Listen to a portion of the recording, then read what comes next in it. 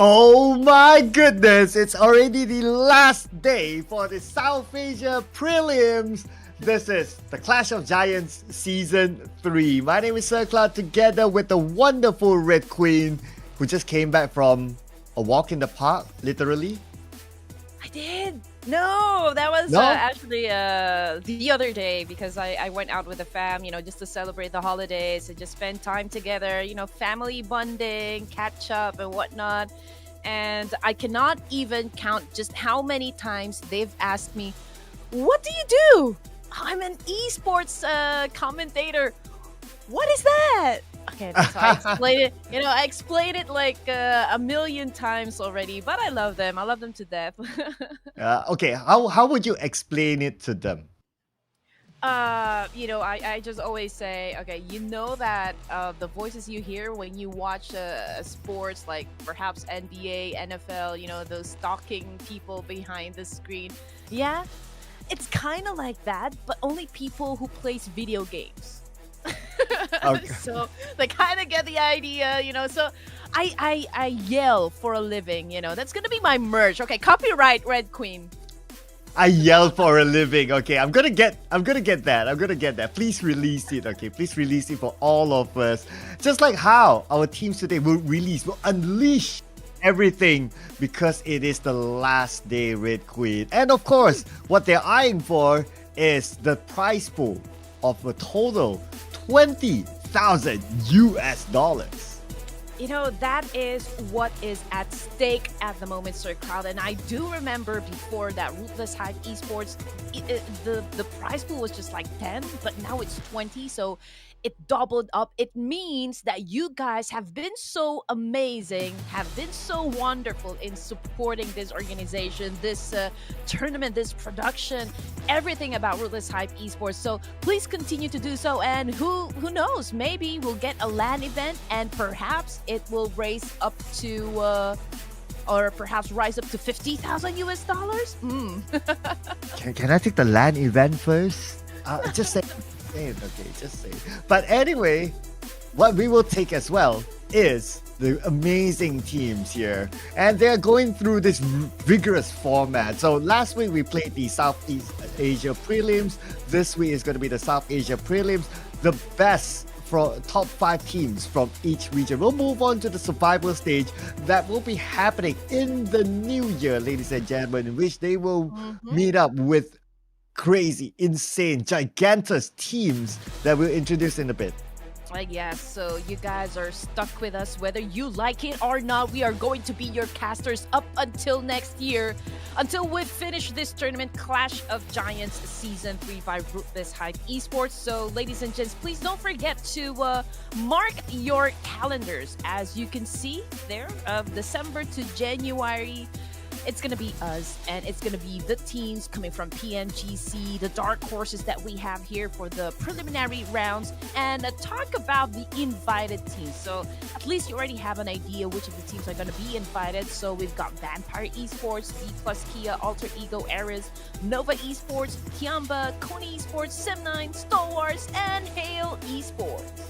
Yes, and followed by Aegon I8, Nigma Galaxy, Genesis Esports, Precision, EVOS, and the rest of them from the prelims. In Group B, we have Pikachu Red Villains, 628, Thundertalk Gaming, Team Pi, NS Red Force, Judo Alliance, the World Champions, IAC Esports, Sersha Esports, and Bob GPX.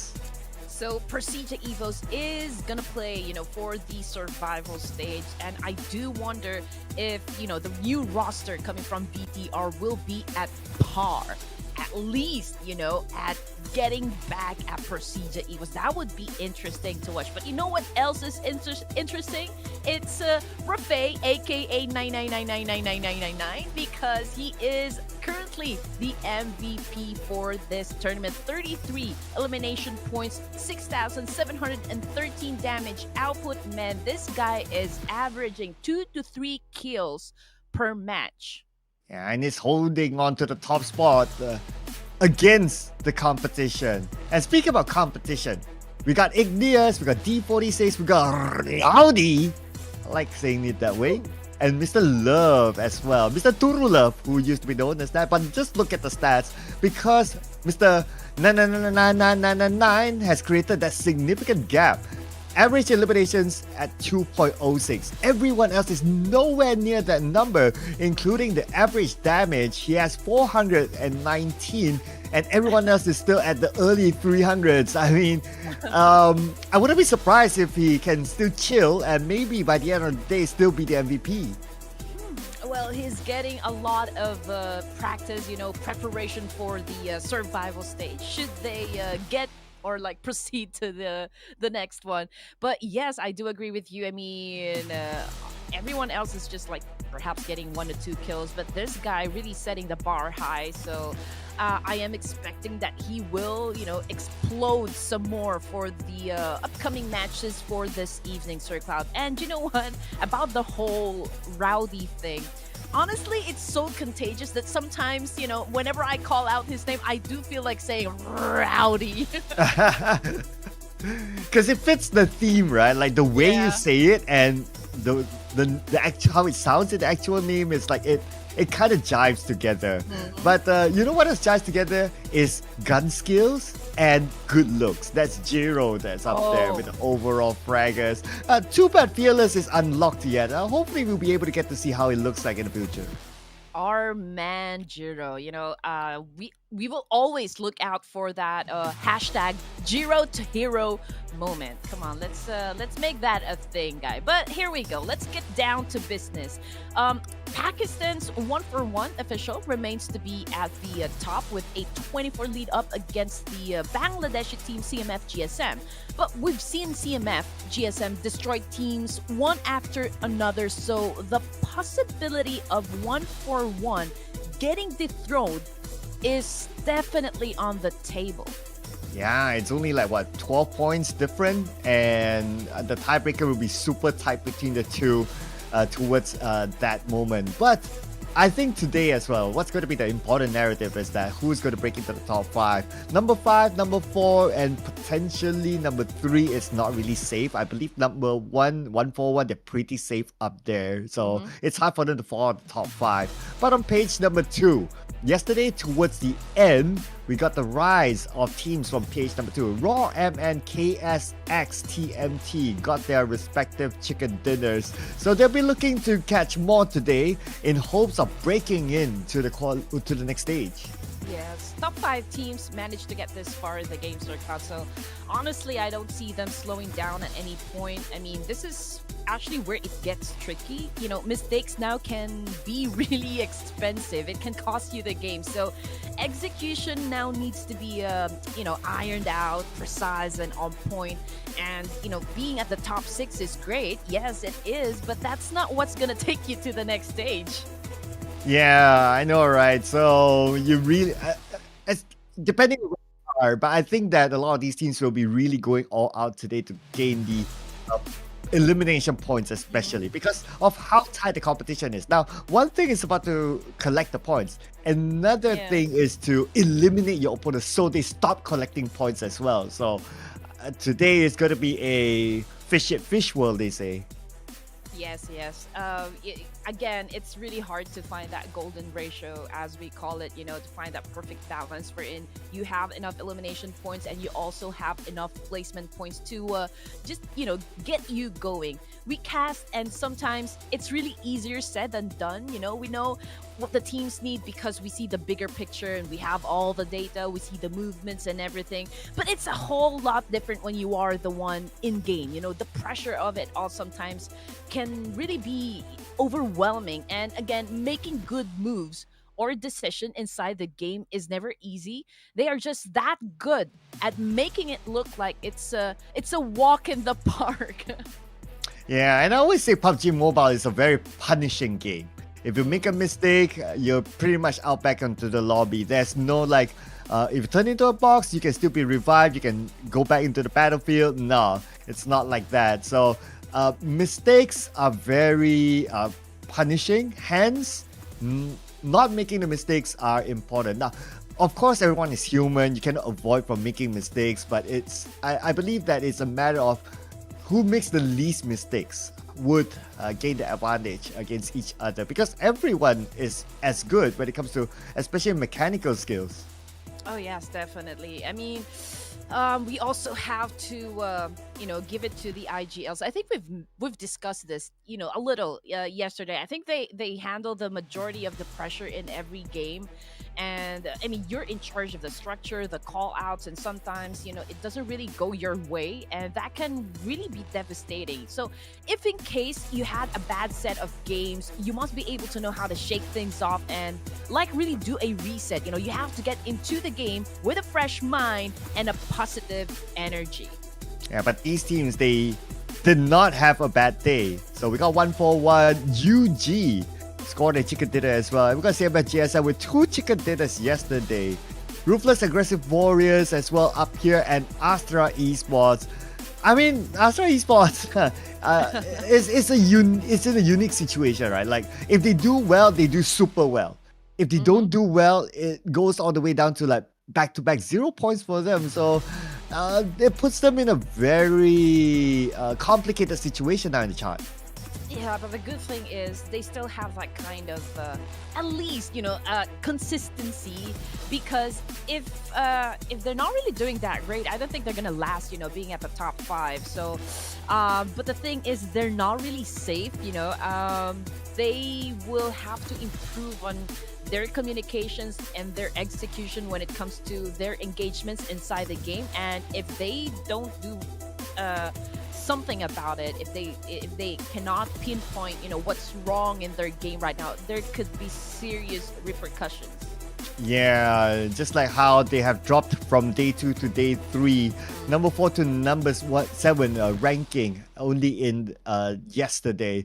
But on the flip side, however, we have a UG who did very well. Day 2, they were number 5 in the total points collected, but day 3, they were the team with the most points collected. And even the average damage, they rose from 3 digits to 4 digits. So this team, they just need to be consistent, and they can possibly maintain themselves in the top 5. Yes, they have been strong from the get-go since day number 1. They've always been racking up huge number of points. Yes, they have, had some pretty bad games, but they always do a strong comeback. And seems that we are going to have our first battle in the jungle, in Sanhok. These are your top Sanhok performers, so we're gonna be watching out on CMF GSM. We've got 141 official, Ruthless Aggressive Warriors, and Illuminate Crew. Yeah, so any of these teams can still strike gold inside of Sanhok. It's only the fourth Sanhok that we're going to play in the prelims, so data is rather limited as compared to the other maps. Now, if we only look at rank points, 141, 20 rank points up there with the 2 chicken dinners that they have scored. But it still could be anyone's game, right? Especially the fact that Sanhok is a very circle-dependent game. Yes, indeed.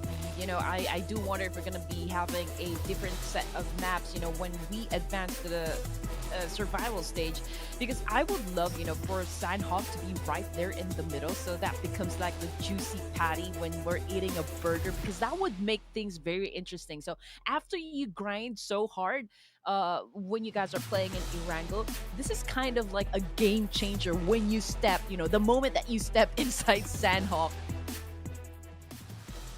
Yep.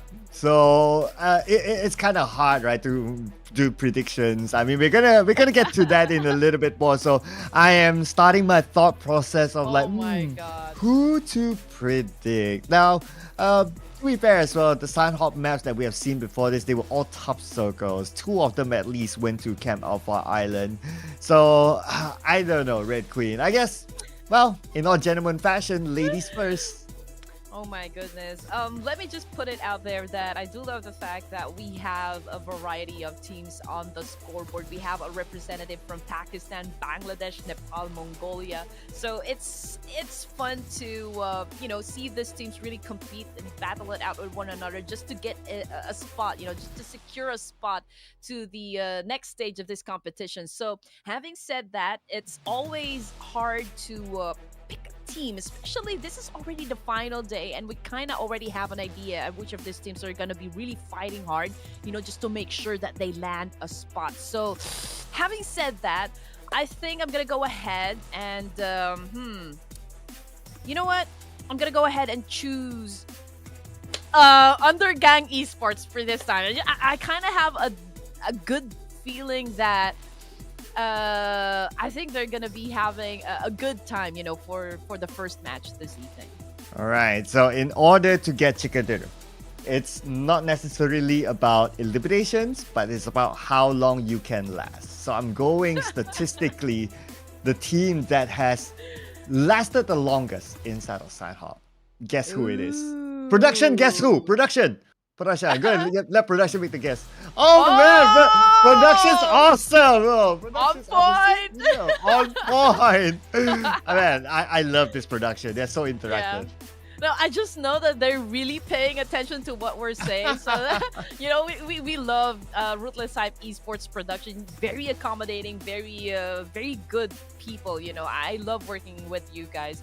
And just a few words about this whole competition. You know, I was talking about it. I posted this on my Instagram. I don't know if you're following me on Instagram. You should follow me on Instagram. You should follow Sir Cloud as well. And you know, I was saying, you know, this is not even like who will be at the top of this preliminary stage, right? Because we are going to have 5 teams out of this 18 teams that will proceed to the next stage. So being at the top, if you win this thing, sitting at the throne, I think it is a major bragging rights. But the thing is, we will be needing 5 teams to advance to the next stage. So I'm just really curious and excited at which of these teams is really gonna be, you know, the apex predators here for the preliminary stage. Yeah, I know, right? It is, of course, also one more thing, right? On that point, is that if you get number 1, at least for your team or your orb, whichever you call it, you know, the designer behind the scenes will be like happily making that poster, you know, #1 and proudly post it up. It's like, yeah, and the management will be like, yeah, you know, it makes your whole team happy. Yeah, and then plus, if you walk, you know, it's like when you're in a game and you are part of this lobby, it's like, okay, walking with your head high and just like maybe dusting yourself off. Hey, we're number 1. We are best of the best here. We want to make sure that, you know, we have the best gun skills here. So yeah, that would be very nice. I mean, whoever finish at the top, man, we will definitely applaud you guys.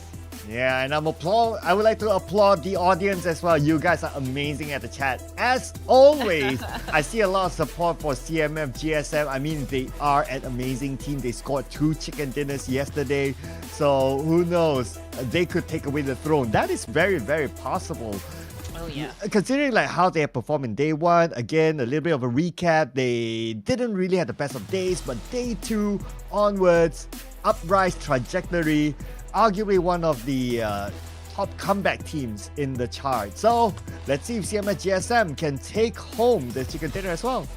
Okay, I think it's already safe to make this a reference since, you know, it's already showing on Netflix. Okay, Yu Yu Hakusho or Ghost Fighter. Okay, I'm pretty sure you all know Toguro by this time. So, you know, when it comes to Rowdy, I feel like he hasn't shown us, you know, like his 100% just yet. So I am curious if he can actually be on Toguro mode, you know, for this set of matches and really come up on top. Wow, shout out to all the Yu Yu Hakusho fans, or maybe all the anime fans in general out there. I mean, Red Queen Gaming is a big anime fan. You guys should know this by now. You guys listen to us. But you guys should know this as well, that early fights will happen in Sanhok. Of course, we're gonna start things off with A1NB Esports right inside the bootcamp area. I do believe they are up against ASTRA this time. It's a good thing though, because I can see A1NB with a complete set of players, even though they've already traded, you know, up against ASTRA. Here we go. Shots fired out. The circle's not even up yet though. And we have seen like the first few eliminations. Same time, Chitra is moving in, but it's not a clear shot for him just yet. He managed to damage his opponent, and the moment we switch over to the big screen, yep, Tribe Aromacy becomes the first victim. Again, I fell into the trap of, seeing AST on the IG. And so AST is not Astra, it's Tribe Aeromacing. Come on, Red Queen, get it right. Anyway, down to 17 teams, and it's just a few minutes being into the game. So that's actually wow, just splendid if you ask me. So we've gone to HK Murderers this time, and I I do believe they have someone here. I think this is Seal Esports, right? So far so good for both of the teams. I think we can hear some gunshots, but no hard push just yet. And there's also T2K lurking around the area. Will they be joining into the mix? Well, that's still a big question mark right there. Yeah, and just to note that also, this is the first fight inside of Cow in our South Asia prelims. HK Murderers currently at number 18, going up against Seal Esports, who's also at second page. So statistic-wise, it's also kind of hard to tell because they're not too far apart, but looks like these two teams are playing this real carefully. And I can sort of understand as well, since the circle is up there, then, it's natural that this will happen. Yes, sir, indeed. But there you go, ladies and gents. I mean, no hard movements just yet. I think this is still information gameplay. I mean, you wouldn't want to be reckless. This is the final day. And again, we've mentioned this at the beginning, mistakes are going to be expensive. So might as well really talk to your teams, establish a very good communication and just make sure that you're going to have the smoothest execution on how you're going to be approaching this engagement. Both of the teams are just really, really quiet. They don't want to expose their location, but I can see Mosh right here cooking up that nade. I think he knows Kirito is just right there inside that building, but will he be pushing? Lucky enough for Kirito, there's no clear window in front of him. Like the window's on the right side, so Amos is not taking that risk yet. Now Kirito probably has an idea that he's being surrounded. Okay, he sees Amos, right? But again, because of the angle, it's a tight angle, so he can't take the shot. But Kalua goes down, taken out by Scooby. Amos moves in. That nade did connect, but no knocks just yet. Amos, just right behind the door. Amos, he missed it. Oh man, but still, that was a good trajectory right there. But anyway, Scooby's still very low in HP, and there you go, Kalua goes down. Oh man, Amosh goes down as well with a DPS coming from Lock of Seal Esports. Now, Para, I don't think he has some first aid kits here, but he's trying to get lucky. He gets Kirito as well. Ooh, a nade to the face. Oh, not stopping just yet. Luck with the stroke of luck. He managed to get that first knockdown off for himself. Now looking for Scooby. But Scooby, Pekka, just right next to each other. Okay, it's Pekka. He doesn't have much with him though. And there you go, into the face. And looks like HK Murderers out. Number 18 still rooted down there. Good effort still, coming from the side of HK Murders. But you know what? T2K knows when to attack. Perfect timing. I mean, they are not really giving Seal Esports a chance to recuperate at this point. This is the moment for them to attack because Seal Esports is obviously vulnerable. Oh yeah, they're still recovering. Jane goes in. Okay, he sees it with the TPP. Comes in with the vector spray. Gets a double knockdown. Beautifully done by Jane. Two more on the left side. Jane sees one. Goes on to the next room. Goes on to the second floor. Just to reset his mind as well. Two-piece kill coming from Jane right there. Ooh, Ruby. Yeah, he got some damage right there, but fortunately the nade's kind of far away. There's some distance there, but he needs to heal up. Love was able to get his XP or HP to a high level, good enough to actually engage with his opponents right here. But Jane already making a move, climbed up that roof there. That's a shortcut, very good. He might find Ruby in the next room, but he's got to be careful. Ruby very low in HP. Here comes Jane with an attack as well. Oh man, that was a great execution again coming from Train to Kill. And I think Luck, oh man, you need to escape this one, but I don't think he has that willpower because to the left. he is now cornered. They're going in for the pinch, and Luck goes out of the game. Yeah, that's an expected trade, right? Like, he knocks one just right in front of him, behind him. They jump over the wall, they shoot him down, so it's pretty straightforward from there. And that also means that another team has been eliminated now. Not even into stage number 2, we are already down to 15 teams. And there could be more coming now that KS has trouble getting across. Oh, pretty sure, because just look at that. Spike wanted to go fishing, but unfortunately, there is a good mid-man right there, Faisal, trying to keep his teammates safe until they cross. But yeah, man, Undergang Esports joining into the mix as well. Sus was able to shut down one coming from KS, and not looking too good for the side of KS, honestly. Yeah, I mean, they're having trouble getting across. And the fact that Undergang Esports, they know that they're trying to swim, so they're going to try to lock them out. Now, left with Faisal all alone.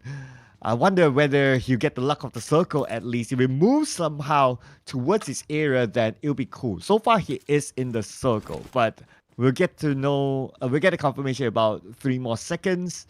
And yeah, very likely circle will move away from him. Yep, there you go. All the best, Faisal. Yeah, I saw a team that's actually very far away, from the safe zone. I do hope they have enough first aid kits, if they can make it inside. But SDR coming fresh from Lakawi, I don't see any teams that will have a potential fight with that team. But it's a different story coming from Ruthless Aggressive Warriors. We've got Ryuk, Rogue, Stuncheer, and Arrow. And right up in front of them, Hitman? Illuminate. Oh, Mr. Hitman who came out with a clutch yesterday. Can he pull off one again today? Playing without Sinister. Psycho knocks him down. He'll be taken out immediately with the DBS nameplate. Psycho 2 knocks down. Can he get a third one? One more to go. Psycho. Ooh. No Jiro moment. Ooh, but that was almost. I mean, he was able to shut down not just one, but 2 players. Man, that was a close call. But yeah, DTD has been sent back to the lobby, ladies and gents. It's a disadvantage because they only had like 3 players, and now we've got CMF D46 cooking up that nade real good, and he is about to toss it to Koa from INM. Ooh, completely missed his shot. So let's see if Koa can be on point this time. Okay, D46. Ooh, nade counter back onto him. Now he has to recover. He has to take his time. Koa with the second nade. He's prepping up for it. And here we go. Koa with a nice knockdown to D46. Osman comes in, but Osman's kind of low as well. Rowdy have to come in too. Rowdy's going to come in from the left side. Osman goes down. Rowdy now quite a distance, but because of that distance, he won't be knocked down immediately by a DBS. But Koa! Nate, oh my goodness, Koa! And finally burned down to Chris. Honestly, Koa got some help, coming from MABETEX Esports. So thank you, Jiro. But unfortunately, it was still CMF GSM that won the fight. Although in the process, they also had like 1 casualty. But it is still okay. 3 players still pretty much doable at this point in the match. We are only at the 2nd stage right here in Sanhok. But as you can see, ladies and gents, I mean, we can we already know that there's a lot of trades happening, in between these teams. I mean, they are not holding back.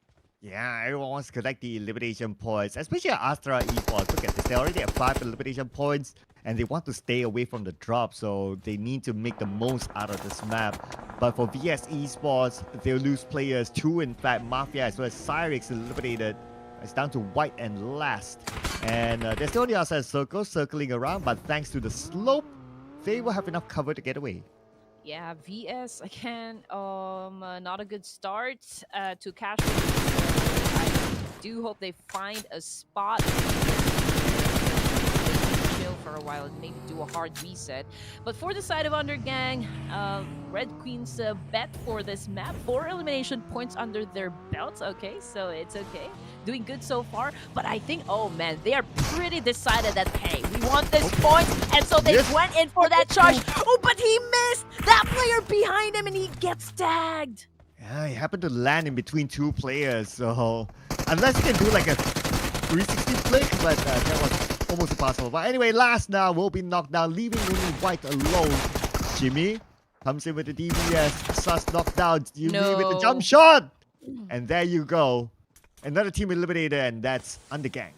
again, you have to consider the timing, right? You cannot just really push. You have to wait for at least, someone who can back you up. And Igneous, I think he was just too early to be there, and he failed to see that one player behind him, and well, that resulted to a catastrophic death back to the lobby. So, for the side of Undergang Esports, they lost one of their members, and T2K is up for the challenge. Here we go. T2K Suyong comes in. Now they just drove by. They're playing this really aggressively. Suyong knocked down Love from behind, giving cover fire support. But Suyong's currently on his knees, and another one goes down. That's going to be Spike and Sauce. Now, can he do it? Oh, okay. Oh, hang on a second. Other gang is not eliminated yet. They have 2 elimination points at this moment. They were dominating. So apologies, ladies and gentlemen. A little bit of a correction there.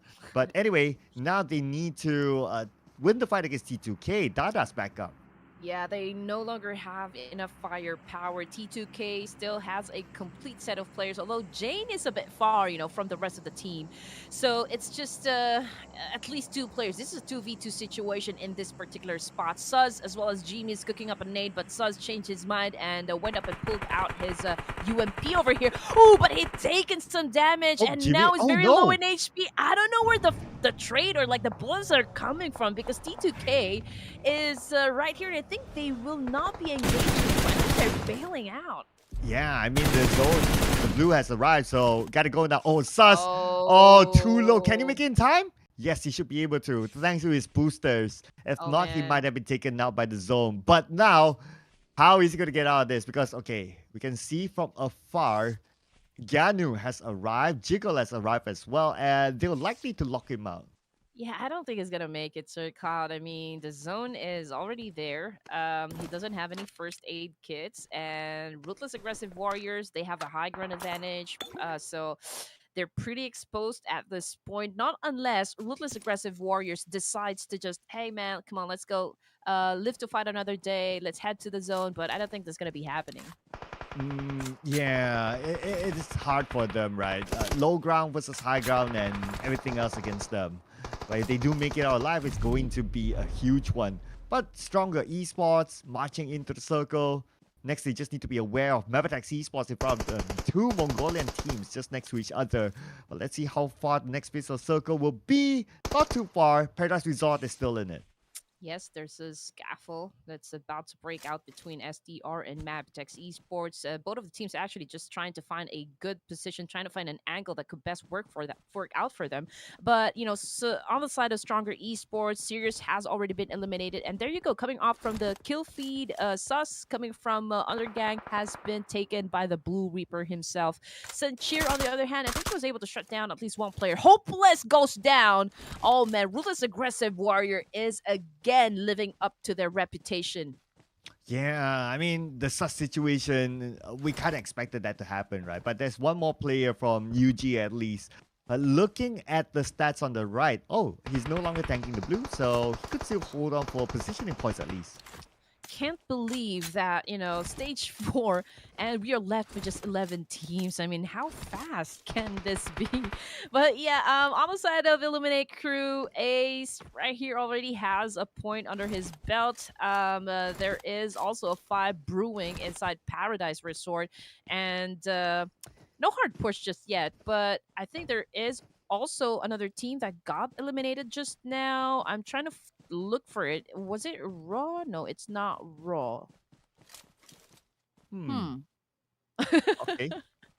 Well, if you wanted Raw, now we have them in sight, but they're like on the other side of ASTRA Esports.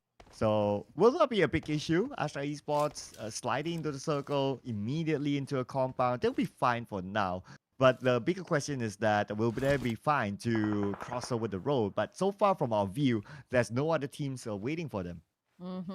And, I can see Undergang Esports already put up 6 elimination points. Same thing with ASTRA Esports, followed by T2K with 5. So, man, they're really racking points. Now, Undergang has just been eliminated. Oh, man, but it's okay. I mean, 6 elimination points, I don't think it's bad at all, although I don't think they will be getting some placement points, but it's a decent number. Yeah, it's okay. It's okay. But for them to overtake a 1-for-1, not yet. Yeah, just No, like what no. they say. What do you say to the God of Death? Not today. Yeah, there you go. Hashtag we know reference. But okay, circle time. A T2K is Uh, gonna have a hard time. So I'll predict that the circle moves down at least, like away from T2K. Yep, there you go. So T2K crossing the road, they will meet with 1-for-1. Oh, definitely, man. The edge of the circle will turn red in just a minute. It's a total domination coming from the side of CMF GSM. It looks like they're really gunning for that top spot. It doesn't even matter whether uh they get into the survival stage at any of the numbers like 2, 3, 4, or 5. They want the top of the chart. So I think they are really aiming for that Sir Cloud. Oh yeah, they really want this. But 1-for-1 really wants T2K. But we kind of expected that to happen, right? They are stopping Ooh. T2K from coming in. MABETEX Esports finding it difficult as well as Illuminate Crew is going to be the one to stop them. Bad news for MABETEX Esports, they're not in it yet. Yeah, they are illuminating Sanhok right at this moment, trying to make it rain bullets up against MABETEX Esports. They're performing quite great, with the gatekeeping. MABETEX is actually struggling right now, getting inside the circle. I'm not sure how they can pull this one off because this is a good angle. Oh yeah. I mean, they definitely will be able to lock them out. Illuminate now pretty much has a fortress, unless the circle goes away, but they'll be in the next stage. They still have some time. Mm-hmm. MABETEX Esports, we can see, refuse at least getting into the circle, but he's not in the clear yet. Okay, look at Arrow. Arrow is just right in front of Refuse. I mean, I'm not sure how is Refuse going to get away from this unless he takes down Arrow at least.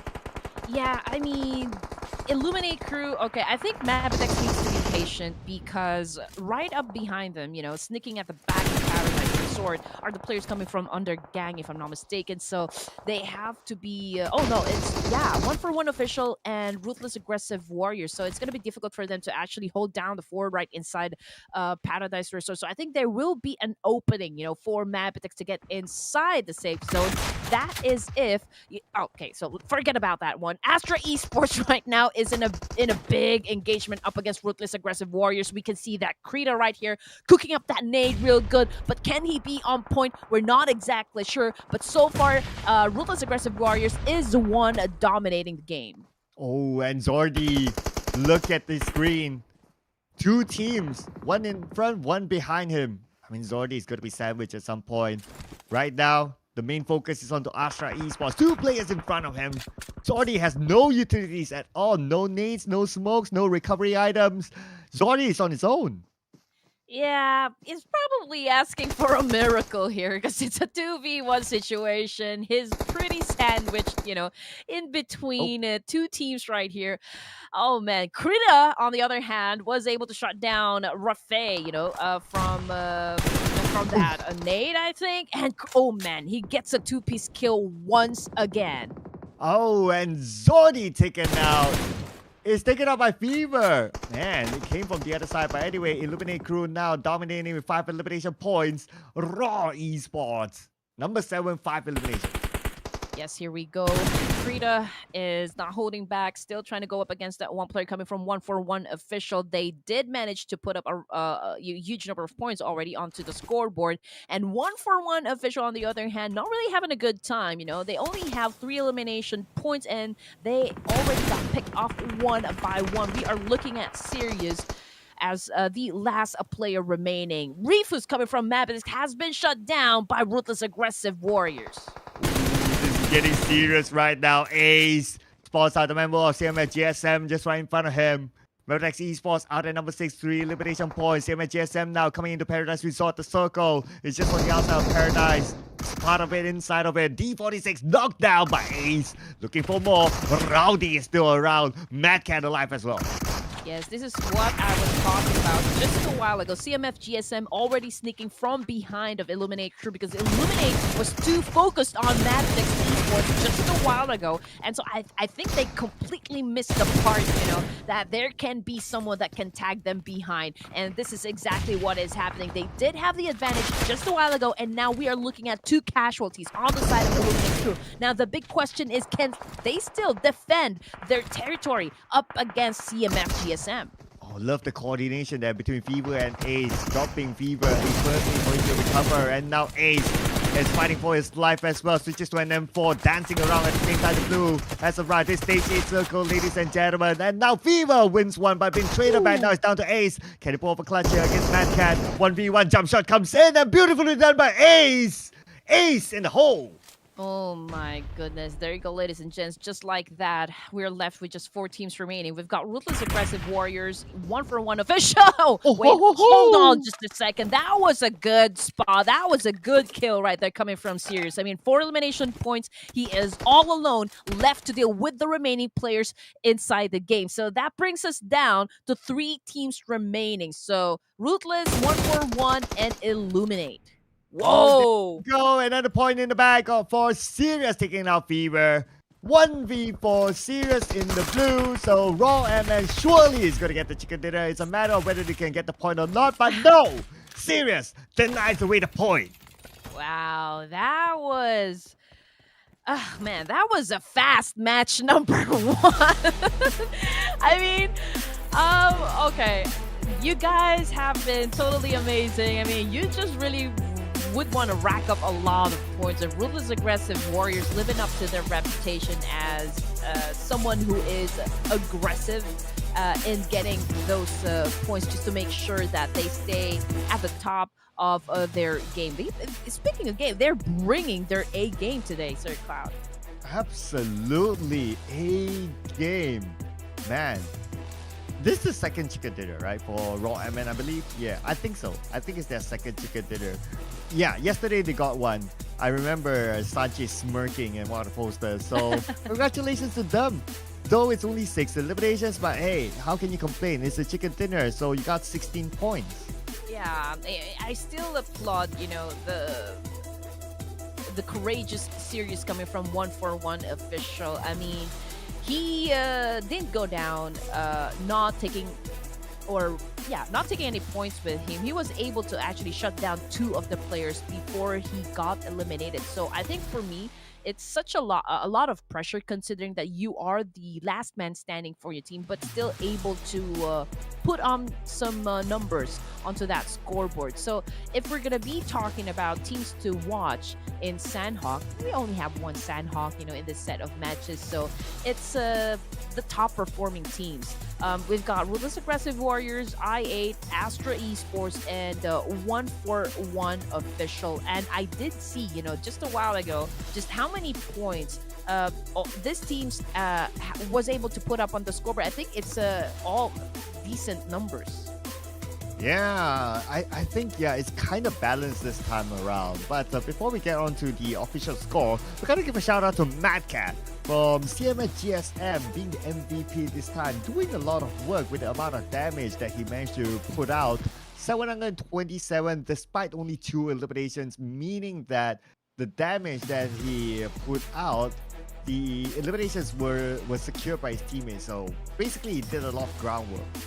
Well, we still have our CMF GSM Rowdy up there, as being one of the top performers here in Sanhok. We also would love to give recognition, of course, to Astra Fearless. We've got Ace coming from Illuminate Crew, and Fever. Oh, we have 2 players coming from Illuminate Crew. Oh yeah, Fever needs to be unlocked though. Same goes for Fearless, especially Fearless since he is in the running for the top MVP. 4, 3, 3, 3. That's the total number of eliminations. In terms of damage dished out, Ace came out with the most work of them all in that chart. But here's the match ranking. So looking at it, 4 teams scored a double digit, and 3 teams unfortunately went out without anything. I still think, had I foresaw, that there will be teams that will be coming up from behind. I just believe, they really focused too much on MABETEX. I mean, they held, some pretty good angles, but they're pretty exposed, standing on rooftops. I think, if I will be coming from behind, it would be easy for me to shut them down. So I think that's what happened when CMF GSM actually was already inside Paradise Resort. I think that was the domino effect there. Yes, and looking at this, we get to see, Mr. Good Looking himself, Jiro, with luscious hair as the longest elimination distance. The throw was used 81. Yesterday, I believe we saw like a 70-ish inside Sanhok, so 81 is a little bit more than yesterday. On top of that, despite being a small map where we saw a lot of action, there's still time to loot out 3 airdrops. Okay, I don't want to geek out on, FAMAS again being in the Dropbox versus AUG or whatever special guns that we have, because I still don't see that, FAMAS will become some sort of a trend, for any of the tournaments. But hey, this is your overall ranking, ladies and gents. 141 official still remains at the top, 168. CMF GSM again with 154. Undergang Esports, Raw Esports, ASTRA Esports. Currently, these are your top 5, but just look at that. T2K has just gone down because Raw, MN took their place. Yeah, and because Tri-Aeromacy went out without a single point, the first team to be eliminated, in fact, they went down 3 notches to page number 2. So, but if we put aside like the ranking, if we just look at the points, like now the benchmark to get across is 130-ish points as of now. 5 more games to go is still doable for a lot of these teams, but it's very, very hard for teams like HQ Murderers, VS Esports, Stronger Esports, and maybe even A1 and B. Yeah, I mean, still, we have to applaud these teams, even though, the future is kind of bleak for them.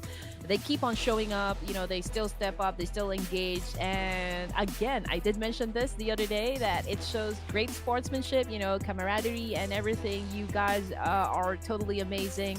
I do hope that this can become a practice, for all the teams, participating in tournaments and leagues such as this one. Yeah, so 5 more games to go. Anything can happen. But before we go on to our 5th last game of the prelims, we need to take a short break, ladies and gentlemen, so do not go anywhere. We'll be back for Erangel. See you guys in a bit.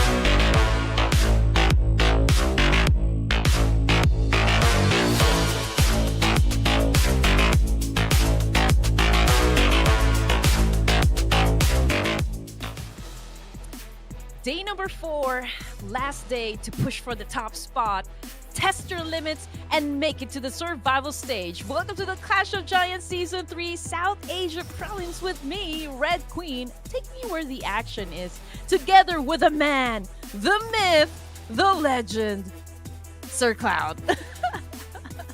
The lady, the myth, the red hair. Not really. Red Queen. Yeah, I have to retort there. But yeah, 5 more games to go, and we are jumping onto Erangel. We've wrapped up Sanhok entirely, and again, we're seeing teams from page number 2 rising up ever since yesterday. So who knows? A surprise might happen today as we approach the final round, in which I would expect that to happen. Yeah, I mean, again, this topic's gonna keep popping up. You know, what kind of mentality are this team's gonna be in? You know, we are not sure, but it needs to be strong. They have got to commit. You know, they have to get their hands dirty because, again, this is the final day to make any difference and secure that slot. So, what are you guys gonna do, man? I'm not really sure, but we're just here to cast it. Yeah, but what we're sure about is CMS GSM is the top Erangel performer so far with 35 rank points and 48 eliminations, followed by UG, ASTRA, Esports, as well as Raw. But speaking about Raw, the other Raw MN, scored the first chicken dinner today inside of Sanhok, and that is their second chicken dinner inside of the South Asia Prelim campaign. Now, this question: who will score the next one? We're gonna go back to this. So, ladies first. What do you mean, ladies first? I already I went first a while ago, so you get this one, Sir Cloud. Okay, I'm gonna make this a little bit more fun, right? I'm gonna make this a little bit more fun. I'll let production pick my prediction. Yeah. Yeah, production, pick the prediction. Anything goes. Give us one. They're thinking right now. See, that is how it feels like, you know? Just saying. Production, pick one. Oh, production goes for CMF GSM. All right, nice pick. Are you guys mad at Red Queen Gaming? Oh my, okay, fine. All right, okay, you got the best performing Bangladeshi team as your prediction, Sir Cloud. So let me focus on mine. I'm gonna check out my stats here, and you know, I'm gonna give a chance to ASTRA Esports to perform well, you know, for our first Erangel match. I mean, you said it, Mongolian teams are somewhat already making a big name that whenever they hear a team coming from Mongolia, they always fear it. So let's see if ASTRA Esports can actually make that happen. Yeah, fun fact, I just had a call from a friend from Mongolia before the show started. So I don't know, maybe that's a sign, you know, maybe that's a sign. Let's see if all that Mojo Jojo will translate into our game today, ladies and gentlemen. This is going to be the first Erangel for today, and also the third last Erangel for our prelims. And while we're in the flight, let's check out some stats here. CMS GSM has the highest average points in Erangel, 9.22, followed by UG and ASTRA Esports, Raw, as well as 141. And on the other side, of course, are the other teams. At least, you know, ASTRA Esports is at the 3rd spot, so I'm feeling pretty confident this time, Sir Cloud. I think they're really going to be performing, you know, for our first Erangel this evening, so we're just going to have to wait and see if they're going to make that happen. But so far, so good. I mean, again, this is a fair flight path for everyone. T2K, as we all know, they're going to be dropping around shooting range, and Yasnaya is going to be populated by, of course, none other than A1NB Esports, and perhaps Stronger Esports is going to be dropping in there too. Last time we saw, you know, 141 official also dropped around Yasnaya, but I think they did change their drop points this time, so there was some sort of alterations when it comes to their gameplays. But remember, Sir Cloud, yesterday A1NB Esports actually gave up Yasnaya to SDR. Oh yeah, so it became only 2 teams. Now, I think it's going to be the same case as well. But we'll look over at Yasnaya later. But this time around, it's going to be School, the first battleground. Seal Esports and Raw, Ruby, two teams, Wow. two players at least, three players in front of him. His TP able to only get one, but not more than that. This has always been Ruthless Aggressive Warriors' territory. You know, when it comes to school, they pretty much own this one. But ooh, it Oh, looks like that's Seal fast. Esports man said that. You know what? This is now ours. Signed, sealed, delivered. Oh, but speaking about, yeah, that's literally sealed there. I like the reference. I like the reference. But for stronger esports, let's see who's stronger now. A1NB only down to K9, and he's being sniffed out now, and they are running towards him. I believe that stronger, they do have an idea that he is in the direction that they're running.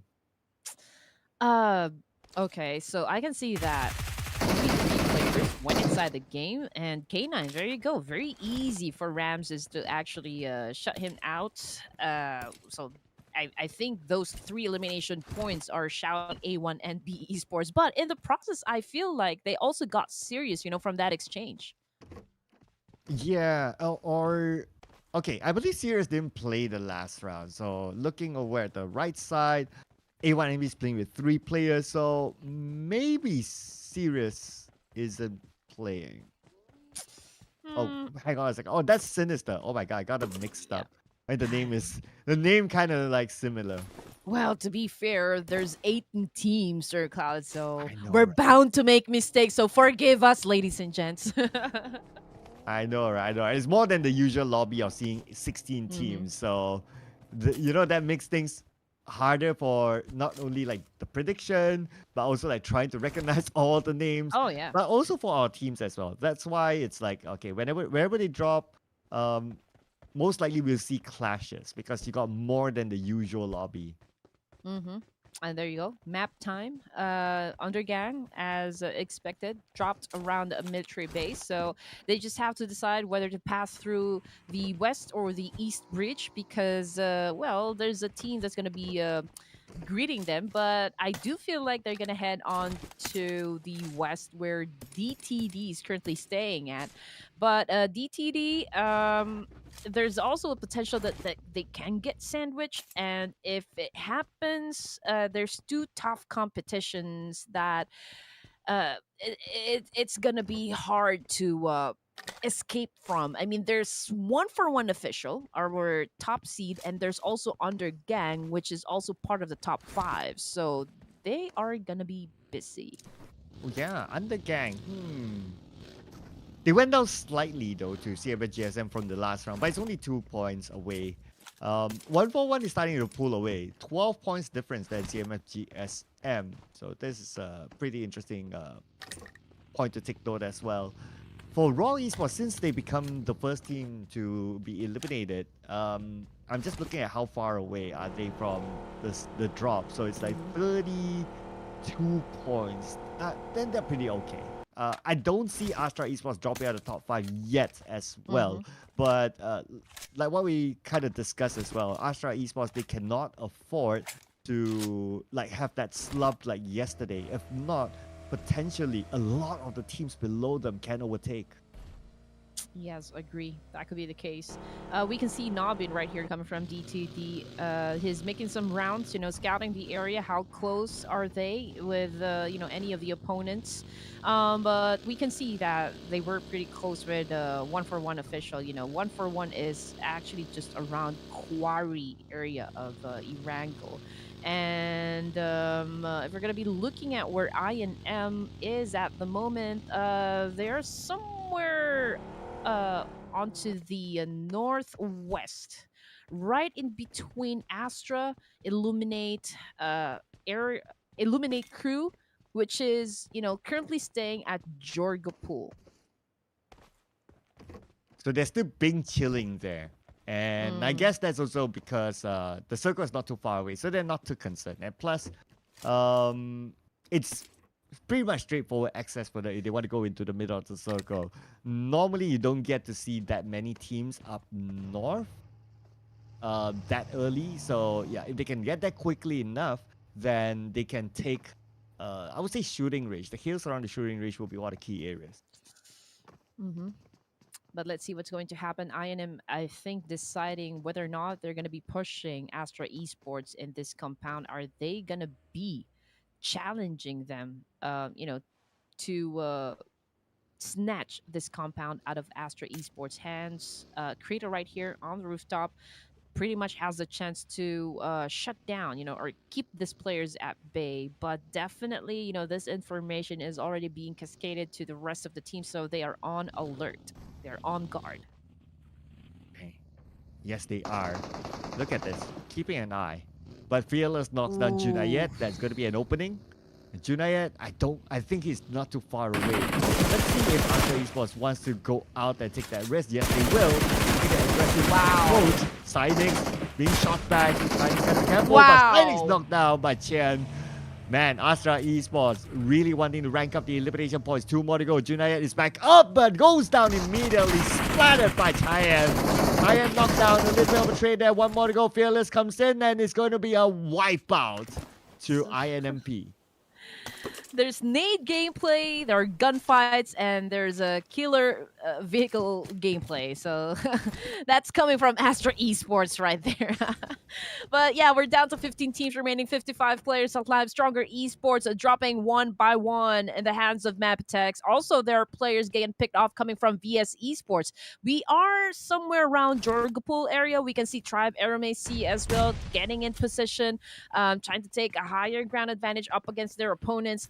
We've got Zeo right here, cooking up a nade, getting ready to toss it to Illuminate, and he gets one!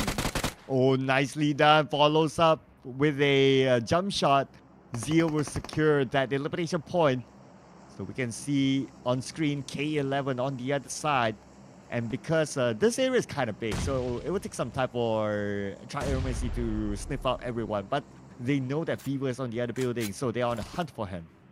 Yeah, Slayer, I mean, he can't do much, for his team. He's a little bit far away. I don't think that position is gonna help him, Tribe Erangel, Zeo. Okay, let's see what he is going to do at this situation. He wants to actually, climb up that stairs. But Fever already cooking up that nade. Will he get one at least?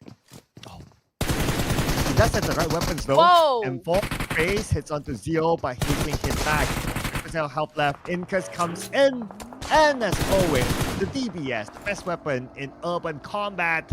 They will finish off him and his team and eliminate it.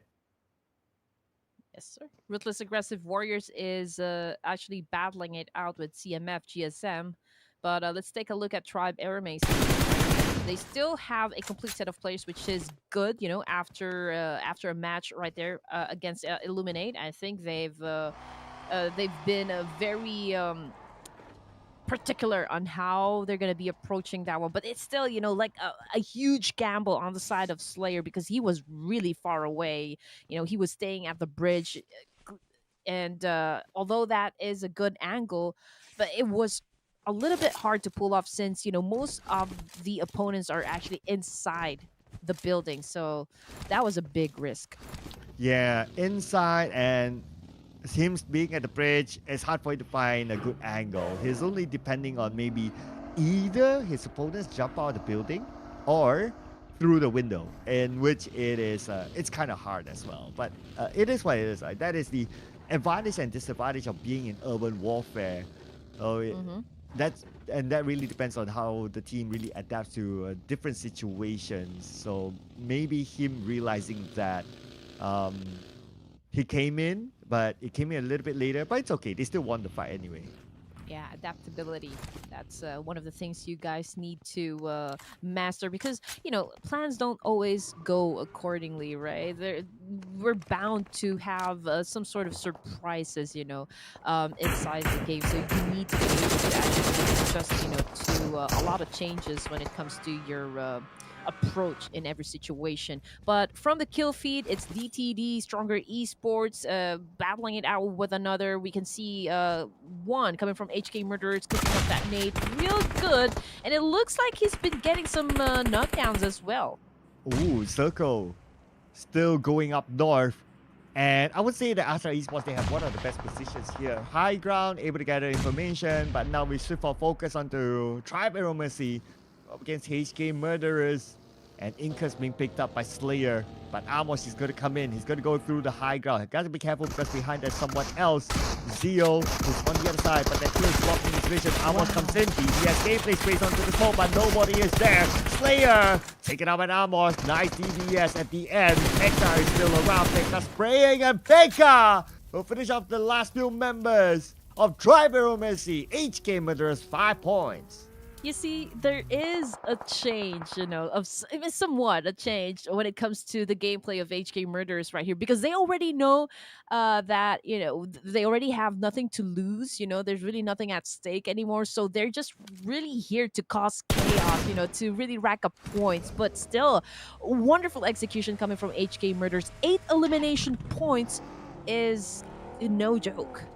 Yeah, I really like the whole fearless move from them, right? And that's what you can do if you're not really pressured for chasing anything. But for T2K, they are pressured to chase the top 5. So right now, they must ensure that they win this fight. Rare X taken out.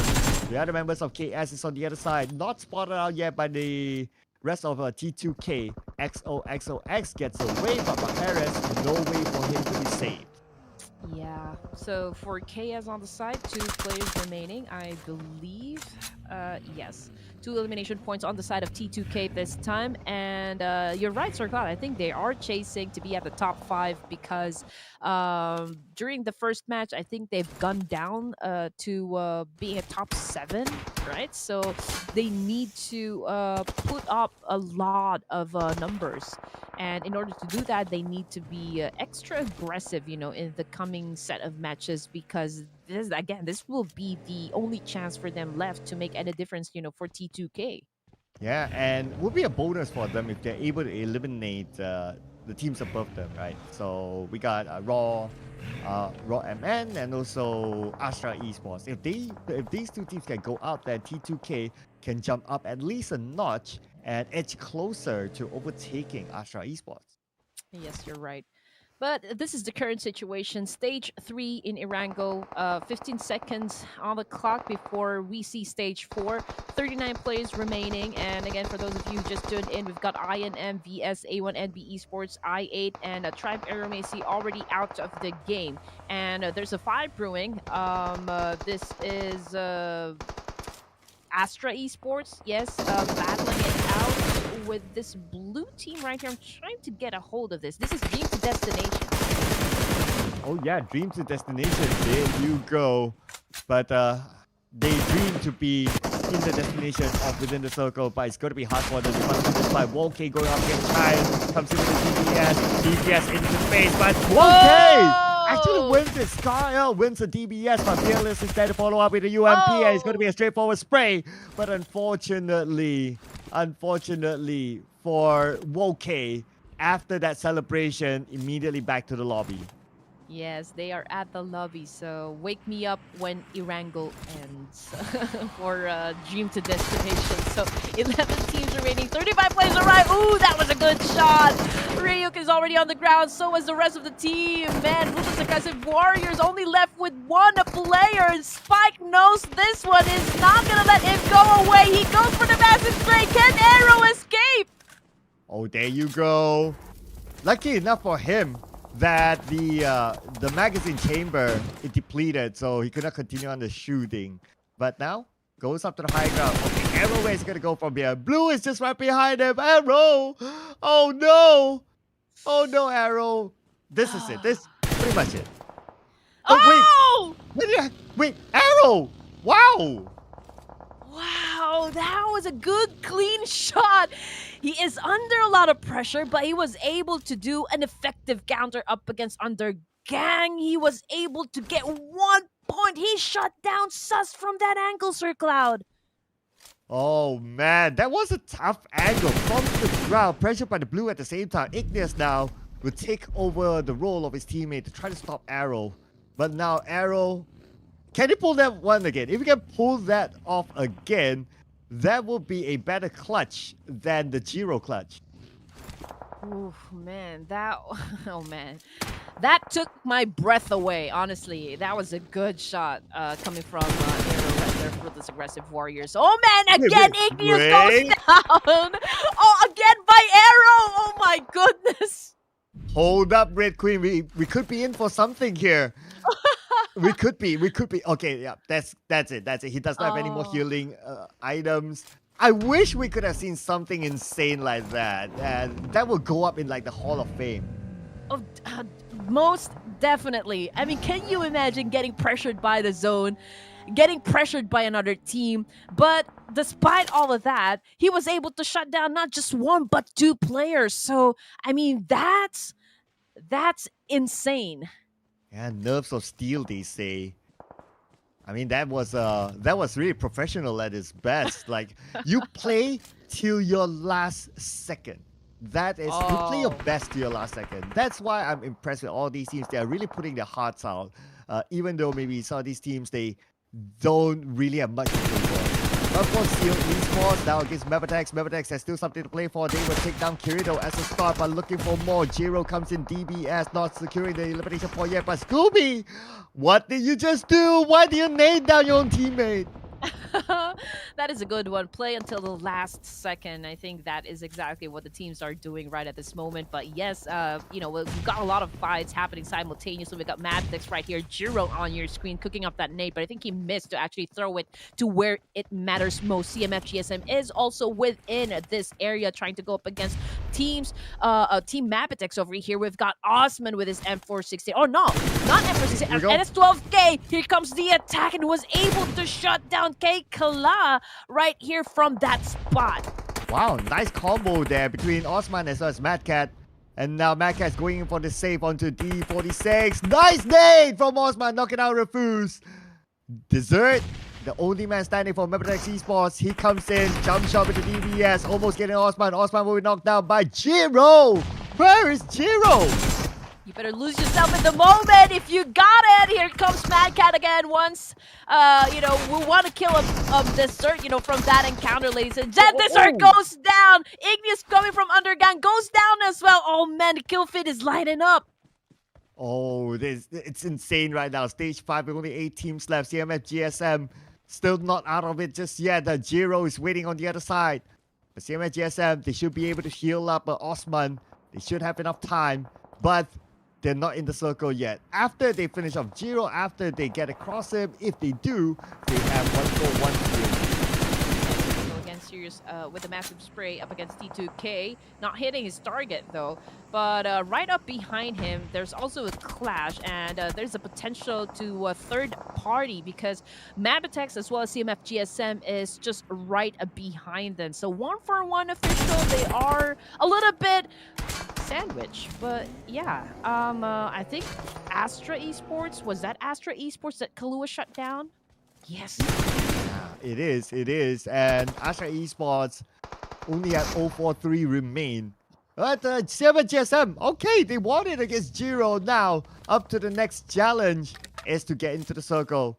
Or their players knocked down, and that's going to be Osman. That gives the information that 1-4-1 is in front of them. Rafay takes out Spy, but Jimmy knocked down by Madcat instead. Now, CMF GSM dominating with 5 eliminations.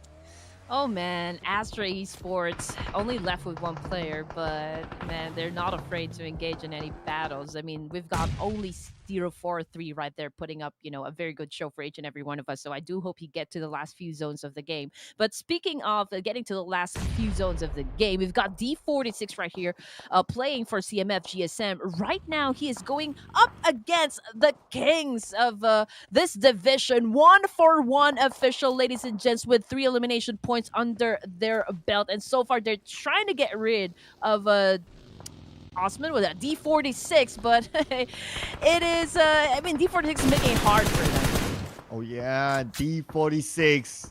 I mean, he is the man. That's why he's one of the top MVP contenders. A 1-4-1 long range, put the pressure to CMF GSM now. 2 members there, Osman as well as Madcat caught out. And Circle shifted away from them. Circle is just right on top of 1-4-1. Exactly. I mean, the Circle favored them once again. They are right there, smacked in the middle. And a lot of teams will be heading towards their direction, coming from the north, coming from south. There's also teams coming from the southwest. So, are you ready to party, Sir Cloud? Absolutely. Because you look at this, right? Despite we have 5 teams, so we got 3 teams still with a full squad. So it's going to be a bang of a party as we approach the end of this game. And we're only at stage 6 with 5 teams left. I mean, today is going to be fireworks everywhere. Oh, definitely. It's not even the new year just yet, but a lot of fireworks is already happening. A lot of them already popping. So, man, this is going to be an exciting end for our Erangel match. And again, for you guys who just tuned in, this is the first Erangel match, ladies and gents. And from the kill feed, 1-for-1 official. Sirius currently knocked down. But I'm pretty sure, his team is just right beside him. So there's a big chance that he will get revived. He will get resuscitated. So, guys, don't fret. Oh, okay. But who's going to fret here? Between 043 and D46. Who's the better number now? But D46. Okay, he's going in. Okay, here we go. Frontal engagement. But trying to bait out 043 to probably toss his nade or maybe holster his weapon. D46 coming back to his original position after getting some information. Nade getting prepped up. He's been naded as well. 50% of health left. Gets back onto the buggy. Time to go. Oh man, here we go. D46 just drove away with this buggy right here. 043 getting a lot of damage. Very low in HP. In fact, there you go. Oh. He got hit and he goes out. So ASTRA Esports no longer part of match number 2 here in Erangel. We're down with just 4 teams remaining. We've got HK Murderers, really? And also T2K 1-for-1 official and GSM, CMF GSM. Oh my goodness. 9 elimination points for HK Murderers. Oh man, HK Murderers, let's go! Team number 18 at this moment. If they can score the chicken dinner, it'll be awesome. Watch now, another if you can toss it in. Okay, can he? Will it be in? Yes! It will land on the Rafay. Going after the top dogs. Oh my goodness. 1-for-1 official, not gonna lie, this is not a very good spot for them. They're all in just one space, and HK Murders, they know what to do. They're trying to flush them out with nades, with molotovs, and there's a big chance that 2 of the players coming from 1-for-1 official will get eliminated. And there you go, 11 elimination points for HK Murderers right here. You have to give this a big spotlight for them. Yeah, they're on the rampage at this moment. And now Trunks knocked down, but he should be in a position that his teammates can still save him. Jane trying to find a good angle, but behind the shack, it's not possible for him to shoot them down. Becca playing the security role, making sure teams don't come close. Circle moved away from them. And that means that the next challenge is going to be T2K. Okay, here we go. Man, I'm pretty amazed. There's this big potential that HK Murderers can actually seal the deal, like maybe get the winner chicken dinner, their first winner chicken dinner, in fact, for this prelim. So let's see if they can actually defend themselves up against T2K this time. There's that big loot crate right there in the middle, but I don't think anybody is brave enough to actually get all the stuff from there. We already have 1 casualty on the side of HK Murderers, but it is not stopping them at all going up against T2K because Dada right now gets shut down as well as UG Love. Oh my goodness, Kalua. Wow, HK Murderers not going down without a fight. Kalua secures another point. 12 eliminations already for HK Murderers. Dada on his knees. No way for T2K to save him. Okay, we got D46 still active. It's just right behind T2K. Hacker gets 1 for himself. That is the end for CMS GSM. Hacker is, I think this is the first time that I've seen this IGN. So welcome to the last day of this South Asia prelims. So let's see what's gonna happen, or like how Hacker is gonna be affecting, the gameplay for 1-for-1 official. But you know what? He is the last player for the Pakistani team. 3 teams remaining, ladies and gents, and this is unexpected. This is really a surprise for me. HK Murderers, going up against T2K and 1-for-1 official. 2 of the teams that's formidable, at this point in the competition. So, can they win their first chicken dinner? Okay, it's going to be quite a slight standoff here between the 3 teams. So, probably going to wait for the next stage before teams are forced to move. I'm going to take a moment to put in the plug, ladies and gentlemen. So if you don't mind, so I am nominated for Caster of the Oh, Year, yeah, in Esports Awards Malaysia. So if you want to support me, you like our work, you like my work, do come in onto my socials. The way to vote for me is there. So I thank you so much in advance. But now, circle time. Okay, it's shifted away from HK Murderers, the team that I personally want to see getting the chicken dinner. yeah, I will join you with that one. Personally, I would want them to get the first chicken dinner, for the side of HK Murders. I think they've earned it. They've been working so hard, even though they are at the bottom of the overall rankings. I mean, it's not really stopping them from really grinding it, from getting those points that they need. So let's see what's going to happen. T2K Jane is on a snake mode. He's crawling. He's trying to sneak up against HK Murderers. Can he be fruitful with what he's doing right at this moment? Oh, yes. He has to bear fruits to all his shots now in order to get in. I mean, you're dealing with not only one team from a single direction, you're dealing with two different teams. So anyone can surprise each other at this point. Now, HK Murderers, unfortunately, Amos knocked down, but it's a good flank by Jane. Nicely done. T2K dominating 5 eliminations. Jane is not stopping yet.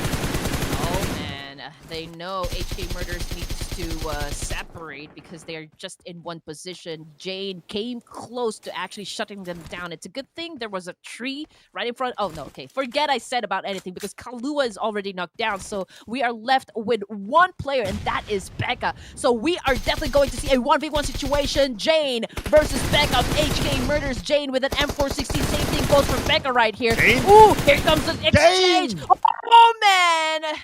There you go. T2K versus 141 official for the final round, Sir Cloud. And Hacker officially hacked himself to a top 2. But will he finish at top 2? Or will he be able to come back with a chicken dinner? Okay, this is going to be insane now. Okay, Hacker 1v2. Okay, Suyong as well as Jane. Man, but it's kind of hard, right? The fact that Suyong and Jane, they open up the space. So that's point number 1. Point number 2 is that there's no really point number 2, but because Hacker is kind of inside, so he won't be pressured by the blue yet. You're right. This is getting harder and harder to watch. I'm already at the edge of my seat here, right here. Yeah, I don't know what to say. I fear for Hacker right here, but just really because the game is so intense. We don't know if T2K is going to be winning, but there you go, ladies and gentlemen. That was a good spot coming from Jane. Jane making it happen. So far he did all the work. Yeah, there you go. Jane started off with the flank, getting the second knock, and well, towards the end, he got the final elimination to secure the chicken dinner for T2K from Nepal. And T2K with the chicken dinner, ASTRA Esports, they better be careful. I love the portrait right here from Jane. Like he's like saying, I got that brain, I got that game sense, guys. And he did make a big way for T2K to actually win this fight. I mean, he went to all angles to make sure that he gets to shut down, get those essential kills for T2K, hence getting the winner chicken dinner. So still, that was a good job, good team effort. But it's really, we cannot deny the fact that Jane really did pull off some great work there. Yeah, 5 eliminations to his name, and he got majority of the eliminations for his team as well. Numbers and qualitative wise, how he played the game, it was great. And Jane is no stranger to the PUBG Mobile world. In fact, he has played in the world stage as well. So again, a lot of XP with this guy, together with some teammates as well. T2K with this chicken again. I want to see how close they are with ASTRA Esports, because ASTRA Esports being one of the top 4 teams to watch, meaning that they would have got a decent amount of points collected in the round. Yes, and let's check it out. Full squad time, amazingly, for the side of HK Murders right here. They are at the top, with 26 minutes and 16 seconds. I think that is fairly good, followed by T2K, 141 official after Esports. I do love the fact that HK Murders is actually up here. Just we're gonna give you the spotlight because you guys earned it, but not so much as T2K, of course, because they earned this one. They grinded and make sure that get that winner chicken dinner. There's this big pressure on their shoulders because they are chasing to be at top 5. Yes, and with this they stand a chance. But want to see how far they are away. Anyway, MVP, none other than Jane himself. The stats don't lie. The way he played the game, very intelligently, well deserved to be up there for this round. But other than that, the top performance for this Erangel, we got Pekka up there for HK Murderers. Now HK Murderers, number 4 earlier on, got a good amount of eliminations in the process. So I mean, they are not in the running for anything much at this point, but if you can take home a chicken dinner still, it's great.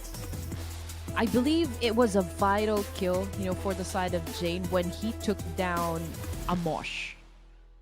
Because I think Amosh had the better vantage point. The way that he sneaked up against Amosh and actually took him down, I think that's where it started to go south, for the side of HK Murders. But still, kudos to this team. Even though they didn't get the winner chicken dinner, they are at the top, for this specific match, because they were able to set up a total of 18 elimination points. So that is really like a huge improvement on their side.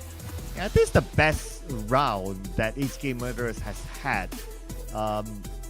Taking home the most points, or pretty much on par with the T2K, in fact. So a lot of work done by them. Obviously, with the 13 eliminations, that is not an easy feat to achieve. And not only that, Kalua got the longest elimination distance. Not the most important of stats, but it's again nice to have your name up there, just for people to recognize you a little bit more.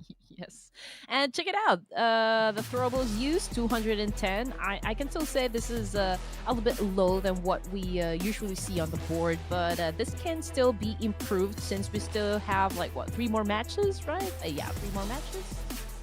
3? We got 4 more matches. 4 more, Yeah. 4 more matches. Yes, we still got 4 more matches, so there's still a chance for that number to go up.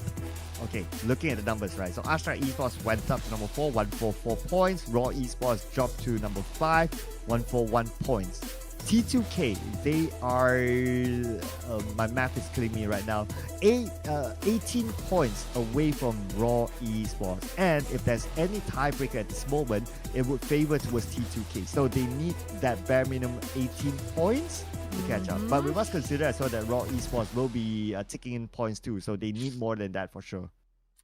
Yeah, I get it. I mean, 1-for-1 official, despite being at the top, there is still that slight possibility that CMF GSM can actually, dethrone them. But when it comes to okay, you guys are already advancing to the next stage, I think it's already cemented, for the side of 1-for-1 official. They've put up a huge lead, compared to the rest of the teams.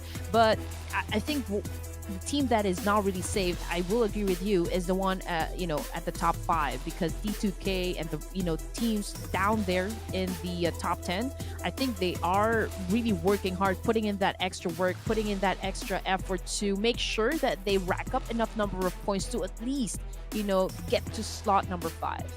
I want to shout out to HK Murderers as well. Finally, they're not at number 18.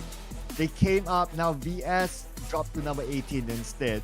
But the question is, can they continue to rise with their good performance, or PS will come back? But what is most important is our break, ladies and gentlemen. We'll be taking a short one, so do not go anywhere. See you guys after the break.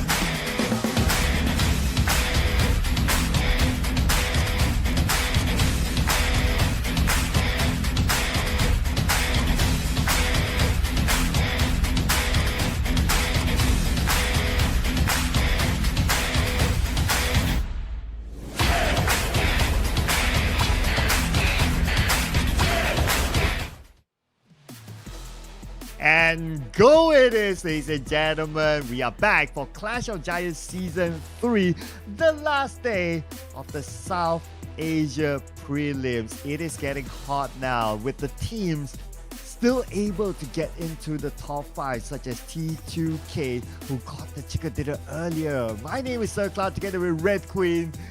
The games are counting down fast. Oh, yes. But before, again, we discuss, what is happening inside the tournament. Again, let's give it to Sir Cloud. I mean, he just got nominated as the best English caster for Malaysia's Malaysia's Esports Award. So congratulations for being nominated, and don't forget to support Sir Cloud. I mean, this guy has been working so hard just to make sure that you guys get a very good show. So let's support him. Yeah, I appreciate it. There's voting involved. So if you want to know how to vote, you can head on to my socials, whether it's on Instagram, Facebook, even TikTok as well, or Twitter. The postings there if you want to know more information. But speaking of information, we're going to get information on our top Erangel performance as of now. CMFGSM is still up there because yesterday they got 2 chicken dinners inside of Erangel. So that's why they still solidify themselves up there. Yes, sir. And in just a while, we're going to do the prediction once again, which is very hard to do. It's not always easy. Today's set of matches, again, we started things off in Sanhok, and Ruthless Aggressive Warriors was the one who actually claimed the chicken there. Second, we had our battle in Erangel, and of course, as you all know, it was trained to kill, actually, that got the WWCD moment right there, with the exception, of course, of HK Murders being so aggressive, from our previous match. So we gotta hand it to them. But again, we've come to the point where we have to choose teams that we think is gonna catch the chicken dinner. And since a while ago, production made a decision for Sir Cloud to actually choose CMF GSM as his team, but I get to choose first. So I'm gonna lock in the Bangladeshi team CMF GSM as my team prediction for our third match this evening.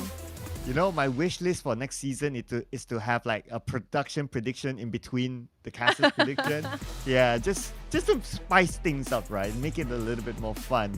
But I'm still going to keep the fun running, right? Let's see how accurate our production can be. So production, on to you.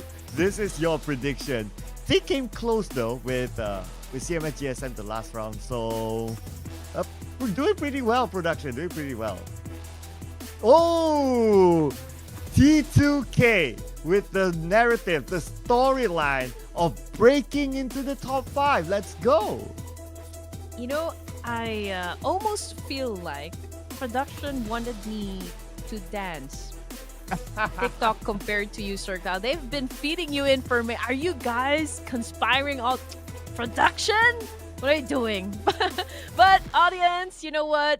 Our viewers, please do join the fun. We'd love to know about your team predictions as well, and why you think your team is going to be getting that winner chicken dinner down there in the comments section. And while you do that, please don't forget to also invite your friends, invite your families, invite whoever you think is going to be enjoying a good battle royale game. And don't forget to also subscribe to Ruthless Hype Esports YouTube page. They also have Facebook, Instagram, and Twitter, I believe.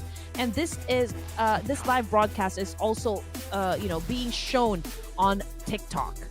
Yes, they're on TikTok as well, ladies and gentlemen. So you can check out their social medias. They post out results in case you miss some of the good stuff.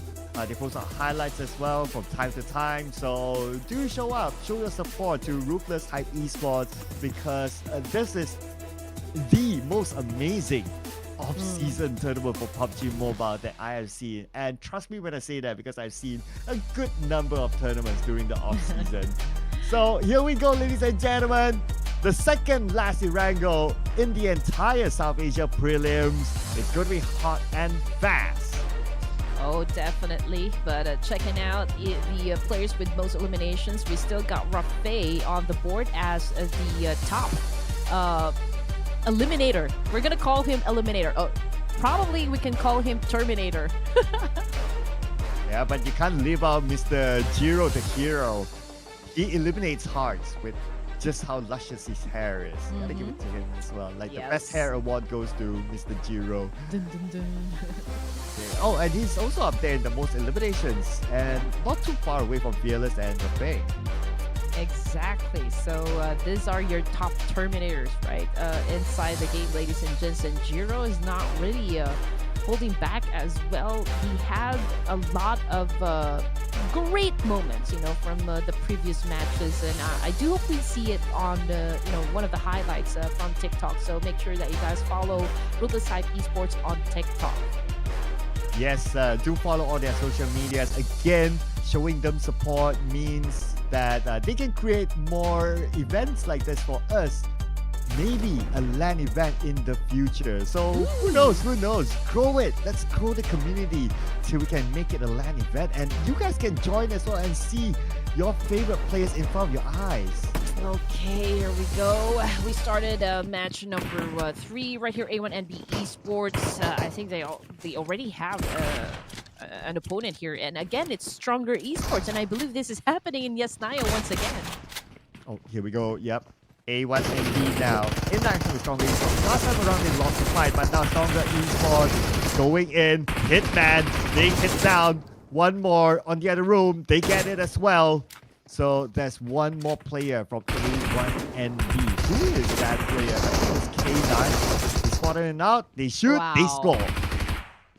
Yeah, they scored, and A1NB Esports, first team to actually go out for our match number 3. Man, these guys cannot catch a break. I mean, it's a loose streak, from game 1 to game number 3. So I do hope they can recover from this one, at least improve their, status in the overall rankings. That could be great for A1NB Esports. I mean, there's a lot of fans, there's a lot of supporters down there in the comment section, cheering up for them, making sure that they still feel loved despite them not having really a good set of matches. The fun thing about the fans of A1NB Esports, win or lose, they're there. Yeah, I know, right? I mean, from the start till the end, like you can see the chat always spammed with love for A1NB, irregardless of their performance. And I'm really proud of the fans of A1NB. They stick through their team in whatever situation, right? And that is a true fan. So shout out to you guys out there being true fans, still spamming in the comment section from day one till now. I'm sure you spam it till the end, irregardless. So great work, guys. I'm really loving the community.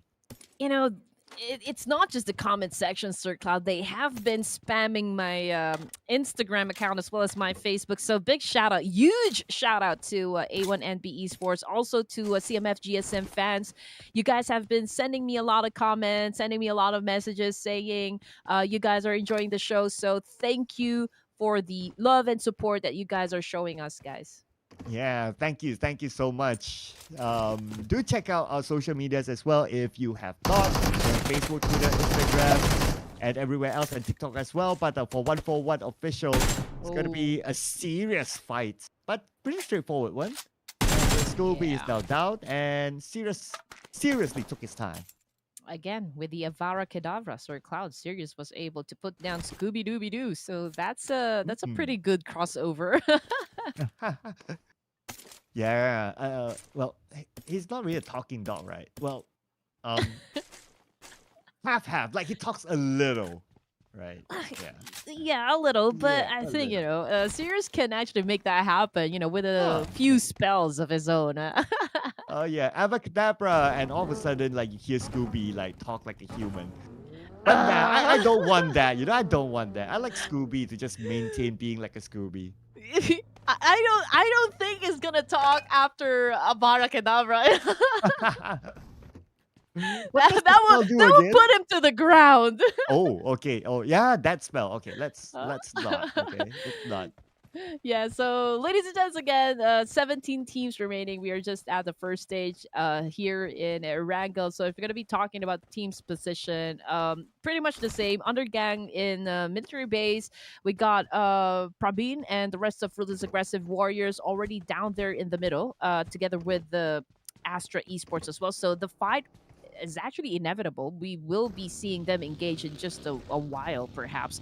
We also got Illuminate Crew very near with KS as well as HK Murders. They are a little bit onto the southeast of the zone. Seal Esports as well as DTD.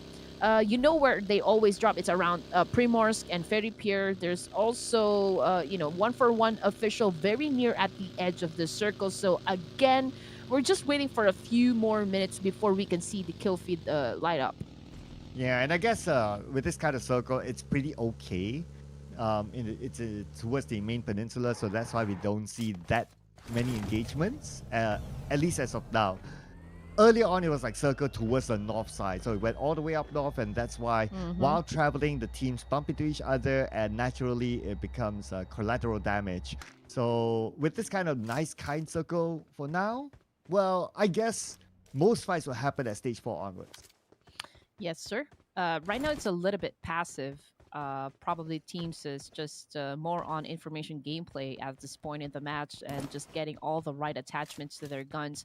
So I want to take this opportunity to actually geek out on the FAMAS and the AUG, because I really can take my mind off the fact that FAMAS is in the Dropbox while AUG now can spawn in any areas inside the map. So I tried to compare the difference, but okay, let's put a hold on that one once again, because we've got Dream to Destination versus Seal Esports this time. We can see Psycho cooking up that nade. There's a big possibility he can shut down Kirito, but no! Ruby says no. You gotta get down on the ground, brother. Oh yes, and he wants to get more players on the ground. Bahun, the moment he arrives, he can't even blink and is out back onto the lobby. Now look at the minimap. There's like 3 teams around. My goodness, including 1-4-1 going towards Kirito. Kirito smoking himself up, so he's within the smoke. 1-4-1. I'm not sure if they know that he's there, but looks like serious again with Avacadabra spell knocking him down. Yes, here we go. Just like I said, they're pretty close with one another here, a little bit south area of the zone. But you know what? Who's about to also join into the mix? Possibility of it, Sir Cloud? That would be Undergang Esports. Ooh, okay. I want to see if that happens. But Undergang Esports right now, they're tanking out the blue. Though it's still stage 1, so it's fine. You can definitely tank it out.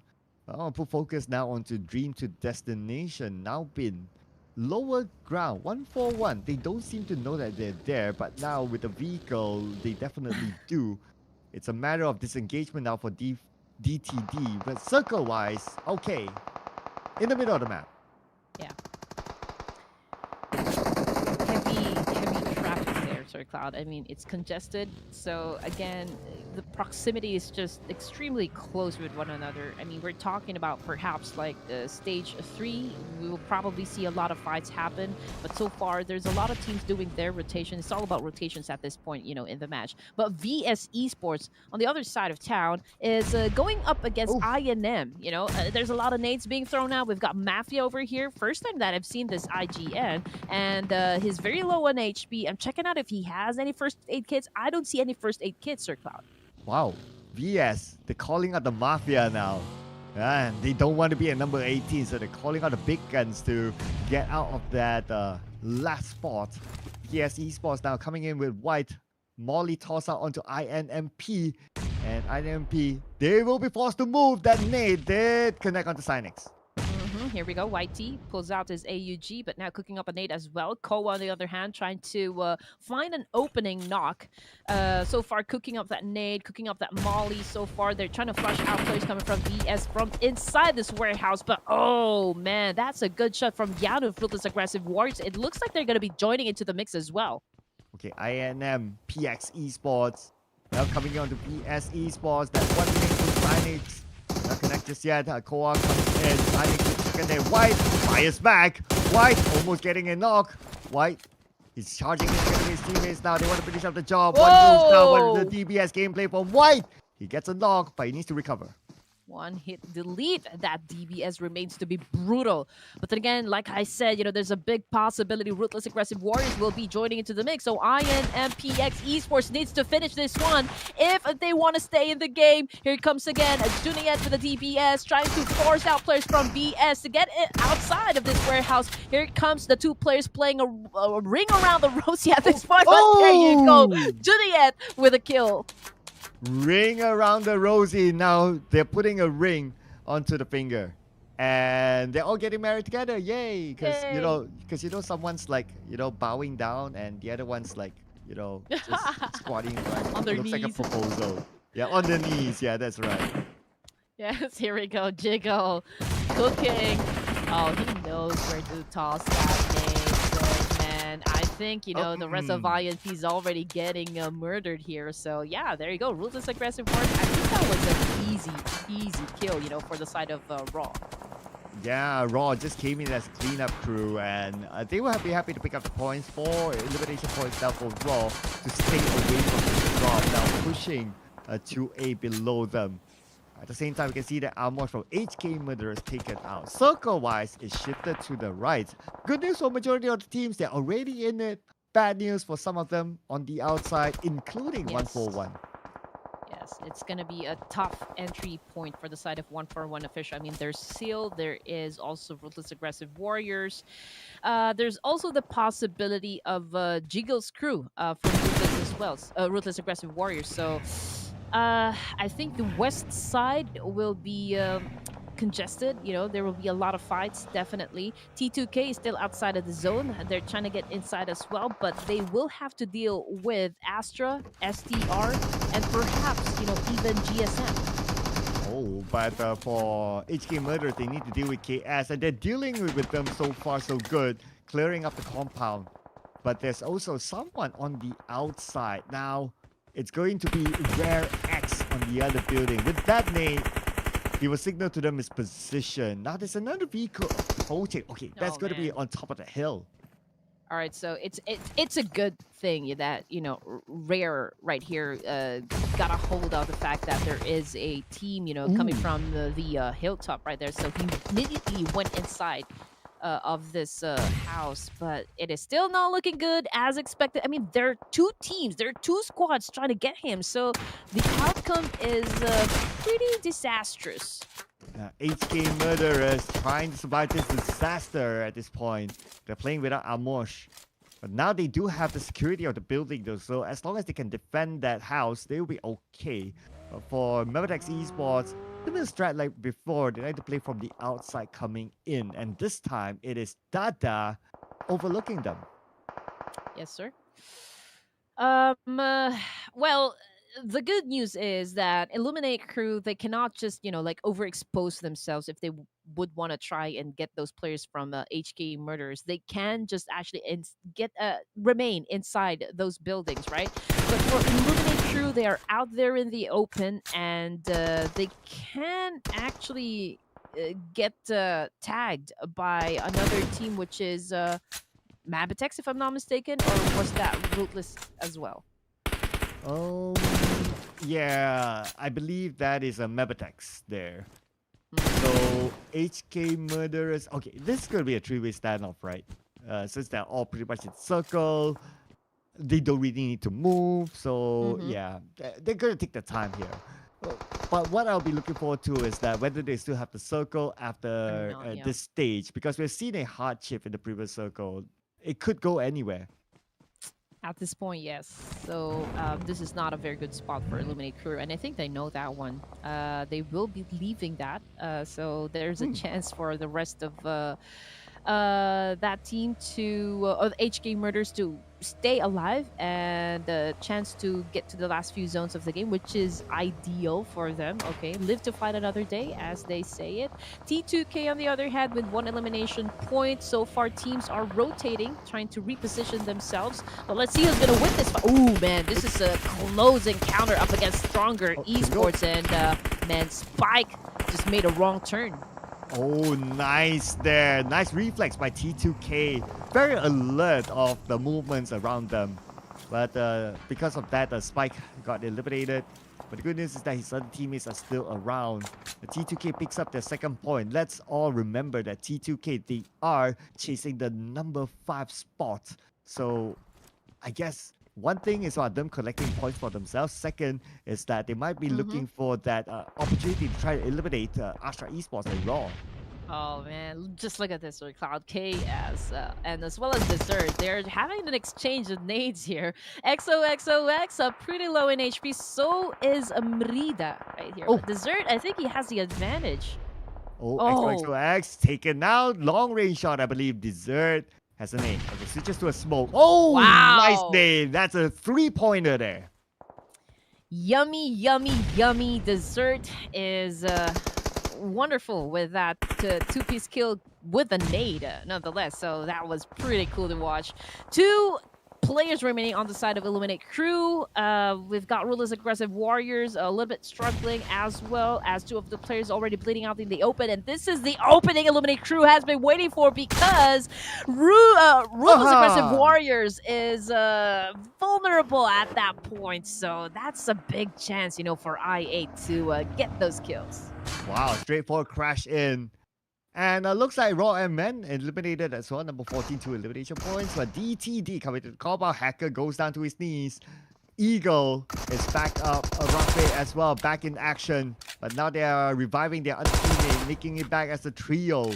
But they need to fight back again. 5 elimination points now in the hands of a 141. Newbin is all alone now. Okay, this nade could be big. One nade tossed into the building, but nobody's there.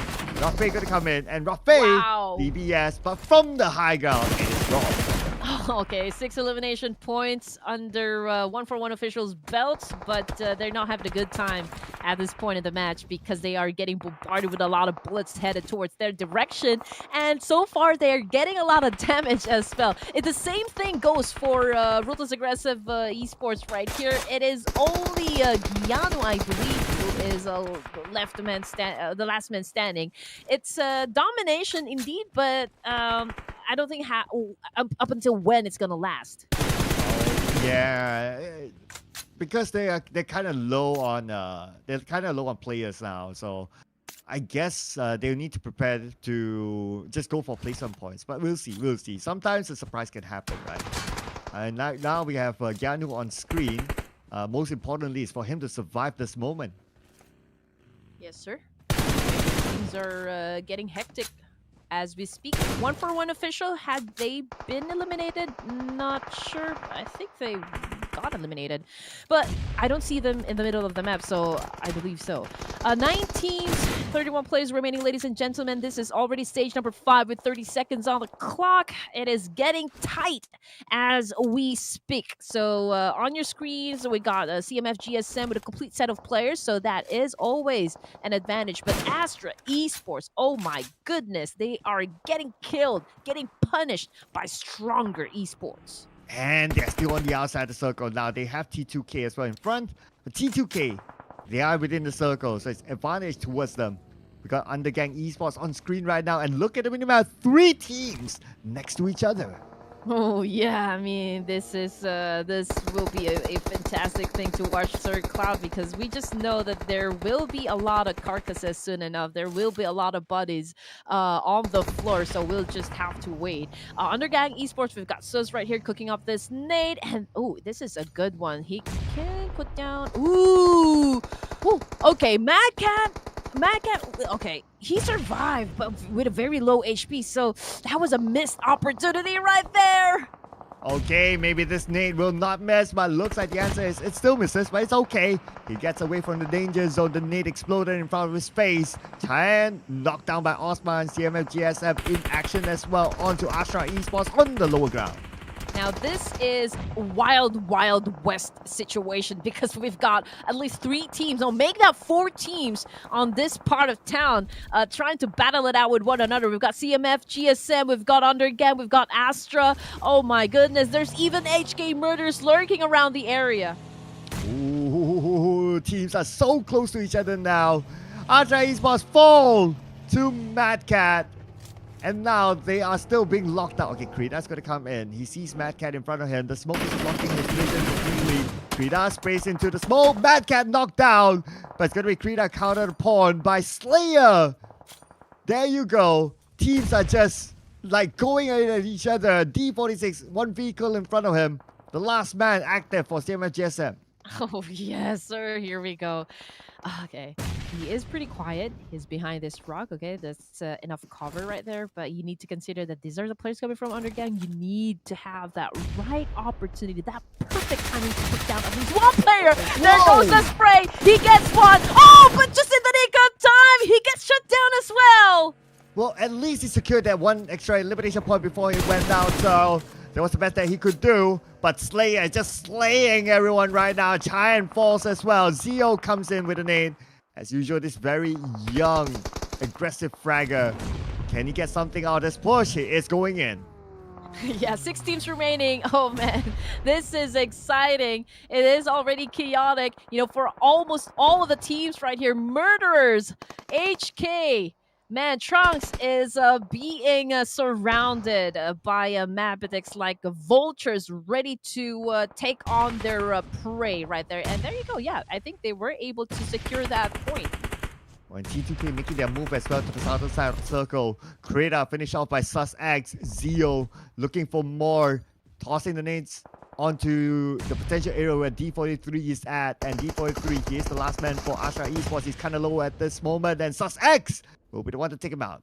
Undergang. Oh my goodness. 5 elimination points under their belt, ladies and gents. Tribe RMAC managed to get up until stage number 6 of the competition, and they are trying to rack up points. Right now, we've got Incus right here pointing his gun up against Dada of Train to Kill. But you know what? Jane gets tagged by none other than Jiro of MABETEX. Oh, you don't want to lose Jane. You got to save him. But now we got MABETEX Esports. We can see that KKL is running towards T2K. But he's running alone though. He gotta be super duper careful. Okay, phoning right now. Keeping quiet. Prepping up the nade. Tossing onto the other side. That nade too short of a toss. Love tossing back a nade onto KKL's position. And it did hit, but probably just too far. Wow. Refused. Knocked down immediately by Suyong. Can you imagine Suyok with a, trying to shut down someone in a moving vehicle with a DBS? I mean, the accuracy of that aim is just outstanding. Jane was able to recuperate. Okay, he got healed up, and both of them are cooking up those nades, getting to toss it up against MABETEX over here. K. Kali was able to heal up as well. Love is counting the area, but Suyok caught another nade on the face. Oh, now he has to be picked up, but Jane popping up the smoke. Trying to block the vision of KKL. And now they're circling up. Okay, here we go. KKL alone. Jane is in front of him. Spray into the smoke. Nothing connects. Jane now receiving some damage as well. Jump start going in, but KKL knocks down Jane. So 2 more to go for T2K. At this moment, KKL finishes off Jane. Love is on top of him, but MABETEX will come in. Love goes down with a splat. Oh my goodness, MABETEX is on a roll, definitely. Man, that was a good shot right there coming from that. Good display of, gun skills. Tribe RMAC, on the other hand, Incas over here trying to go up as 1v1 situation against Dada of T2K. Now, T2K has already been eliminated.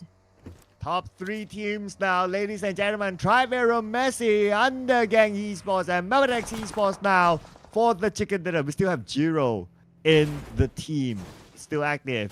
The Mr. Jiro to Hero.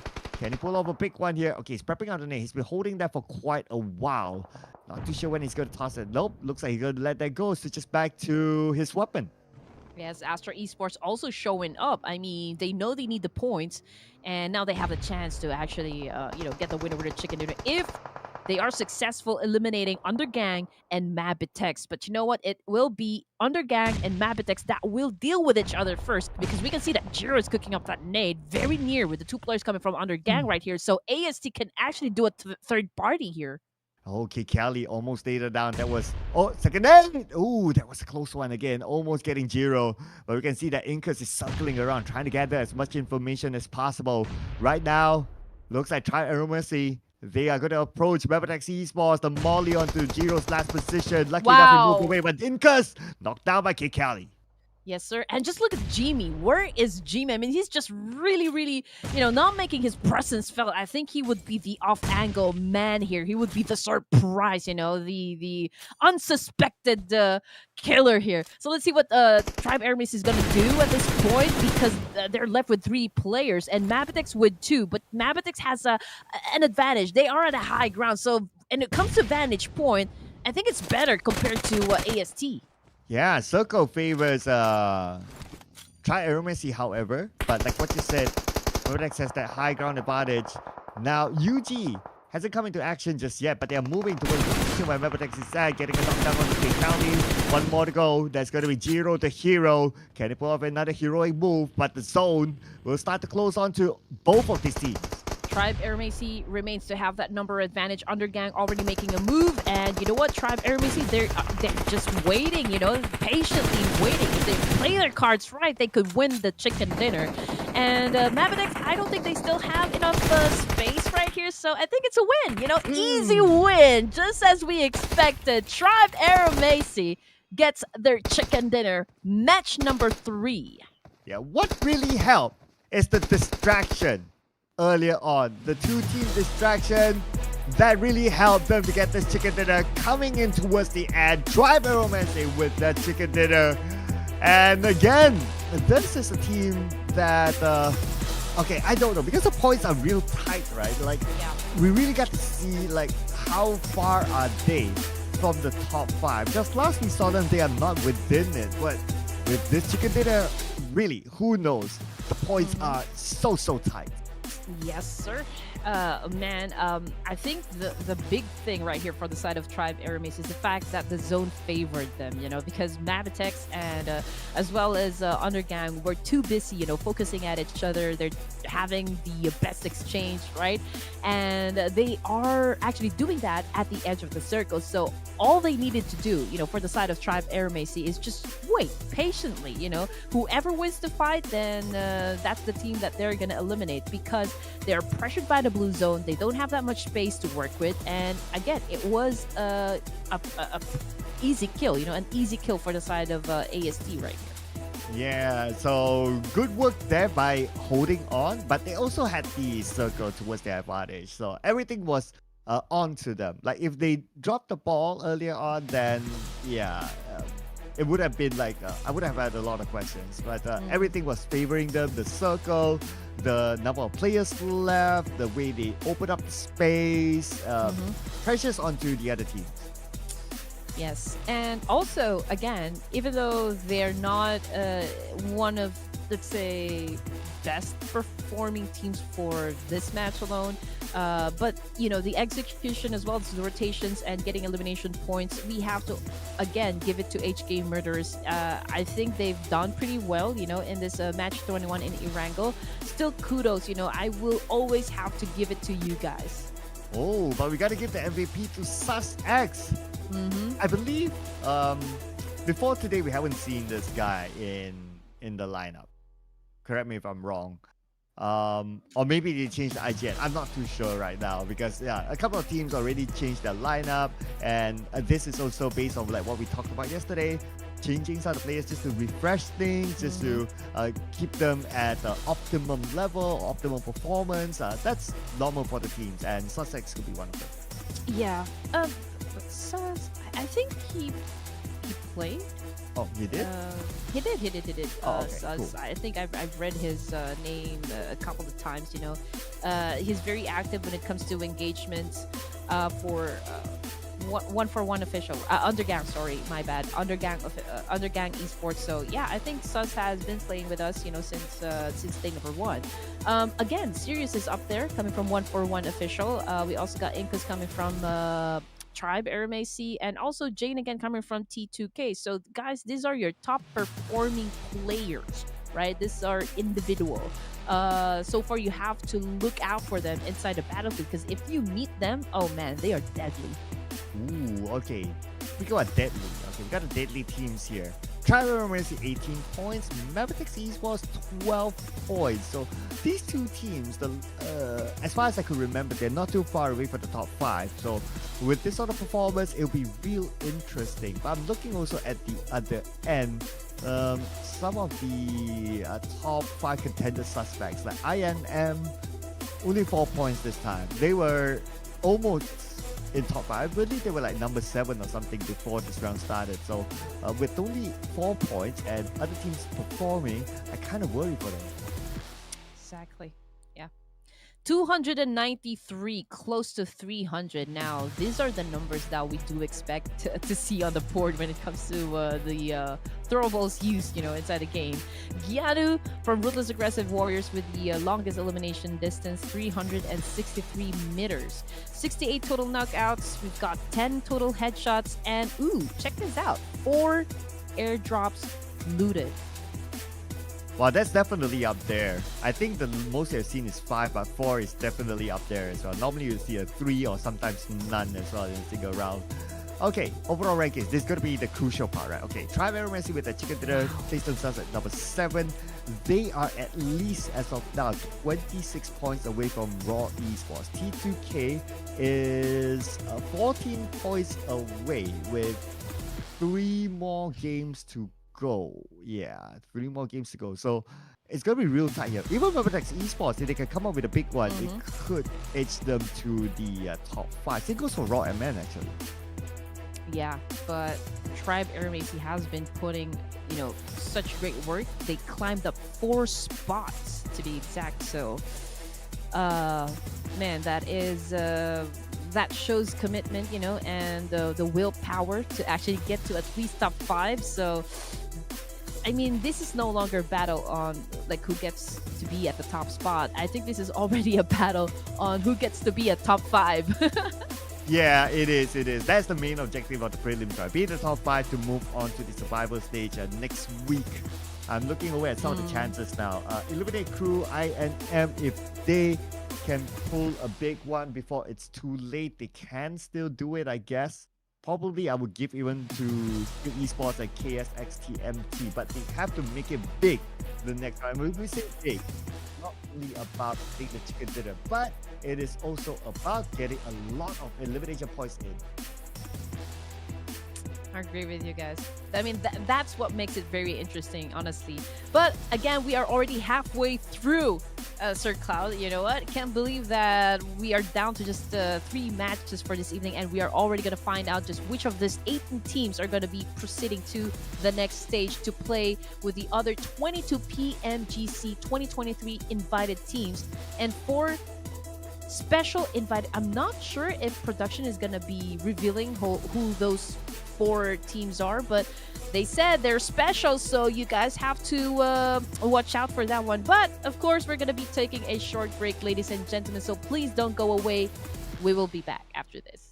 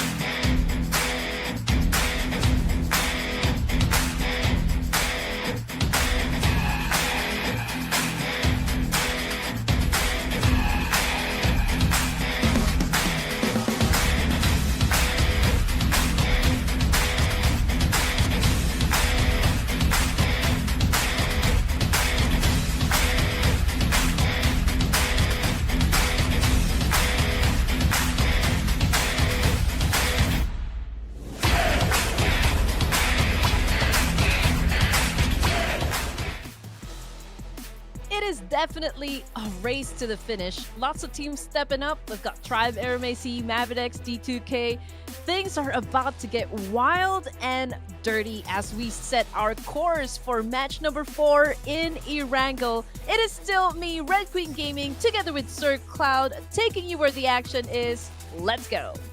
Let's go indeed to the final Erangel map of our prelims in the South Asia category. It is tight. We saw a lot of teams based on the points, putting aside the placements. Based on the points, a lot of teams can still break into the top 5. And T2K, after the chicken dinner, they're still not stopping. Oh man, this is again the exciting part, right? Because we don't know who's gonna be at the 5th spot. I mean, we don't even need to worry about the top 1 to top 4 because, like I said a while ago, 141 official, even if they don't have like a good set of, I mean, not really like a streak, right? But if they don't have like a couple of good games, it is still okay because their position is pretty much cemented. They are advancing to the next stage. But the battle now begins on like which of the teams in the top 10 at least will have a chance to overtake the team that is currently at spot number 5. Yeah, I'm looking over at the top Erangel performance, right? T2K technically is above ASTRA Esports. And ASTRA Esports is one of the teams at the edge of the top 5. And T2K is at the edge of getting into the top 5. So this kind of tells the story of the rise of T2K. And ASTRA, gotta be careful because T2K is behind their back. But if you just join us, ladies and gentlemen, so here it is Raw and MN got the chicken dinner, followed by T2K, and then it was a Tribe Aromacy before we went into the break previously, and this is going to be the final Erangel in our South Asia prelims. This is going to be huge because in Miramar, we see like teams who normally perform in other maps, they don't perform in Miramar, so that's probably going to bring a big shift up. Yeah, and also yesterday, we just have to put it out there that it was mostly Bangladesh teams that dominated the lobby. But I can see right now, after 3 games, 2 Nepal flags. Yeah, yesterday there was no Nepalese flag, so today they're getting at least 2, and maybe more to come. But what's more to come is, of course, the prediction. I can see Red Queen already like, ooh. Okay, bring up the chance. Making my head ache, ladies and gents. Okay. Oh, this is a tough one.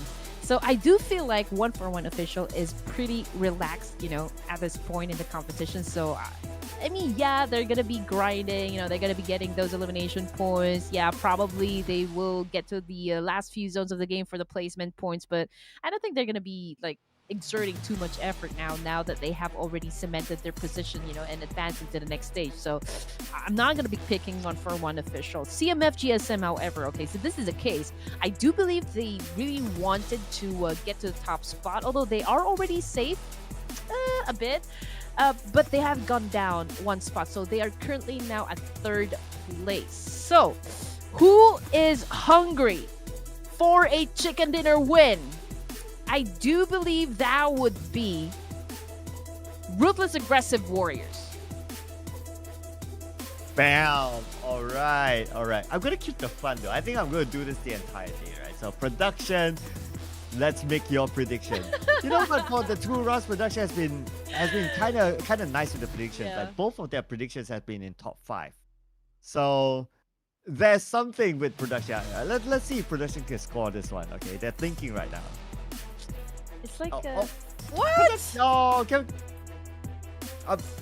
It's because it's production score, right? Technically, it's not mine. So yeah, I mean, a lot of trust in Raw, it seems.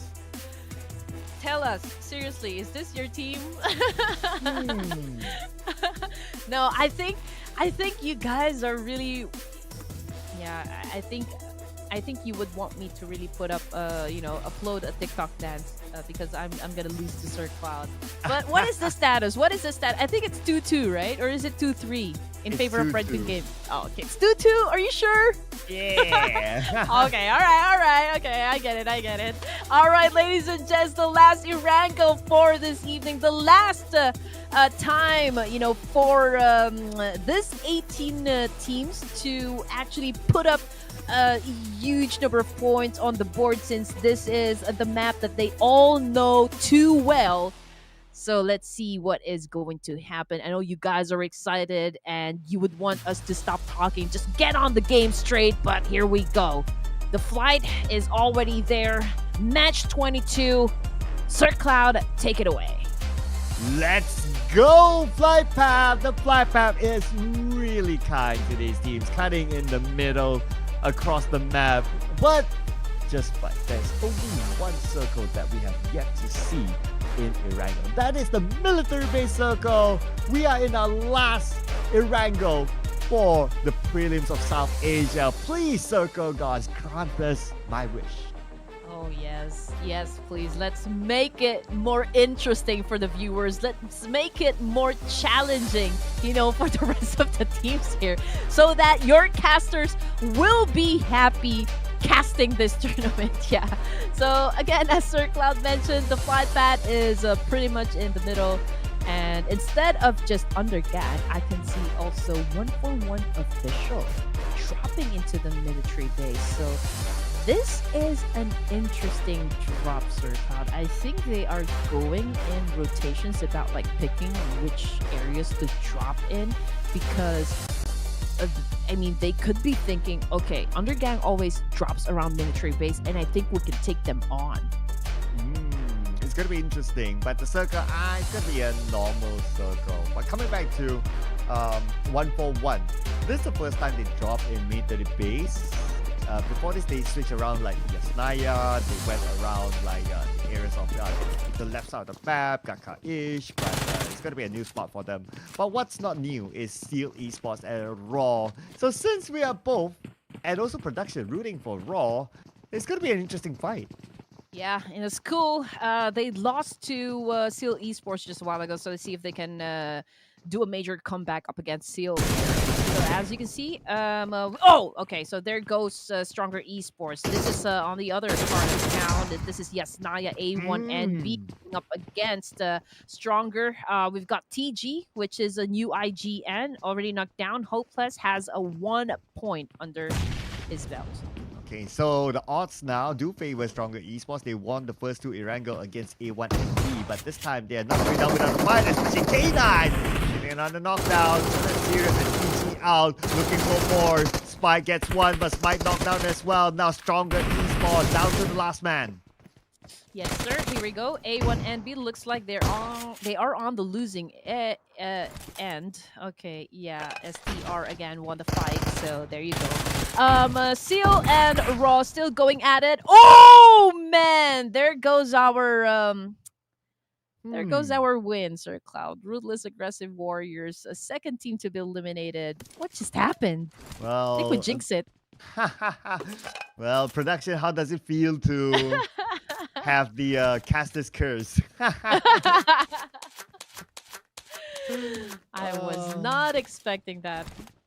But you know what? Because they went out, they're number 5. The ones they're celebrating right now is T2K. They're like, okay, boys, game on.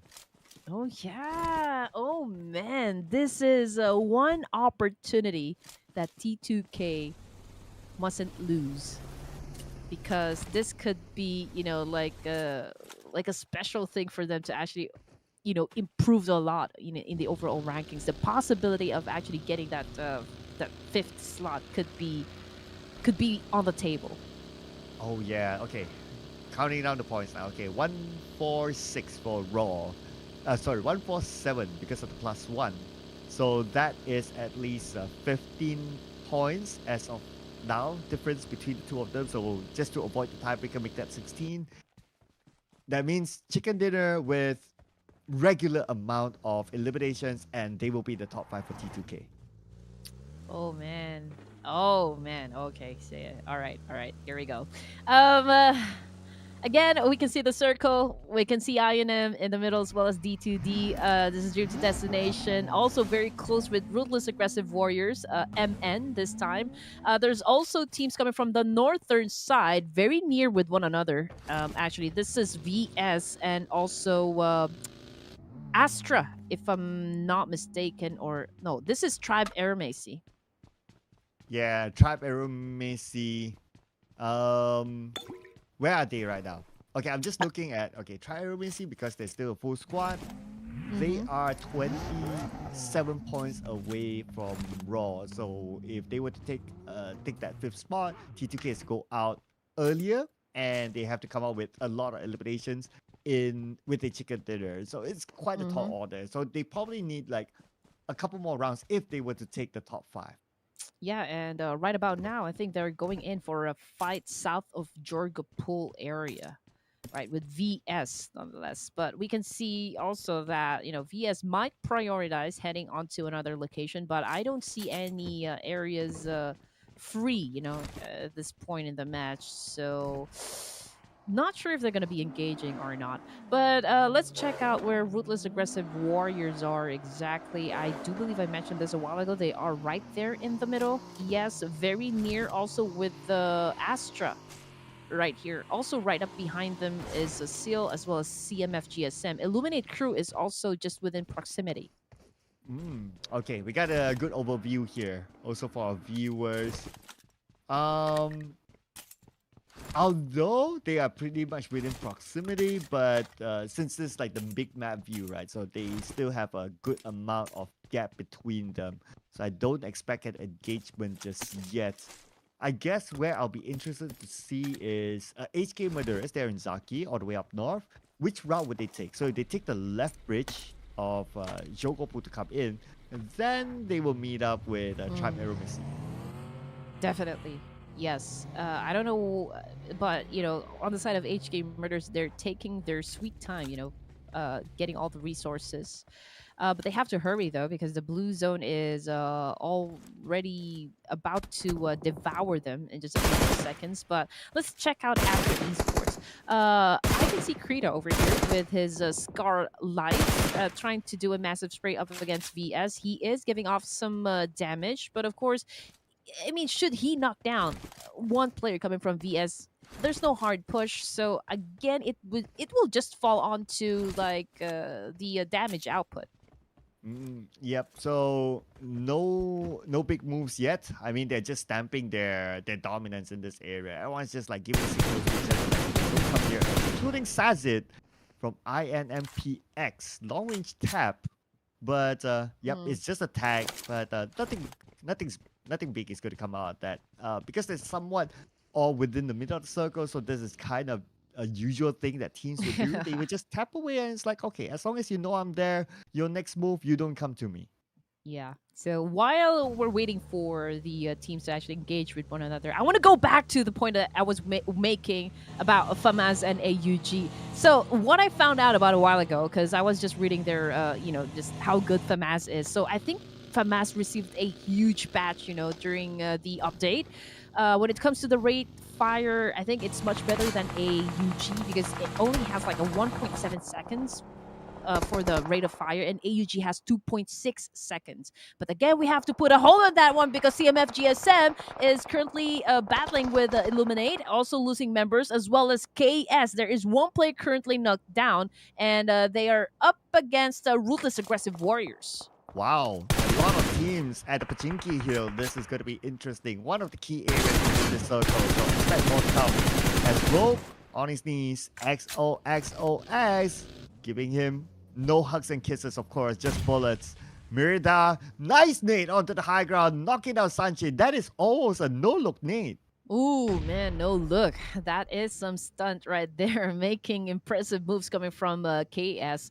Ryuk, on the other hand, trying to get ready to write XOXOX names on the death note. Can he be successful, though, in eliminating these two players? So this is 2v1. Unfortunately, Ryuk was the one who gets tagged, and it's Merida that will finish the job. And they hold on to the high ground. Now Arrow will shoot onto the lower ground. Then he will get his target. Rarex will get it. Now Arrow, because he gave away his position because of that shot. But Marina, actually, they're being shot at. They're being shot at from, I believe, somewhere else because I see them taking damage. Yeah. Oh man, there you go. Sanchir has been eliminated by none other than Seal Esports this time. I think that was luck if I read that name from the kill feed. As well as Arrow, he got shut down by Ruby. Oh man. Okay, so a third party thing. Yeah, it came out of nowhere pretty much, and we see another team eliminated. Mahara's out as well. Okay, and now Koa as well. I mean, teams are really running fast this time around, despite it being sort of like a kind-ish circle. Now, Love might want to do the same against Hopeless, and let's remember that Hopeless, he is the last man. Oh, he's not the last man. He's one of the three members. But Hopeless is alone here, and that spray from Love will eliminate him, and that is it. Yeah, hopelessly devoted to you. Devoted to the lobby. But yeah, here we go. We've got Astra Esports. Oh, two of the players are already back to the lobby as well. 043 is currently bleeding out in the open, and they're up against MPX Esports. We can see Junaid cooking up that nade. He's getting to ready to toss it to Fearless, but I think Fearless went out thanks to Nobin of Dream to Destination. So again, a lot of the players dropping like flies. Yeah, it was a long range from Nobbin, stealing it away. So that's going to be the point for DTD, Dream to Destination. Nobbin going back to his destination, his former destination where his teammates are at. And they will hang chill in Gatka. So now, circle-wise, there's someone in the middle, so I'm not too worried about teams in the middle. Very likely they'll get the circle. But I'll be a little worried for teams at the side. Now, slightly hardship towards the right, and Pachinki is within it, but nobody is at home.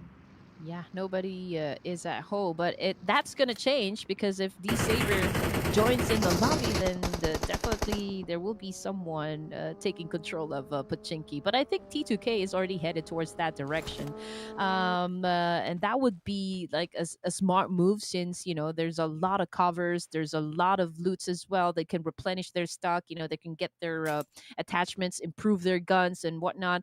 But what's not? I mean, which team is not having a good time? It is ASD Tribe Eramac because I can see that from the kill feed, there's some players getting knocked down, and ooh, this is gonna be interesting for top because HK Murderers is about to push Tribe Eramac. Oh, but as they try to push, Slayer was prepared for it. But now, the other members of these two murderers have arrived. Trump's Wow. nice high ground, but his other members knocked down, leaving him alone. Oh man, the moment they went down, he has no other option. He has to leave. But okay, Slayer with the pan. Slayer with the pan. Oh. Slayer with the pan. But okay, mercy shown. Okay, so this is where he gets wrong, right? Slayer was anticipating that attack, right? He got someone knocked down, and I'm not quite sure why Becca actually went in to try and save his teammate. I mean, if you have someone knocked down in that specific area, you just know that the opposition will be already cooking up a nade, getting ready to throw it, because the next step would be for you to rescue your teammate. So, I mean, I have a lot of questions with what Becca did there. I mean, that was a missed opportunity.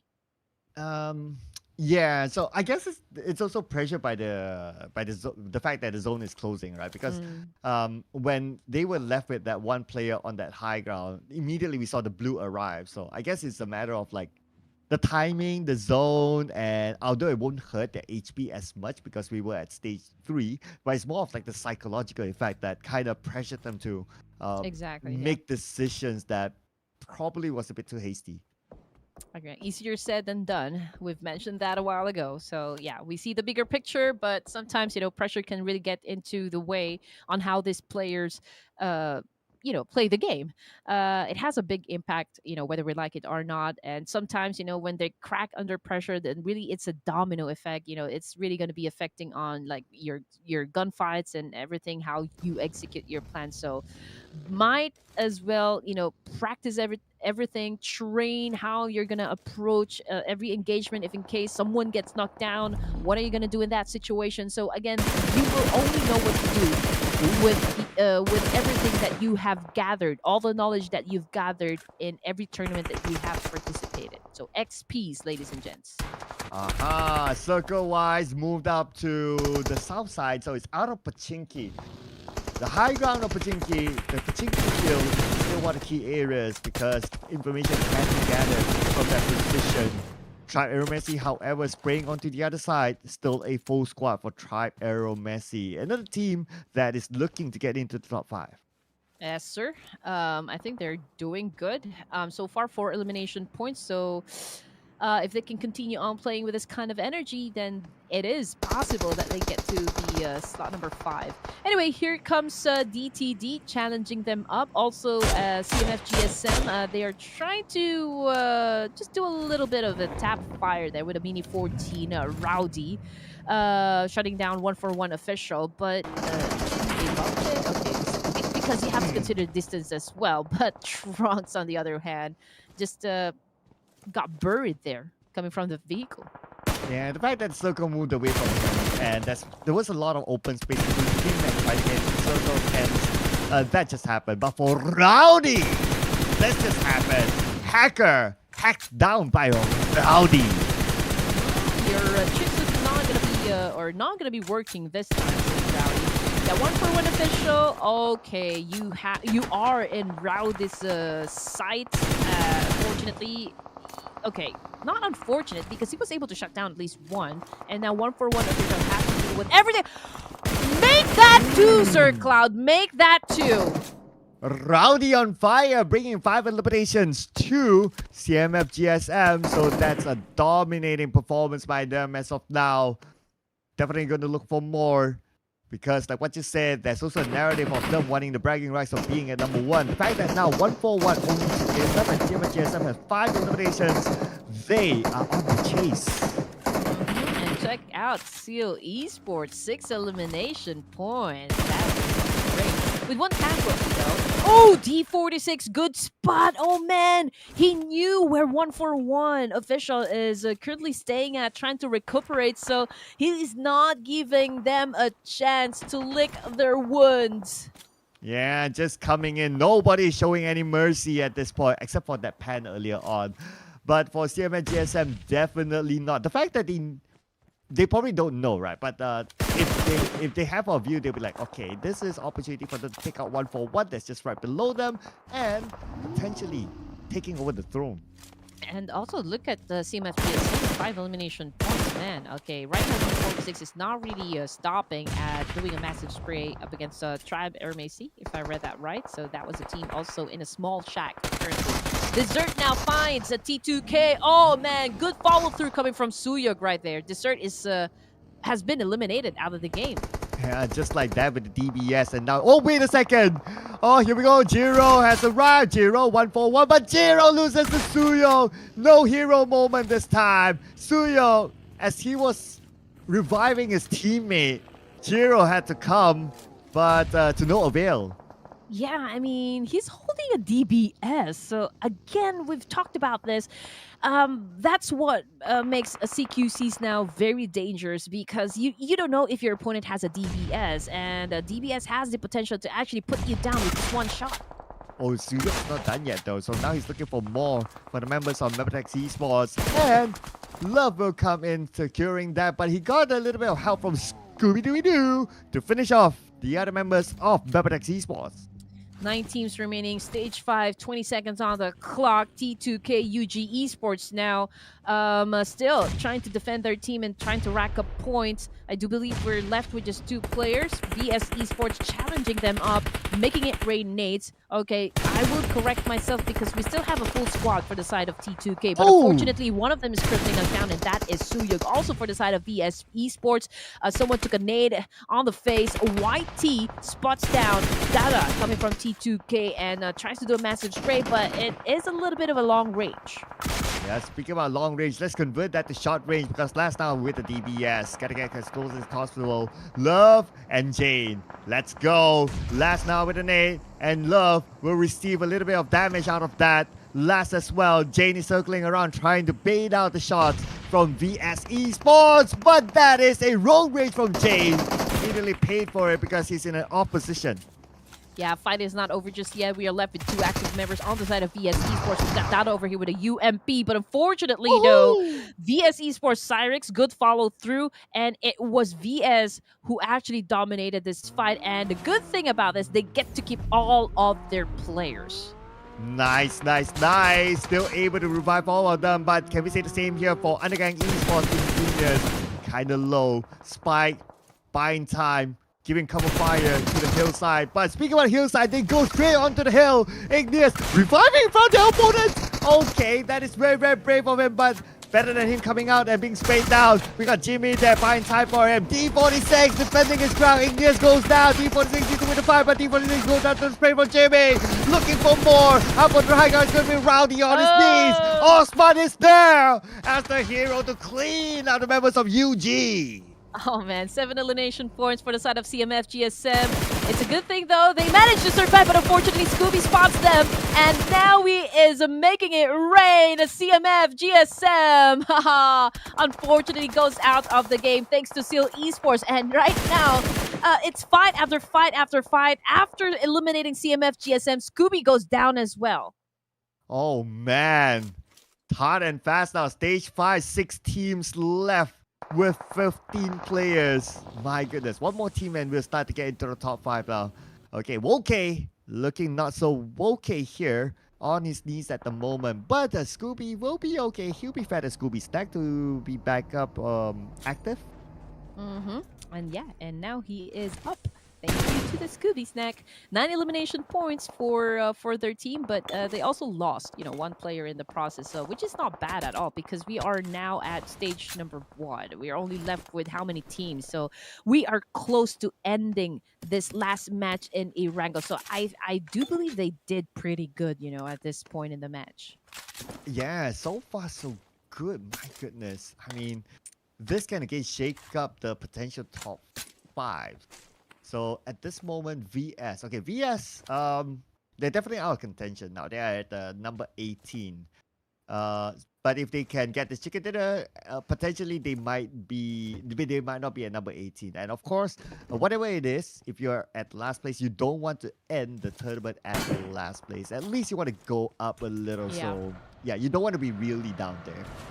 Exactly. Now, 5 teams remaining, stage 6. Oh my goodness, too early to be having this number of teams.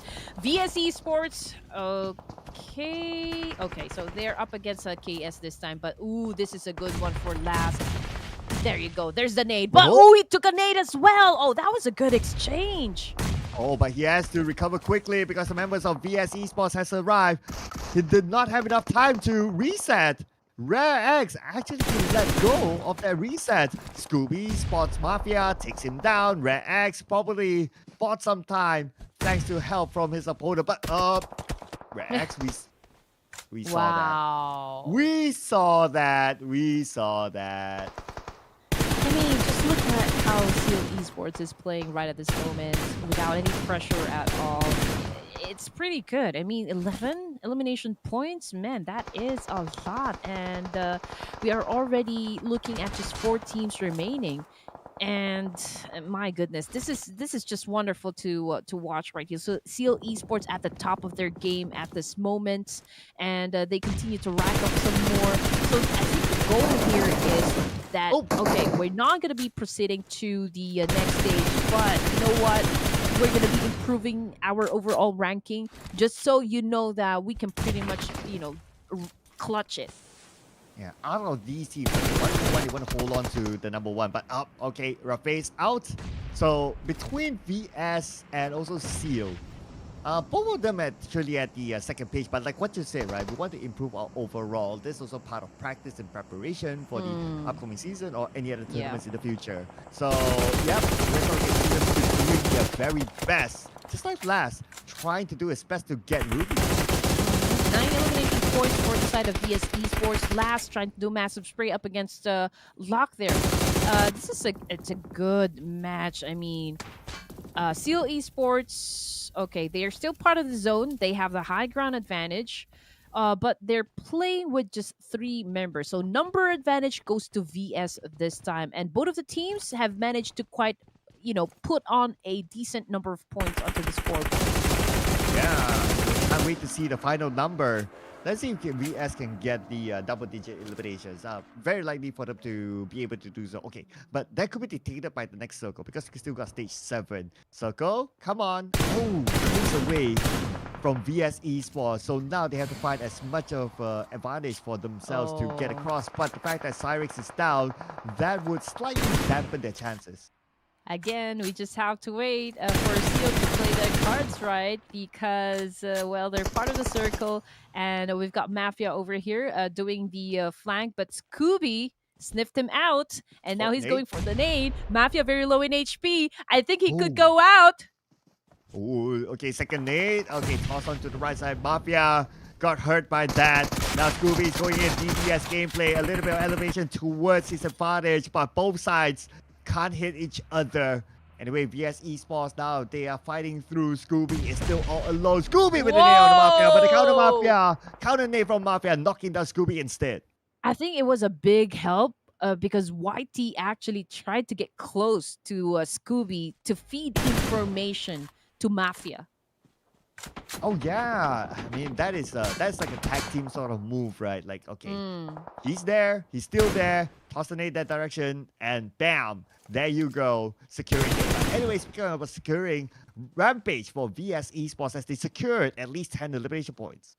Yeah, and Seal Esports now on the losing end. It's a 3v1. Guys, Lock again as their last remaining players. So, man, he needs to pray to the PUBG gods to give him all the luck he needs to survive this. Oh, but he's top fragger though. 7 eliminations probably can show something here, but it's gonna be hard. Okay, position-wise, numbers-wise, it doesn't favor him. And congratulations to VS Esports to get the chicken dinner, and they might not be at number 18 after this. May the odds be ever in your favor. Dun, dun, dun, dun. And right now it went to VS Esports, ladies and gents, getting their chicken dinner this time. I believe this is their first. Second. Yeah, this is their first because I don't remember a team that has like different jerseys. So Yeah. this is a unique one, right? So different jerseys up on the board, and congratulations for their first chicken dinner, and it's an explosive chicken dinner because they got 12 eliminations in the process. I think this team composition works. Their dynamics are awesome. I mean, this is the first time that I saw Mafia, I saw Mafia during the previous match, right? So this day, it's the first time that I read Mafia, to be included in VS Esports. So, so far, I think it's working out for them. I think it was a good addition. So let's see what more they can offer, for this Prelims. Could it be the fact that Mafia came in? Their dynamics change and they perform a lot better. Now, we got to keep an eye on that, ladies and gentlemen, because if I were to look at the stats, Mafia has the most knocks among them all. 6 knocks as compared to the others, 1 each. So this could be the swap that they needed, but is it too late? Probably. But anyway, at least it gives a signal to them that, hey, Mafia could be the one that we should bring in as a first lineup in whatever upcoming tournaments they have. Yeah, perhaps they are, mixing up their players, trying to check who works best with who, again, checking the dynamics, checking the synchronization. And so far, Mafia, the addition to VS Esports has been a positive, had a positive outcome. So that can actually be taken note by their organization. So I guess, we can expect some more great plays, coming from VS Esports. Perhaps this will not be their last chicken because we still got 2 more matches and it's going to be in Miramar. Yeah, and the last player that survived for Seal Esports is Luck. And he comes in as the MVP. 7 eliminations, 1,271 damage. And I believe it's not his first time getting the MVP poster or face up there. So this guy definitely has something with him. Other than that, that is how Scooby looks like. Yeah, we still have to unlock Mafia right here. Mhm. So guys, keep on sharing the live broadcast perhaps, or like maybe subscribing to Ruthless Hype Esports a YouTube page, so we can unlock Mafia of VS Esports. Yeah, and also first time seeing Cyrix up here as well. So congratulations to him. We got 2 members of VX Esports up there, and with a total of 22 points, VS is the team that collected the most points in this round, followed by Seal Esports with 14 eliminations, bringing them 20 points, and KS 9 points. So you can see like the gap between like them, these 2 teams, and everyone else in terms of points collected. Okay, that's like 12. 1/3 of the lobby went to them. 1/3 or 1/4? Yeah, thereabout. And also for the least performing teams, we've got MABETEX down there at the bottom, together with the HK Murders, I8, and 2A. This is ASTRA Esports, right? For MABETEX, okay, they're still part of the top 10. I can say that if they are still gunning for the 5th slot, man, 2 matches left, and it's going to be in Miramar. It's going to be a different map, a different dynamic as well. So it is going to be tough, because whether we want to acknowledge it or not, they will have to make adjustments once again, because again, it's a different terrain. Okay, we got a confirmation here, right? So 5-4, no changes. I believe like top 3 is already sealed. So yeah, that's safe. But 5 and 4 could be challenged still with 2 more rounds to go. T2K is at this point 11 points away from Raw Esports.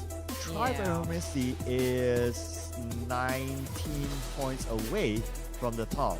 2 rounds doable still. MABETEX Esports, I think, is a bit too far. Same goes with CSC, they're on the same points, unless their next round is big and the final round can still mean something to them. Yeah, I mean, at this point, Sir Cloud, I believe, the bottom half, they're just playing for experience now, or like they're just playing for points so that they can improve their status in the overalls. But as for like getting into the top 5, or at least getting the 5th slot, I don't think it's going to happen now, because we are down to our final 2 matches for this evening, and we're going to find out just which of these teams are going to be proceeding to the next stage. So the again, it's bleak, for the bottom half to at least make it to the, I mean, there's this possibility that they can make it to the first page, but again, like I mentioned, top 5 is a no-go for them. Yeah, I do agree with that as well. But I do still like the fact that teams from page 2 getting the chicken dinner. So it's a nice refreshing breath air to see like new teams getting in. But let's see, with the next round still to go, will it be a new team getting chicken dinner, or are we going to come back to our usual teams getting chicken dinner? We'll find it out, ladies and gentlemen, in the next round when we come back from Miramar. Before that, break time. See you guys in a bit.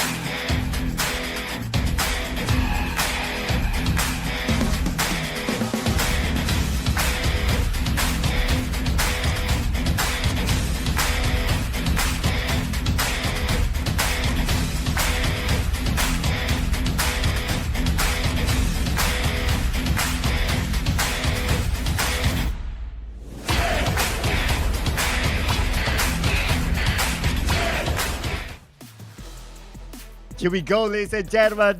2 more games to go, and it's really, really tight at the top 5 area. My name is Sir Cloud together with Red Queen. This is the Clash of Giants Season 3. South Asia Prelims. I'm sweating right now just looking at these teams. Oh, you must need a fan. Oh, wow. You're sweating, Sir Cloud. I'll give you a fan. Just kidding. Okay, thank you. I can feel the wind from here. Yeah, but you know what? Yeah, it is getting hotter and hotter. You know, we can already feel the excitement. We can feel the heat. You know, coming from off the teams. But again, we've mentioned before we went on to a break. You know, top 3 teams pretty much a done deal. You know, they will be proceeding to the next stage. I'm very sure of it. So the ones that needs to take a little bit of care, you know, are the ones at the top 4 and top 5, because I don't see any of the teams from 6 down to number at least 9. They're still trying to, you know, force a win, you know, break their limits and just really push their boundaries just so they can make it to the slot 4 and slot 5. So again, down to our final matches, and it's going to be in Miramar. So if we're gonna be taking, you know, like a look on which of these teams are like top performers, you saw it on the screen. It's pretty much the same teams over and over again. So I'm curious to see if those teams that are part of the 6 to 9, if they're gonna be making any difference at all to improve their positions. I'm going to give some bad news here. ASTRA Esports, they are still somewhat at the brink of number 5. Below them is Raw. Points-wise, not too far. The bad news here is that they normally don't perform well in Miramar. Except for that one time that they got that 19 eliminations, which is still the bar. They normally don't perform. So I worry for ASTRA in this last 2 rounds. Oh man, they've worked so hard. And if they lose this one, if they lose their spot, that's gonna be devastating, you know, for the team. But I do hope they make it. They know what to do. They know what they need to adjust. I'm pretty sure they went back to the drawing board and communicating right now at how they're going to be approaching every engagement inside the battlefield. So I do hope they make it out, you know, at the top and keep their position. But then again, there's also a lot of teams that would want the same thing, you know, that would want to advance to the next stage. But speaking of prediction, this time I will be the one to ask production to choose for Red Queen Gaming. Oh, wow. Astro, Eagle, right, I'm looking at you. You're playing that right now, okay? Let's see. Drum roll. Ooh. Interesting. Okay, I'm looking at a Cinderella story here. So, okay, clue or narrative clue. Cinderella story team. Which one is it? I want to see if what comes up to production minds when we talk about Cinderella stories. Okay, production, one, huh? Cinderella story. Which one? Cinderella story. It's Production. Okay. Oh, oh, okay, never mind. Let's do T2K. There you go. T2K. Okay. Just curious, how did you come to that conclusion that they're like a Cinderella story? Because of the gap. And T2K, if you kind of remember, like day 1, they were also like at some point like page 2 and all that, but their climb is like not as significant as like a 141 or even UG. Their climb is like slow and steady. Like probably people don't really realize that they have been slowly climbing, but now they're at like on the outside of the top 5. So I would say that is how I come up with that thought. Yeah.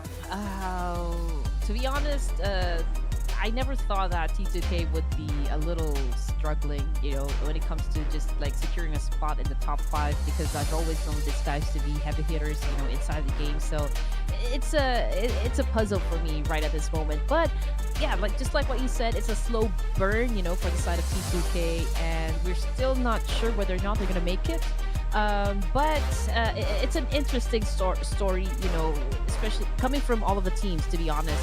With HK Murderers, we also got Tribe Aramasi, Ruthless Aggressive Warriors. I mean, almost all of the teams here has something to really offer. It's just that the competition is tight, 18 teams and only 5 teams will advance. I mean, it's a funnel-like situation, so there's a lot of there's this choke point, so to speak. Yeah, I know, right? And that's what makes the competition interesting, right? Because of how tight it can be, because of the whole theory of like the choke point and all that. So that's how we can see like things are really tight. But honestly, right? If we talk about like tightness, objectively per se, last week's Southeast Asia was even tighter. This time it is tight for a few teams. Southeast Asia was like until page 2, like a lot of the teams could still make it into the top 1. So that was something to take note as well. But this just shows that in the Southeast Asia prelims, like we got teams who are significantly good as well. Yes, sir. And we've seen just a while ago, although there is a fight happening between A1NB Esports and Illuminate Crew, I just want to point out the fact that the zone actually favored down south, right? And there's this big possibility that we might see some action happen once again around Los Higos. And if you remember it, Sir Cloud, I think we've also had the same spot, as the end zone for a Miramar match. And I would love to have that kind of zone again, that kind of end zone once more. Oh, but speaking about what you would love to have, Raw wouldn't love to have this sort of result. Only 1 point collected, and they're the first team to go out. And let's not forget, Raw is exactly at number 5, T2K. They're rubbing their hands, they're licking their lips now. Oh man, it is I don't know, universe perhaps making a way for T2K to grab that 5th slot. So I do hope they capitalize on that one. I do hope they rack up huge number of points so that they can actually get in and proceed to the next stage. But in the meantime, we've got A1NB Esports still trying to fight up against Illuminate Crew, and it looks like they have the upper hand, so to speak, because Ace and Fever both down at the moment. Oh yeah, with Viper and K11 on the other building.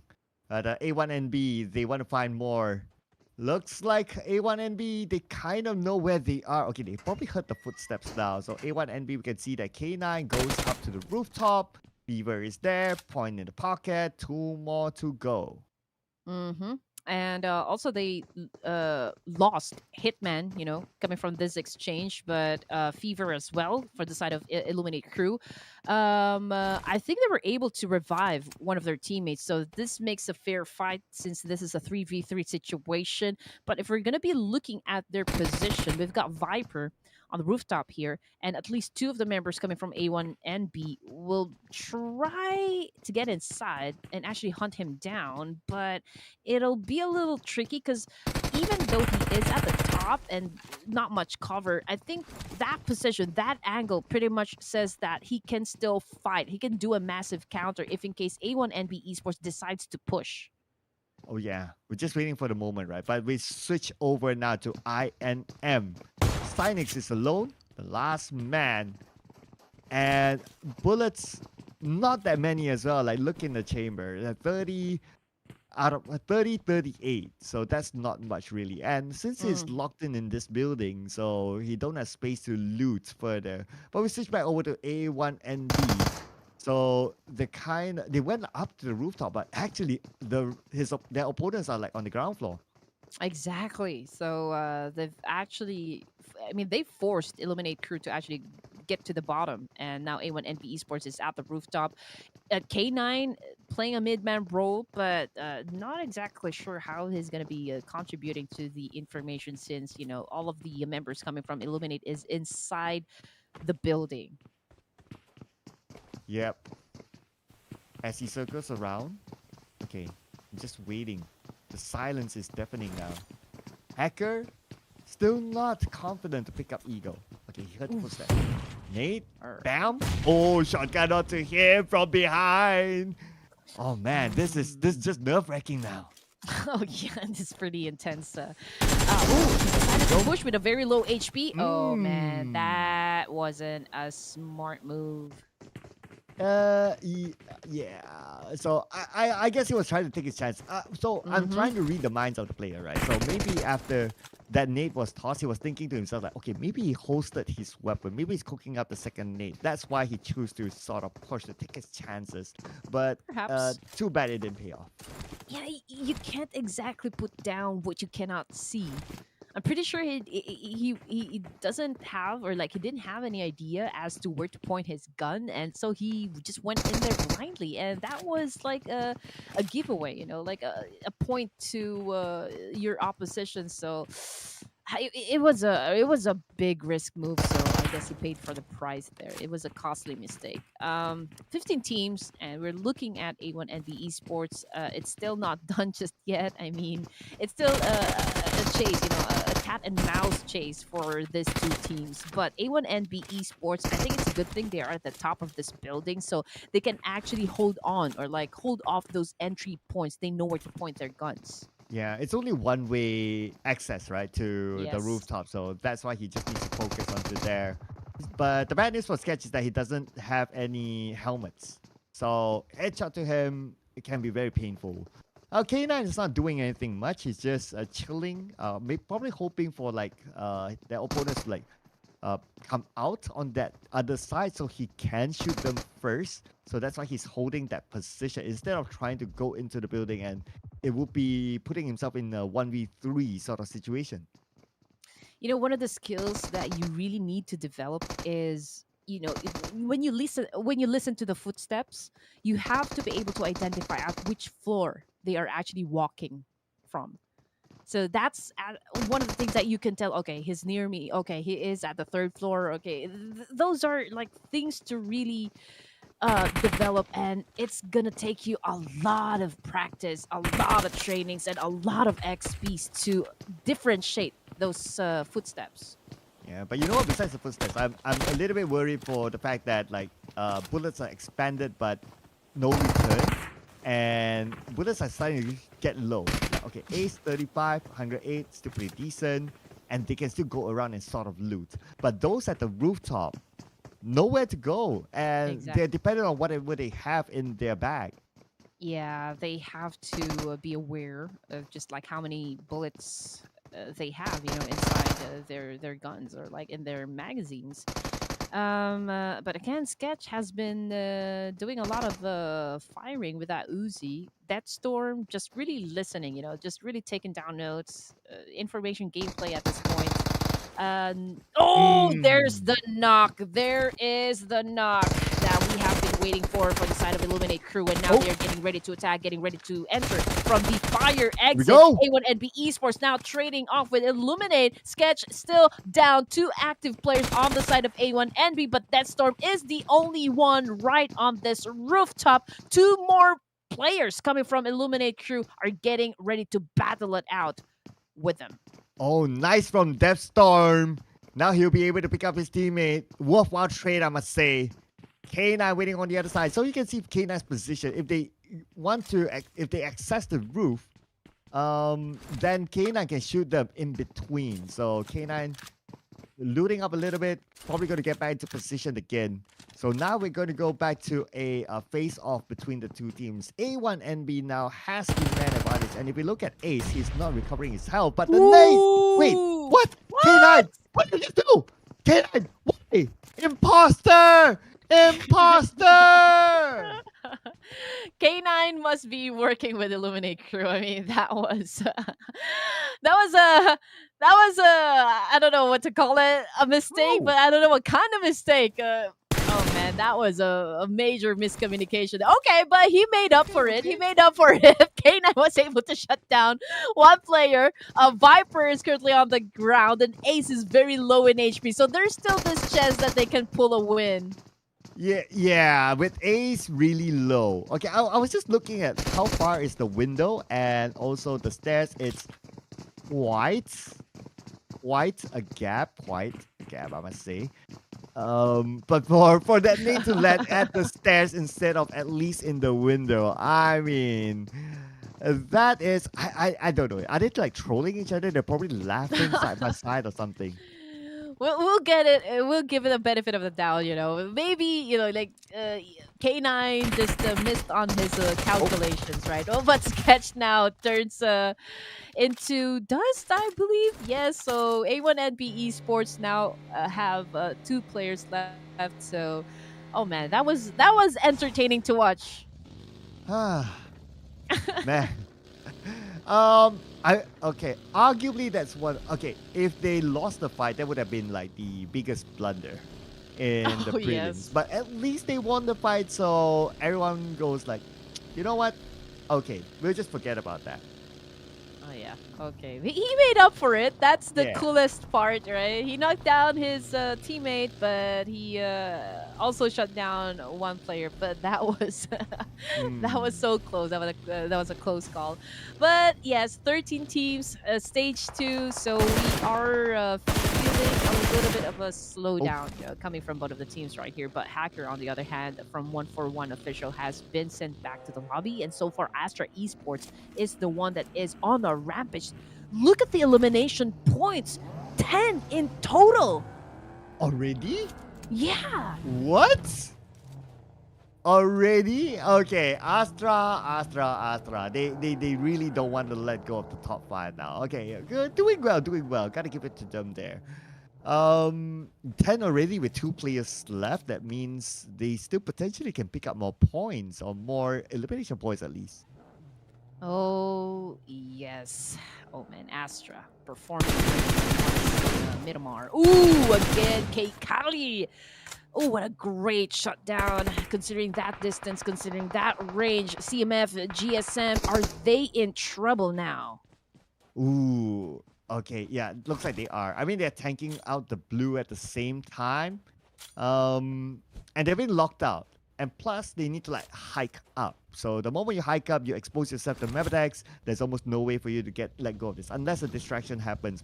Yeah. Or, oh, okay, stage 3 with still a buggy, they can still go somewhere else, and they have 4 first aids at least. Um, yeah, I don't think there's much pressure on the side of CMF GSM as well because again, they've already cemented, their position in the overall. So Hmm. there's really not much pressure. 12 teams remaining. Okay, Mavetex. Now these guys have something to chase. Mavetex. Again, they lost a chance there somewhere because they had a bad game, previously. But let's see what else that they can do or like what tricks they can pull from their schemes. But on the side of Ruthless Aggressive Warriors, Satcher is already out, and now they're trying to go up against players coming from VS, and another player goes down as well. So it looks like VS is dominating. Yeah, VS. I mean, they're not stopping it. Okay, they will secure this next one. White will happily take it.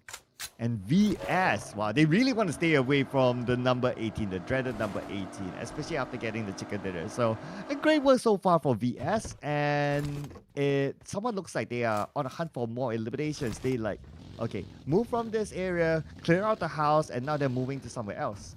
Yes, Ruthless Aggressive Warriors, they lost all 3 of their members, so that was a good spot for VS Esports. Fight continues on, ladies and gents. Stage 3, teams that got sent back to the lobby would be the I8, KS, Dream to Destination, and, 141 official. But then again, these guys are already relaxing, so no problem there. Um, yeah, 1-4 official. Yeah, they're fine. I At this point, I kind of think that they will also still be at number 1 because of the gap that they created Yeah. against the MFGSM anyway. So it wouldn't be too worried about them. I want to see where T2K is. Because they are in pursuit of that number. Okay, T2K is Oh, on the yeah. right side of the circle, so still pretty clear, except for maybe at most stronger esports. But now let's focus on the MABETEX esports, having the high ground, and one of them, Jiro, Mr. Handsome, needs to Wow. get in. Oh, Yeah, wow. and they just Nate. eliminated CMF GSM with the nades and everything, and also massive sprays. So MABETEX Esports right now is on a kill streak. Ooh, beautifully done. Okay, that was almost a no-look nade because like his opponents were below him, and he didn't have a clear vision, but he just Oh, pulled out the game sense and immediately took out the team. and here comes HK Murders, also bouncing up there from MABETEX. Undergang Esports now going up against AST or Tribe Aeromacy. But man, again, players dropping like flies on the kill field. Undergang losing members as well. Oh! And another good spot from Scooby. Nice. If he missed that by maybe like a second or two, then his opponent would have got away because he was like, okay, about to leap across. But Scooby shot from behind. Gotta be careful. Don't loot in the open. Yeah, that would be a rookie mistake right there if you loot out there in the open. I mean, if you're gonna be, getting resources from boxes, at least pop off a smoke, so just you can like maybe hide in the smoke before you get, before you replenish your stock. So that would be a great idea. 10 teams. Oh my goodness! I thought we are gonna be having a slowdown, but I thought wrong. 4 elimination points for the side of MABETEX right here. And for Seal Esports, it's 2 elimination points. And if we're going to be checking out which of these teams still has a complete squad, it's T2K, it's AST, MABETEX, Seal, STR, VS, and HK Murderers. And I'm going to call it as well, right? Since ASTRA Esports has 10 elimination points as of now, they're clear enough. The 160 point mark above, I think it's okay because the gap is like, what, 24 points away from T2K as of now. So I think they are pretty clear unless they get, I don't know. I kind of feel that there's no unless. I think they're okay now. Yeah, and for the bottom half section of the overalls, I do feel like this is just like a stroll for them. I don't feel I don't think there's pressure at all. This is just like game. This is just like information for them, game knowledge, game sense, and whatnot. Just they can carry over that knowledge to their next tournaments. Tribe Aeromacy, however, okay, they're part of page number 1, if I'm not mistaken. So I think they're still holding on to that chance of like really improving and perhaps taking the 5th spot. I just don't know how many points. We'll tabulate that a little bit later as Aeromacy Slayer gets 1 and the other 2 from VS Esports will make that 1 below them. Zio healing up. Okay, wide with a nade. Kind of knows where Slayer is at. That nade could prove crucial, but Slayer moved away. He evaded that nade, but White got naded and almost knocked down. Now repositioned himself, but look at the circle. It went all the way up north. Oh yeah, this is gonna be hard for VS Esports. White now cooking up that nade, but he's very low in HP as well. So I think he's gonna be doing the healing and most probably, go for his teammate for a revive. But Slayer is on his way and just did a massive trade right there. Pulls out his shotgun, and when someone pulls out his shotgun, it's going to be deadly and it's going to get that elimination point. Yep, at that range, it's going to be hard to miss. So that is it. Another team out. 9 teams left, ladies and gentlemen. Now, ASTRA Esports with 2 players looking to kind of steal away, maybe, eliminations from that distance. But yeah, it is quite far. So it's quite hard considering like there's like a tree in between as well. So it's more like stamping their dominance or letting the team know that someone's there instead. Now, moving over to Seal Esports, we could see a clash between them and MABETEX. Yes, sir. I mean, we've seen ASTRA really explode during a Miramar match, and I do hope I am seeing right now the same kind of energy that they showed us before here for the second to the last match for this evening, ladies and gents. I mean, they've worked so hard, and if I were in their position, I wouldn't let go because I've managed to come this far to get in this position only to lose, like what, final 2 matches of the game? That would be really, heartbreaking. Yeah, that's why you can see like the focus that they have. They already collected 6 eliminations and doing well so far. In fact, doing better than T2K at this point. And they're almost catching on to T2K. So that's going to be the first objective. Speaking about T2K, we have them on screen now. And some of them on the lower ground while Seal Esports on the high ground. Suya blocked by the smoke. But Seal Esports, they're going in there. Okay, we can see a Scooby probably going to flank. He's just waiting for the smoke to subside. Yeah, it's gonna be hard to, for T2K to penetrate the safe zone since there are 3 squads. Seal, Ruthless Aggressive Warriors and perhaps, stronger esports to their east side. So, man, they're gonna get punched a lot. It's gonna be. I'm gonna be happy if they can actually move forward. They can power through their position. Yeah, that'll be interesting, right? If they can power through, but it's easier said than done. There is also another team eliminated. Raw MN out. Raw MN. Okay, number 9 is not gonna. Honestly, it's not gonna impact that much. So they're somewhere in the middle. Um, so the last game wouldn't matter to them that much since they're out at this point. Anyway, Astra Esports in the middle of the circle, they still have the blessing of it. But in 5 more seconds, we'll know who gets the blessing of the next piece of circle. Steel Esports keeping Ooh. on to MABETEX. Okay, circle time. This is going to be huge. This is going to be big now. Goes into the middle. Oh man. All right, here we go. Astra Esports already in the middle. Same thing with Rifas of MABETEX, but I don't see the rest of MABETEX just yet. Two of their players actually still outside, very near with Seal. So there is that possibility of a clash there somewhere. Scooby left almost inside the circle as well. So it's gonna be Rifas and Scooby just in case.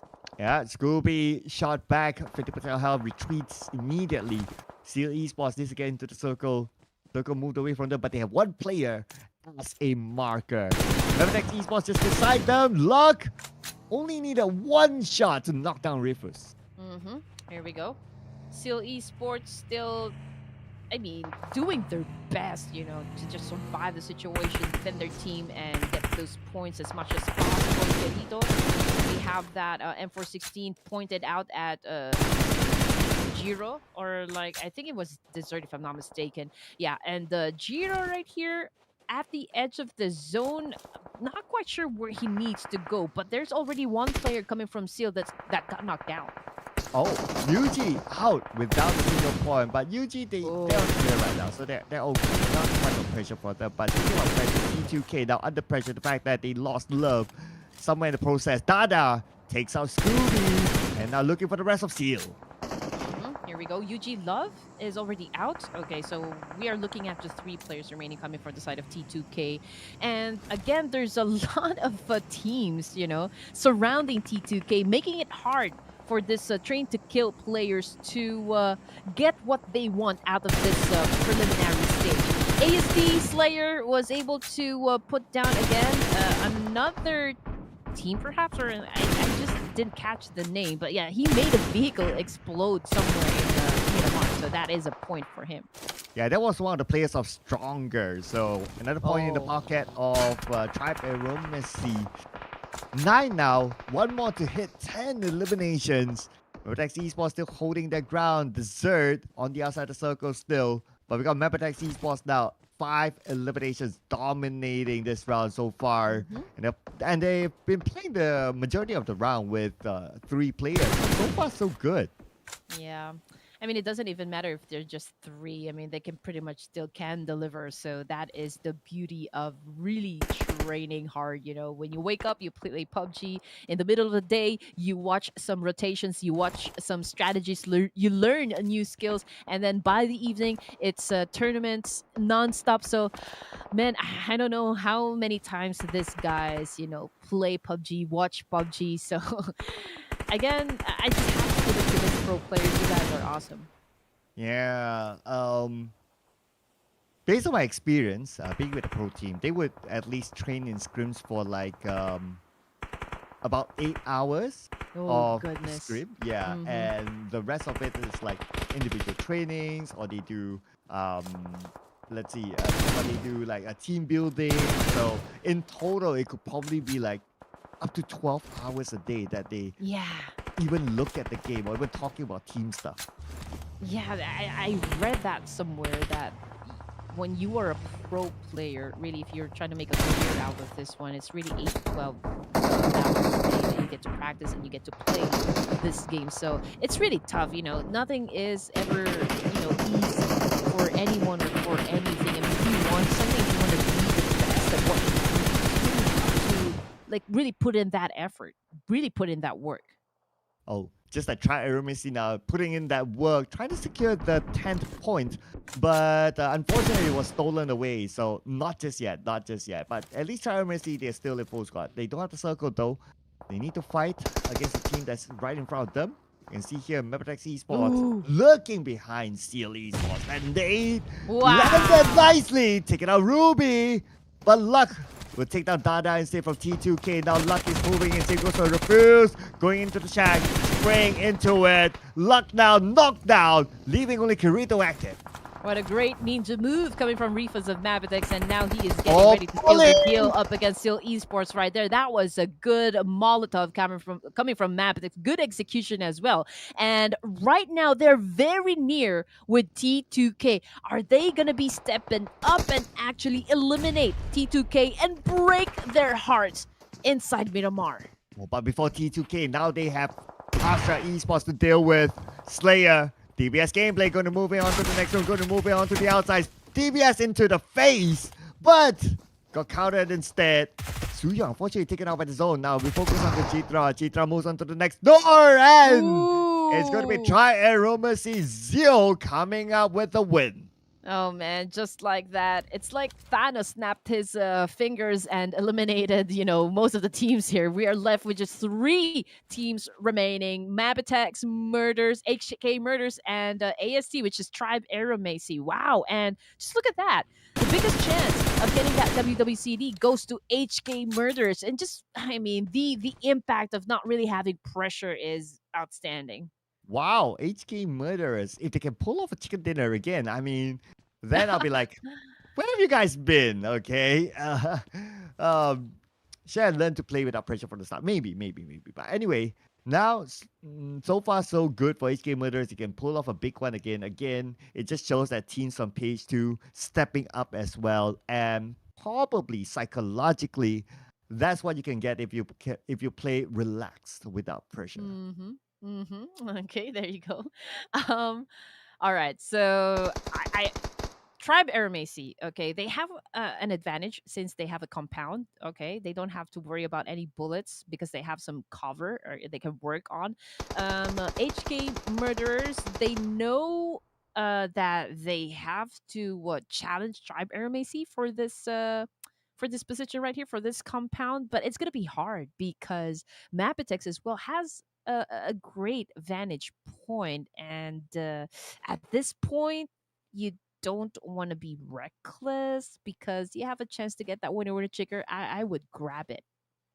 Yeah, and you mentioned it well, right? Like how hard it is for HK Murderers because they have one player on the other side of the road still. Not sure if it's like within the circle or if it's just by the edge of it. But anyway, because we're at stage 9, the circle closes entirely, he's forced to move it anyway. But there was Slayer now, they noticed the movement from MABETEX Esports. Now they are the unwanted neighbors. Amosh is the one on the other side. So Amosh, his price is refused but countered by the other side, but at least he secured that elimination. HK Murders getting picked off one by one. So they've lost that advantage, right? Because they are being targeted by these 2 teams. But here we go. Tribe Aromacy, Slayer trying to slay players coming from MABETEX. Desert, nowhere to go, nowhere to hide. He just went on prone just so he could avoid getting shot. Kalua making a move for HK Murders right here. Still trying to make it happen. Perhaps there's still a chance for HK Murders to get that winner with a chicken dinner, but you don't want to expose yourself because you just have to take advantage of the ridges. This terrain is difficult. That is why it is an exciting map. A Miramar. Ooh, my goodness. Ooh, man. Jiro evaded that nade. Now, this one counter nade from Jiro could end the members of HK Murderers. Now he's tossing the molly as well. If there's a sink, he will toss it too. But Jiro holding up to the high ground. He has the elevation against his opponent now. It's the pressure of HK Murderers to hike up to Jiro's position. 9 elimination points, guys. There's still a chance for them to assume 2 more. Kalua goes down. Becca, what are you going to do with this situation? Very low in HP, and he still has to deal with Jiro, the hero of MABETEX Esports. Kalua got burned to death right there, and they are on the rampage. 10 elimination points. Desert cooking up that nade, getting to ready to throw up against the AST, Zio, Incas, all together. Slayer going off angle. Desert down now, Jiro, and let's get pull off some heroics here. But Jiro's taken out as well, so looks like it's going to be Tribe Arrow Messi with the chicken dinner, and that is your prediction. Well, your prediction, production's prediction, was it? Was it? Yeah, because you called it in the production, right? So I think it was Astra. We always confuse AST and oh man. Oh man, but I think yes, it's production point, okay? Oh yes! Oh my man. God! I won! Joke. You know- Oh yeah, I won. 3-2. You know what? This is a sabotage, you know. like when production picked for you, you got it. Like if a production picked for me, it's like almost getting it. So you know what? That point should go to production. There should be like a new column there in between us. Well, just look at that. I mean, Slayer, living up to his name, he slayed all the way. 8 elimination points, if I saw that right. So this was like a good performance, for the team. I think it was like a hard carry, for the side of Slayer here, but still good team effort. Zeo, we know this guy, this baby right here. Just look at his face, right? We know how great he is when it comes to CQCs, the gunfights, and just game knowledge, game sense, everything. So I guess it worked out for Tribe Arumacy. Yeah, I mean, he did perform the last season with a huge clutch inside of Miramar as well. So far, so good for him and his team. And I just want to point out that with their chicken dinner and the amount of eliminations that they collected, the last game, it could be either them or maybe T2K or Raw. So I think there are 3 teams in contention, but we'll look at the points later on. As for Astra, because it's a good round for them as well, they got a lot of eliminations. So Astra, I guess they're safe now. Okay. But you know what I'm really looking forward to? Okay, but we're gonna hold on to that one in just a while. Okay, let's just give it up to the MVP for today's for this match alone. Slayer coming from Tribe Arumacy, 8 elimination points, 1,277 damage output with half of the team contribution. So again, this guy, you just have to give it to him. Yeah, he's giving the salute back to everyone. There you go. And joining him with the rest of the top performers is going to be Krida from ASTRA Esports. And we got Zeo up there as well with 5 eliminations to his name. Jiro, he's like the regular resident here. Always representing MABETEX Esports. Yeah, the consistency of this guy, the level of competition that he is offering to everyone is just really, really fantastic. So kudos to Jiro of MABETEX. This is a good find. I see his future. I bet he's very young. Just if I'm going to be looking at the picture, he has a great potential to become, good at what he does, especially in PUBG Mobile. So AST, Tribe Arumacy, 25 points in total.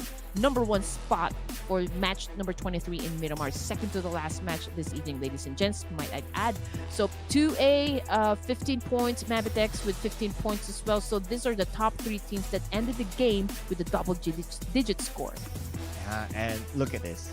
Ruthless Aggressive Warriors, Raw, they only got 1 point. This is crucial. This is, oh man, super tight. The last game they cannot afford to drop at all. If not, they lose on the grip of the top 5. As for the other numbers, well, 141 with 4 points. They're on the clear. They're okay. So I wouldn't be too worried about them. But Slayer, besides being the MVP for this round, he also have to pick up the bonus mention that is the longest elimination distance. Yes, it's Slayer all over for this Miramar match, for this match number 23. I am excited to see the overall rankings, just to know if we get our numbers right, our calculations right, which of the teams we thought are going to be getting the top 5 or top 4.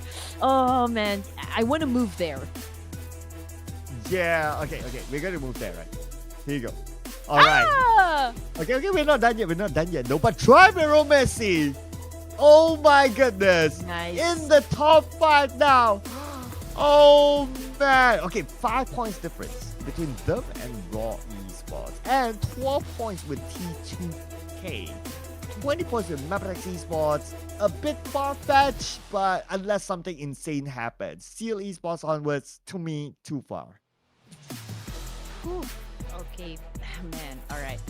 The fans not helping me right now because I am sweating too, Sir Cloud. I can feel the heat. I can feel the tension, coming from the teams over there at the overall rankings. Man, Tribe Air Macy, what a great performance. Just in the nick of time, you were able to secure, not really secure, not just yet, because we still have our final match in Miramar, and that could make all the difference. I mean, this time, you can no longer afford to make any errors, any mistakes. You have to finish strong. Yes, you have to. Everything comes down to final game, ladies and gentlemen. HK Murderers, okay. I would say the other end, if I were those teams, it's just to avoid the dreaded number 18. So it's still doable to avoid the dreaded number 18. HK Murderers can still come out of that number. But because PS Esports in the past 2 rounds, they have been doing not too bad. So with that momentum that they are carrying, HK Murderers, if you don't want to end the day with number 18, they have to really put up a good performance. But ladies and gentlemen, we are coming to our final game. Hence, the heat is up.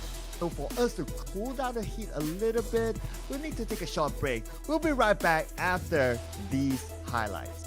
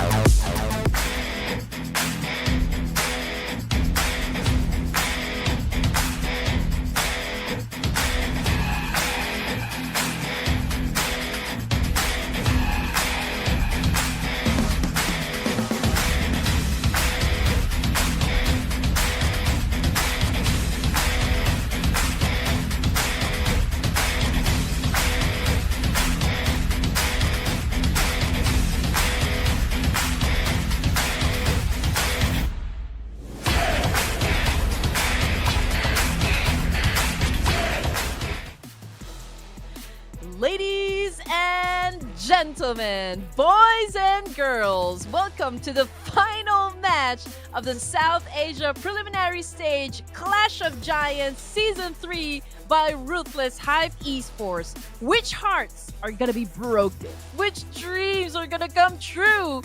And which team is gonna make the cut? My name is Red King Gaming, and with me is Sir Cloud, and we're about to head on to our last Miramar this evening.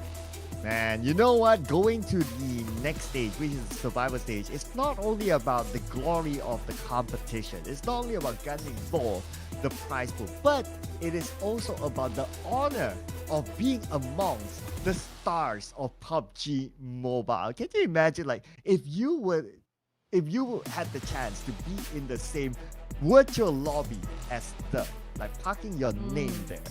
I mean, it must be surreal, right? Like, I know, like, sometimes when I like create like fun matches, I invite some pro players in, like, to play with the followers. They would like go insane, like they would park themselves like just next to their profile and take a screenshot, because it's just that cool to be in the same lobby as them.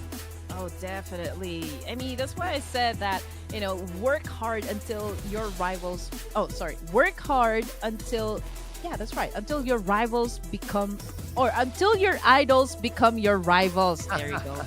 My goodness. But yeah, top Miramar performers for the last time. Okay, we're looking at 141 official. We're looking at Undergang. We're looking at ASTRA Esports and Seal Esports. Okay, that is a good teams right there. Oh, this is gonna be a fiasco. Okay, none of either the Raw or T2K or the range of the top 5 is in there. So it's still anyone's game, statistic-wise even. But we cannot deny the fact that Supremacy got 2 chicken dinners today. And because of their insanely good effort, now they are in top 5, pushing out Raw Esports to number 6 instead. But we cannot forget that T2K still has that chance as well. So it could go down to a 3-way fight for that final slot to move on to survival stage. Yeah. I mean, yesterday it was Bangladesh Day. Today it's kind of Nepal Day, right? Because I can see I can see three Nepal flags that got the winner chicken dinner. And now for the final time, Sir Cloud, for the SA Prelims, we're gonna do the team prediction, and this is gonna be tough. This is really gonna be tough. I think we just have to choose which of the teams that really has that potential to take the number 5 spot. You know what? I'm gonna call a friend. Okay, I'm gonna call a friend here. Okay, I'm gonna call a friend. Hello, production. Can choose for me? Can choose for me? Production. Choose for me. Production. Who you think will get chicken dinner? Production. Who you think will get chicken dinner? Okay.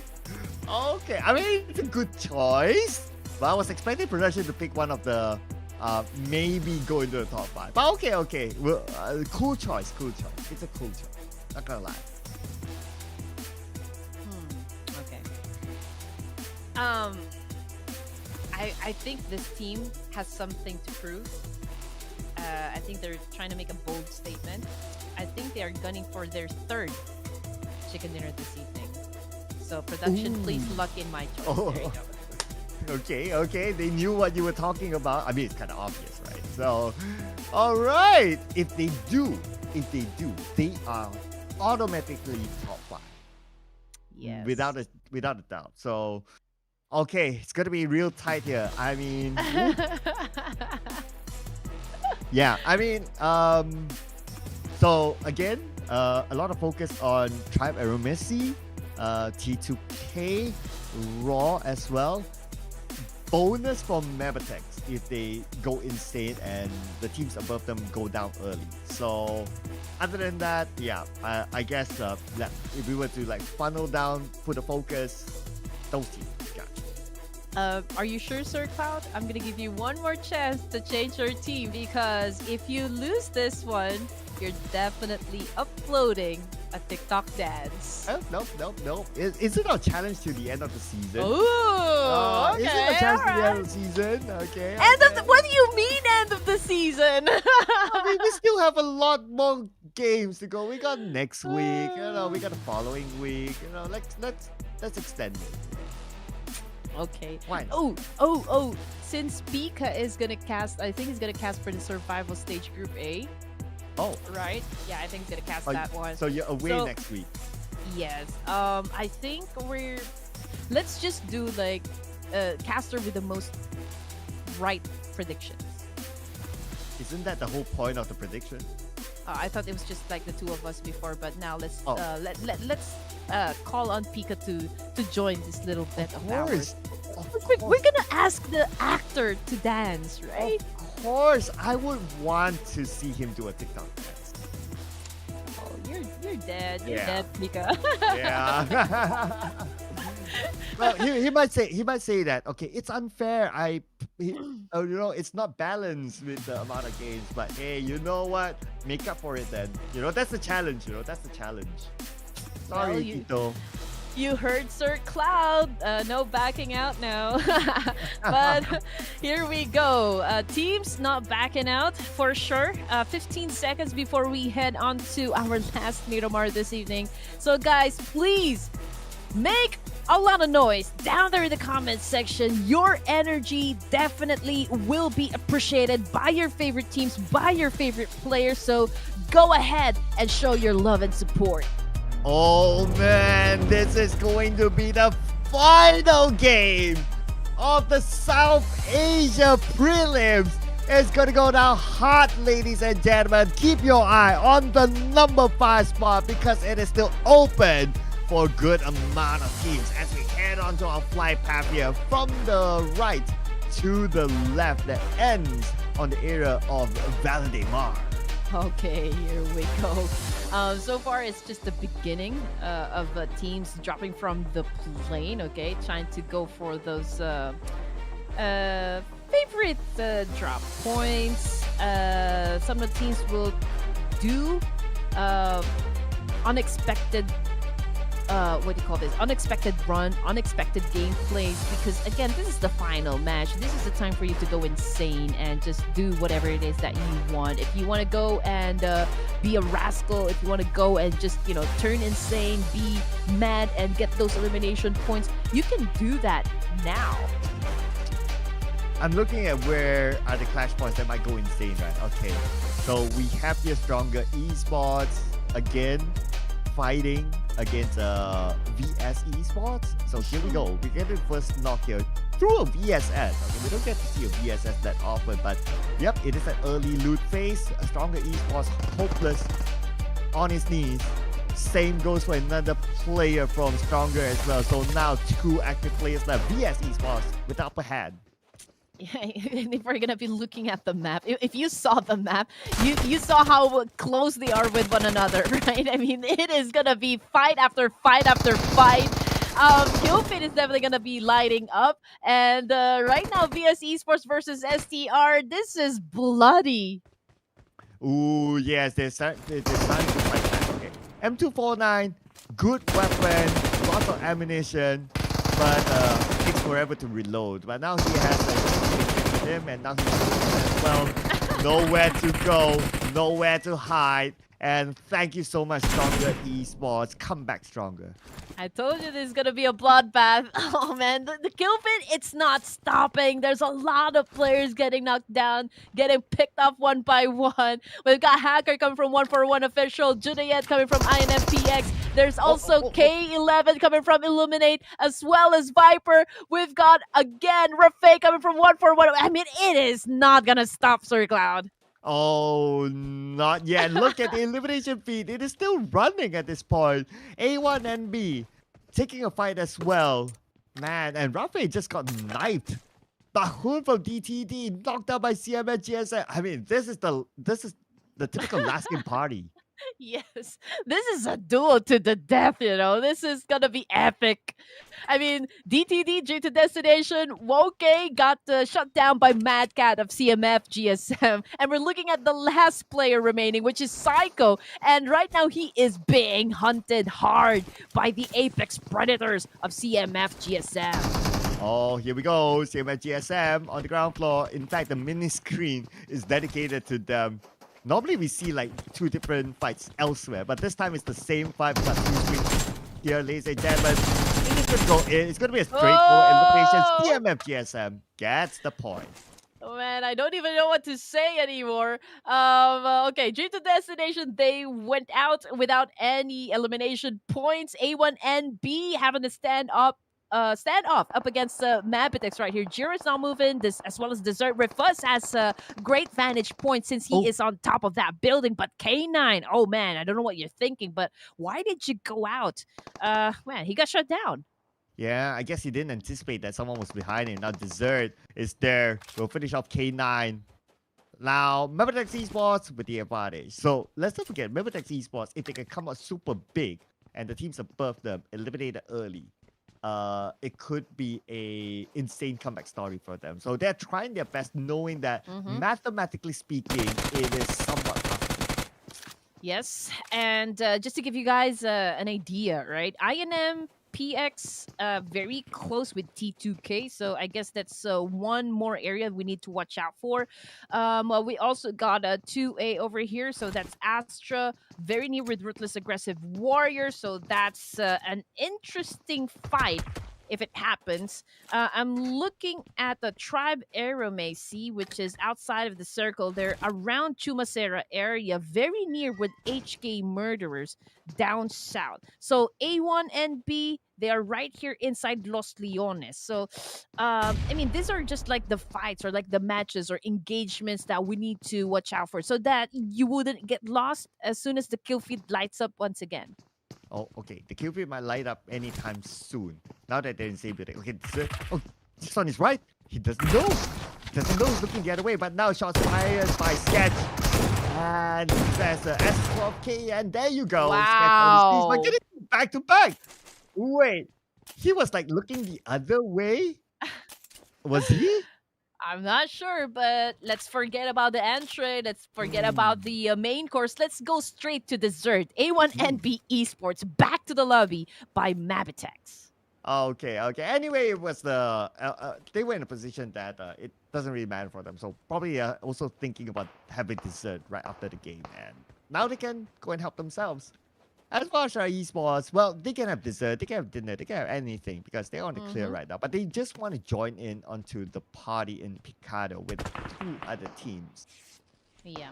I mean, it doesn't even matter, guys, you know, if your favorite teams doesn't make it to the next stage. I mean, again, at the beginning or like at the start of the match, only 5 teams will proceed. So it is already a tight competition. So it's really hard to be able to get included in the top 5. I mean, these teams are not fighting for the top 1, top 2, or top 3. They are fighting for the 5th slot.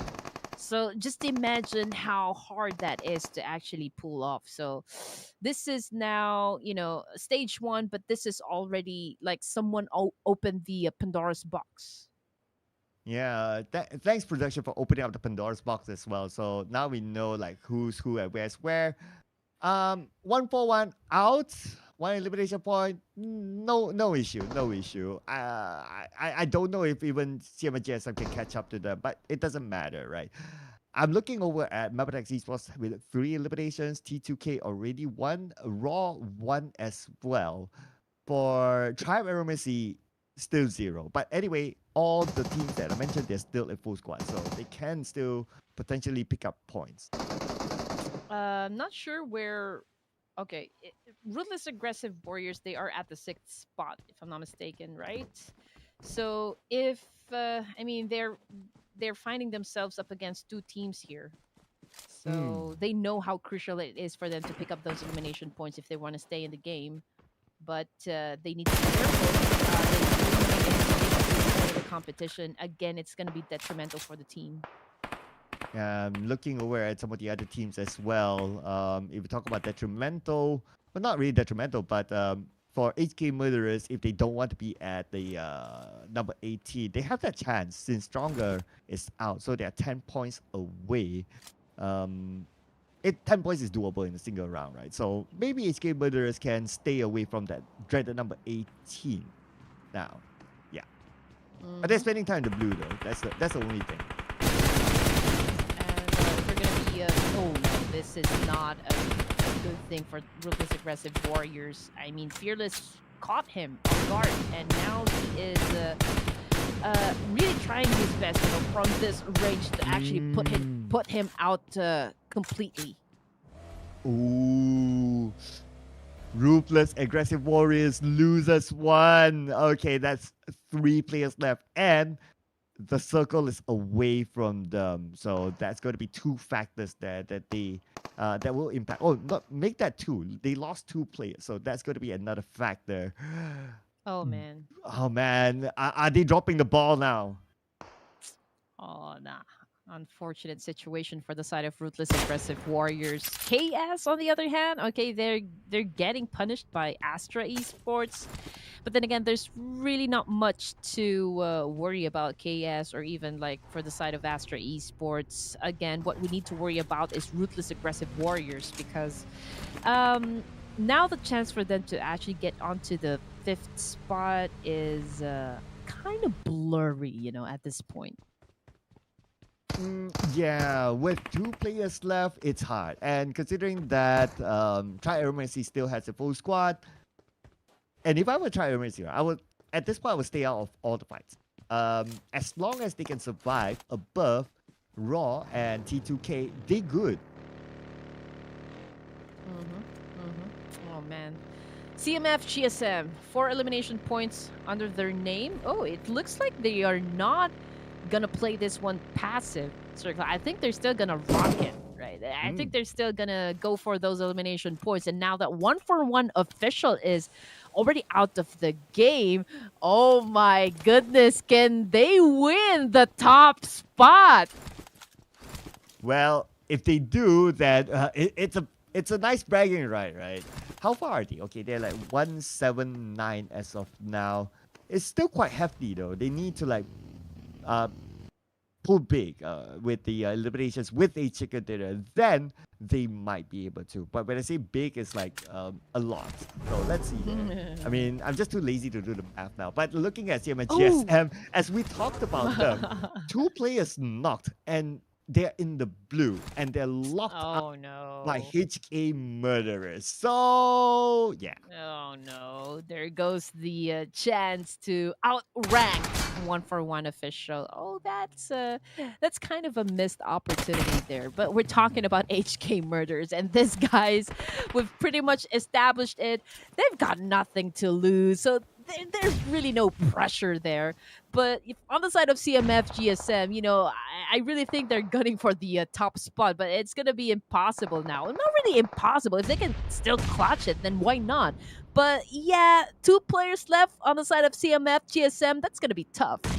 Yeah, now that the circle has shifted, so it's going to be even harder. But they're fighting back. The Rowdy gets a knockdown to one member of the HK Murderers, and the Zone is starting to do its magic by knocking down one as well. Kalua taken out. HK Murderers. Trunks is still active.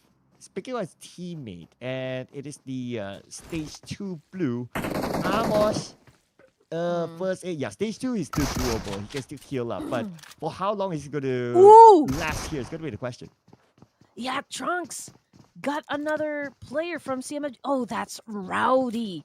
Oh man. Okay, so. Oh man, D46. Oh man. There you go. All right, there you go. HK Murders won that fight fair and square. Yeah, I mean, if it was like in a, let's say if there was like game 1 or something like that, right? Then normally they wouldn't do that. They wouldn't spend that much time in the blue. But I guess because this is the last game, like HK Murder has nothing to lose, they just had fun. Exactly. Right now, we're just having fun, Sir Cloud. I mean, it's just really entertaining to watch now. The teams trying to go up for like most number of points, or just really trying to cause ruckus over here. Some of them just really playing the game, having fun. Being the same level with their idols, perhaps. Playing with the veterans is already like an experience for them. Just look at Jiggle. Oh, he wanted to go out. His way. He tried to throw a molly, to burn himself, but I think the Blue Reaper got to him first. And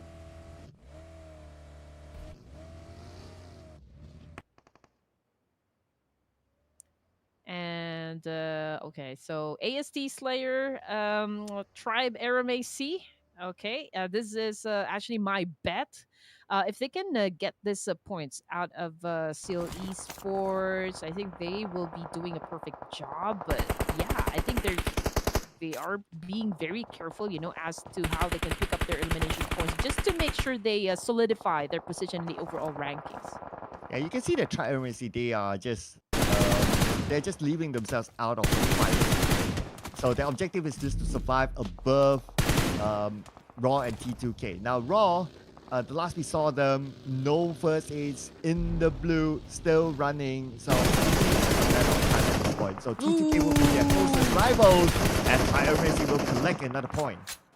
Yes, sir. Here we go. We can see that Tribe Erangel is indeed becoming aggressive, at this point in the competition. Again, they want to cement themselves at the, 5th spot. Seal Esports, Ruby is already out of the game. Kirit is currently knocked down, bleeding out there in the open. Locke and Scooby, both players left for the team. Now, Seal Esports still trying to make it happen up against MABETEX, but you know what? Who is dominating? It's HK Murder. Oh, there you go. HK Murderers, the team with nothing much to lose. But there it is. Thank you so much, KS, for playing. Hope to be able to see you in future tournaments. Now, Circle is shifted. So the teams on the outside, including Tribe Erangel. They have Seal Esports in front of them. But Seal Esports only has 2 players. So Tribe Erangel, they have the numbers advantage. I think there was some sort of kill steal, because I don't see any elimination points under Tribe Eramel's name, although we saw that they shut down a couple of players, right? So, oh man, that is tough. MABETEX, I believe they still have a complete set of players. I can see Ryuk as well trying to come up with a plan on how they can shut them down. Scooby, on the other hand, goes up against Tribe Erangel. Scooby goes down, and he will be a fertilizer for the Sands of Miramar. Finally, after a couple of events, Tribe Erangel secures their first point in this round, and that's not good news for T2K. Look at me, now he's looking for more luck, hoping to get away. Let's see if his luck runs out as his vehicle is smoked up now. Luck should be able to, he's navigating around the buildings, hoping for extra cover. Now leaving his vehicle because it's about to explode. Evade those bullets. I wonder how he was able to do that, but yeah. Ruthless aggressive warriors. Ooh, a ban to the head. Oh, the disrespect. Ooh, that was a fast cleanup there. Yeah. Oh man, but for them, Raw and then yeah, they have nothing much to play for now. So pretty much playing for fun, for experience, for XP, like what you always like to call it. MABETEX Esports still has a little small chance, but as teams goes by or as points being picked up by Tribe Erangel, their chances are getting slimmer.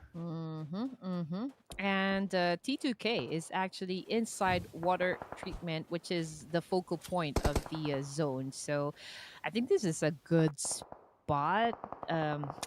We'll just have to wait and see if they can work that to their advantage, because a lot of teams already surrounding them, getting ready to go down from those mountain tops, and everyone is just really headed towards their direction. So not quite sure how everything's going to be playing out on the side of T2K, but what I know for sure is that they need a win.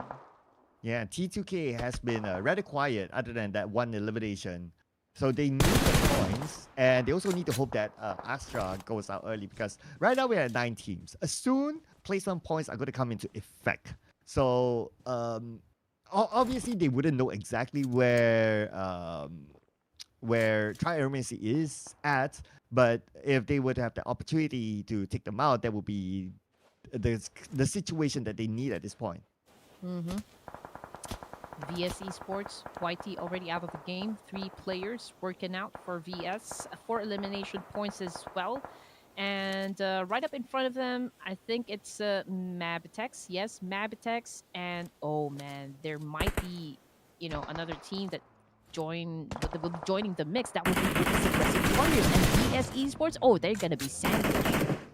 Oh, okay. Look at the sandwich situation now. But before that, we'll check out what's happening here at VS Esports. Mafia knocked down by Real.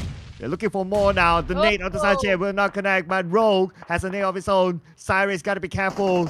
Nades could be onto him, but it's going to be last knockdown. Cyrix now is the last player instead. Oh, Jiro and the rest of MABETEX needs to capitalize on this situation because they are at the high ground position. They can eliminate players coming from Ruthless aggressive Warriors, but one of the players already got knocked down from the side of MABETEX over here. Sancher doing the heavy work, now cooking up the nade. Can he put down at least 2 players coming from MABETEX? Oh, he missed that shot, but he did not miss to hit Ruthless. Oh, here we go. MABETEX Esports on the high ground. Sanche with the nade. Tossing on to Jiro. Jiro might need to evade that. So far in the elimination feed, no Jiro there, so Jiro is still safe. All right, here we go. 5 elimination points for the side of MABETEX over here. But in the process, they also lost one of their members. But it is still A-okay for the side of Jiro's team because, well, they have this little advantage up against Ruthless Aggressive Warriors since they are at the top of this mountain over here. And it is an uphill battle, literally, for the side of Ruthless Aggressive Warriors. But they still need to be careful because one mistake can cost them this game. Oh, here we go. Let's see who makes that mistake now. Sanche knocked out by Jiro. Again, becoming the hero. Dessert as well, knocking out Arrow. Sanche finished off by Jiro. Rook is all alone at the lower ground. Can Rook pull this off? But the answer is no. Rook is down as well. One more to go by Ruthless. Burned down. Jiro, 1v1. Can he pull off a hero moment again? And yes, he will! Jiro! The hero of MABETEX Esports! Man, this guy can definitely clutch. Oh my goodness. Again, he just made it happen, you know, for MABETEX Esports. Putting up a great show for the rest of us. Oh man, Jiro, you are really the hero right now for this, last match. Stage 5, ladies and gents. 50 seconds on the clock. We are right here in the area of water treatment where T2K is right down there smacked in the middle. 5 teams remaining. We've got Undergang, AST, MABETEX, INMPX, and of course, the team that almost everyone is rooting for, Train to Kill. Oh man. Stage 5, 5 teams left. Okay, like what you say, T2K is there. Supremacy is there. So those are the 2 key teams. MABETEX, with the amount of players left, they won't be able to collect enough points. Logically at least. So I don't think they are in contention anymore. So my eyes are still onto T2K.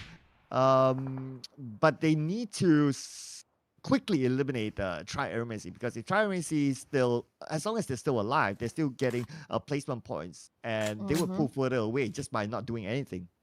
Well, to be honest, they should be really aggressive in getting those elimination points as compared to Tribe Eramacy, because Tribe Eramacy, they already have 2 chicken dinners, and if they happen to land another chicken dinner, that is it for T2K. But the thing is, T2K has a very good position. They have some sort of an advantage since they are the ones covered with walls, and everyone else is just like in front of them, and eventually they will have to give up the high ground position, so they will be exposed. It's just a matter of playing their cards right, making like a series of good decisions as well. So it's not going to be a walk in the park, we have to acknowledge that one, but then again, they have to really make it happen for the team if they want to secure the slot.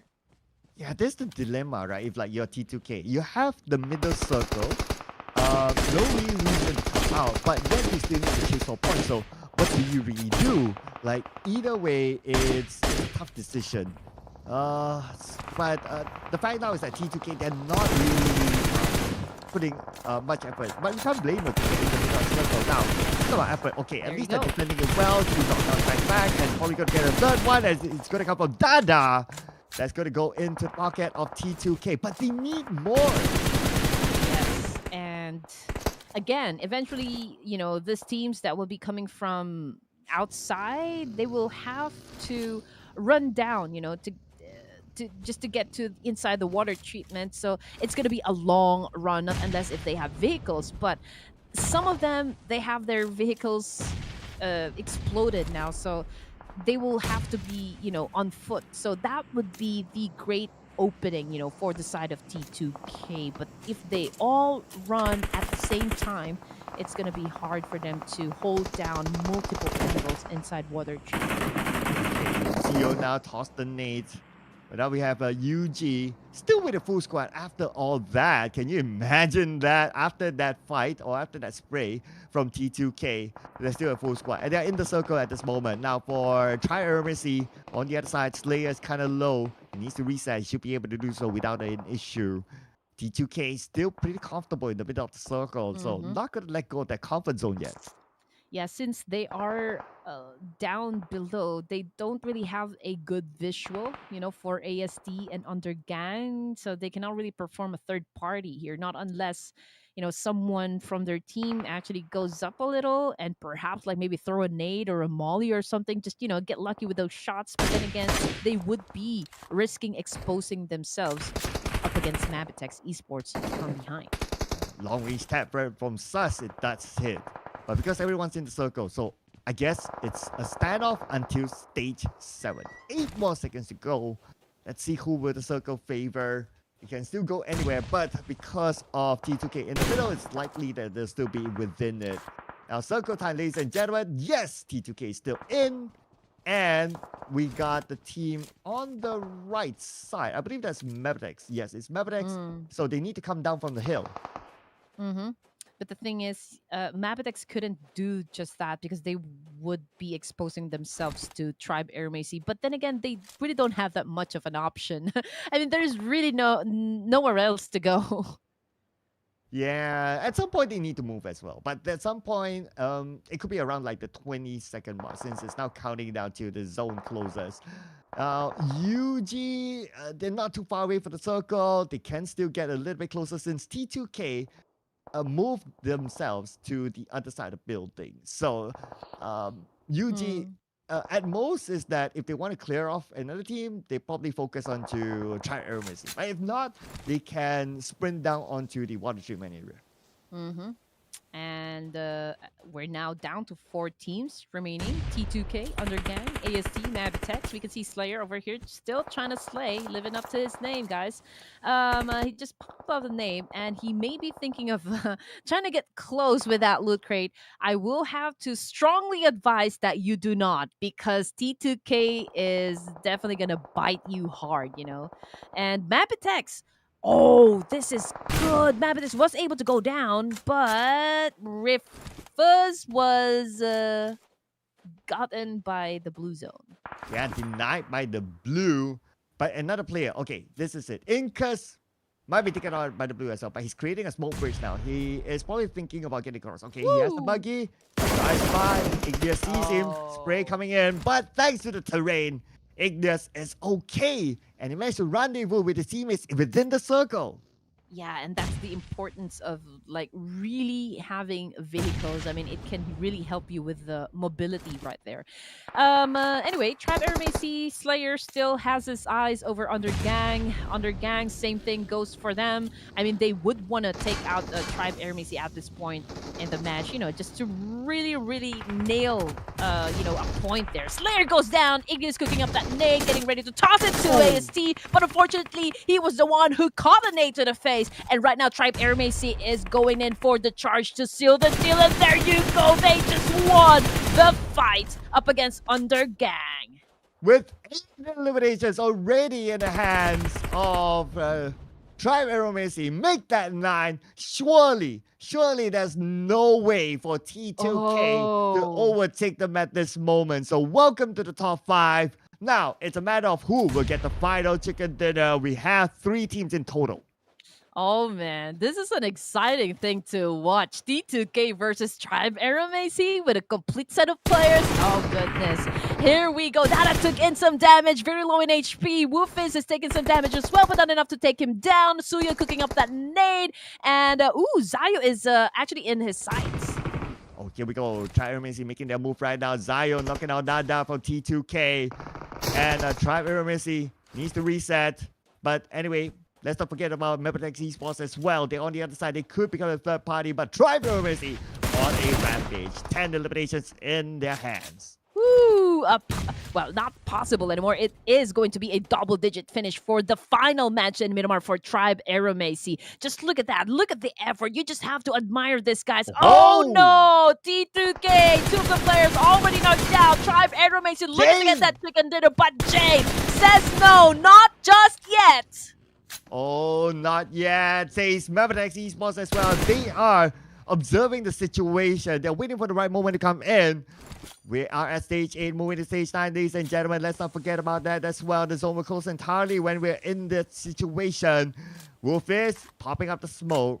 Okay, Jane is the last member of the T2K, and Jane is right by the edge of the blue. So even by then, the blue might fall onto him first. Oh, here we go. 11 elimination points, and Tribe Aeromacy continues to assume more. I think they are really kill hungry, you know, at this point in the match. Just really rubbing it to our faces that, hey, we got the top 5. We are advancing to the next stage to play with the rest of the PMGC 2023 teams. Are they going to make it happen? I think they do. 53.37% sure that they're going to land a WWCD. Yeah, we can see the level of confidence that they have now. They're spreading out, sending Zero onto the left side. Jane gets a knockdown to Dessert. He's going to be able to... He's going to be having the chance to defend, but the nade from Jiro takes him out. Who else would have it come from? Okay, now Jiro 1v4, but the blue behind him. This is definitely going to be it. Before he goes down, he's going to go down with style at least by taking out one member of Tribe Aeromacy. It doesn't matter anymore, ladies and gentlemen. Definitely, Tribe Aeromacy is in your top 5 and will go on to the survival stage. I like that. I like what Jiro did there, you know, going out in style. Yes, you're right. I mean, he was getting pushed, but he was able to shut down, you know, one player coming from the side of Tribe Aeromacy with a DBS, nonetheless. So that was still a good effort right there. Tribe Aeromacy, again, Red Queen Gaming getting a point coming from ASP. So what's the score now? This is 4-2. Yeah, okay, this is legitimately yours. So, gotta agree with you. by next week, we'll have a production column and we'll move 1 point over, okay? Well, look at that. Elimination points. Wolfie's having the most number of kills for his team. So, again, great effort. Back-to-back winner chicken dinner. They know what they needed to do, and they did exactly just that. You know, aggression, precision, everything else in between. Sugar, spice, everything nice. AST, ladies and gentlemen. Tribe Aeromacy landing number 5. I haven't heard that for a long time, yeah. And you know what, I kind of think about it, like it took them a while to really have this sort of performance. And also to put, to point that out that they are the only team to get 3 chicken dinners in a day. So the record couldn't come any sooner or any later. Yeah. Yes. Yeah. There you go.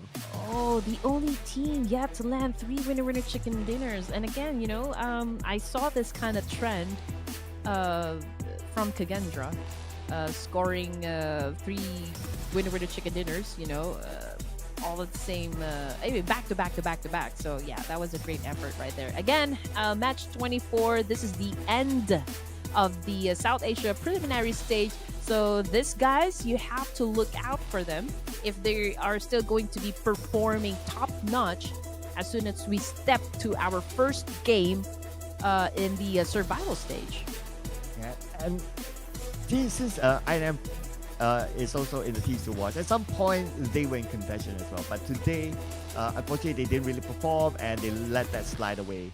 But Incas didn't let the chance to slide away. The final MVP in our South Asia prelims goes to Incas. 3 elimination points, 838 damage, and obviously with maximal survival time. So a great work by Incas as well to get across from that small shack while he's been locked out by UG. So when it comes to the top performers, I mean, there's no question here. 0524 of MABETEX coming out on top with 6 elimination, 814 damage, and 54.55% team contribution. Yeah, somebody get this guy ice cream. He's been breaking his back for MABETEX Esports. I mean, multiple times we've seen him come up with a clutch and coming out as the top performers. Um, this guy, if you ask me individually, yeah, he's just amazing. I do wish that we'll get to see him more in the future.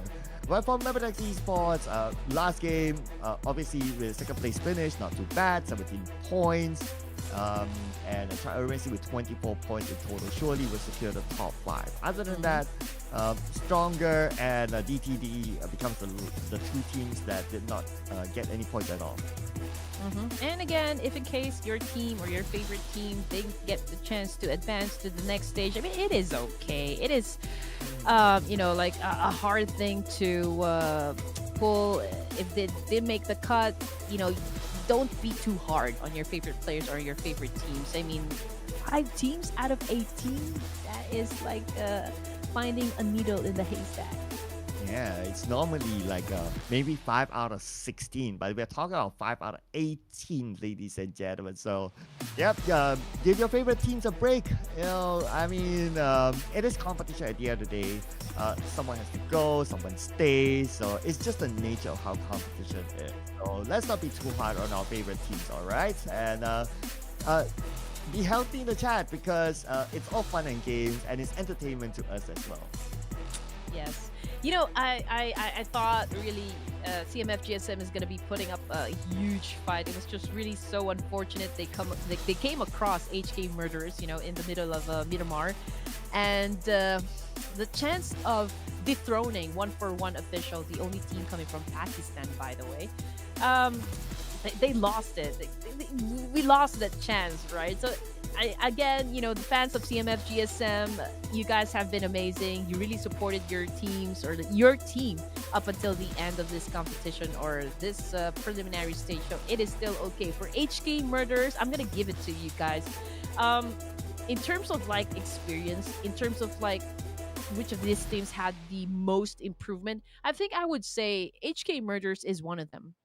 Yeah, I really gotta give it to them. Like I'm sure they know it as well that they have nothing much to play for, especially when it comes to the last day.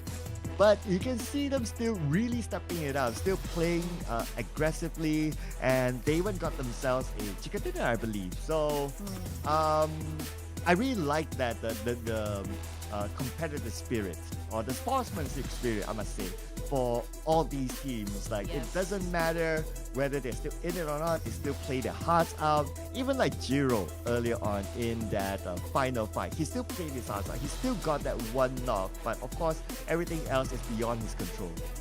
Well, everyone really did beyond what was expected of them. They put on a great show. They put on a great fight.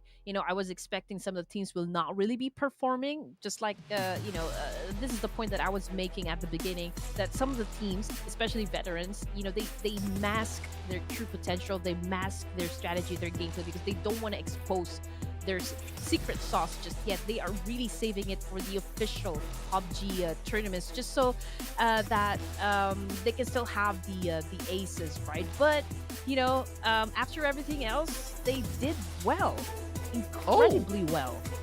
Oh, Igneous comes in as the overall MVP. Wow, he overtook Rufus. Was it Rufus? Yeah. Rafe. Yeah, Rafe, sorry. I mean, because he changed his IGN a couple of times anyway. But oh wow, he came from behind though. And remember, we started the day with quite a big gap. And Igneous is able to overtake that. Wow. Whew. Oh man, I really thought that up until the end of this SA prelims, it's going to be Rafe of 1-for-1 official, but I think he lost that place considering that they didn't really take those final 2 matches seriously, and so the chance for him to really rack up some points just to maintain his position, because that's a huge drop right there. 1.73 average eliminations from 2 point something. Yeah, I guess that's the case. Yeah, you're right.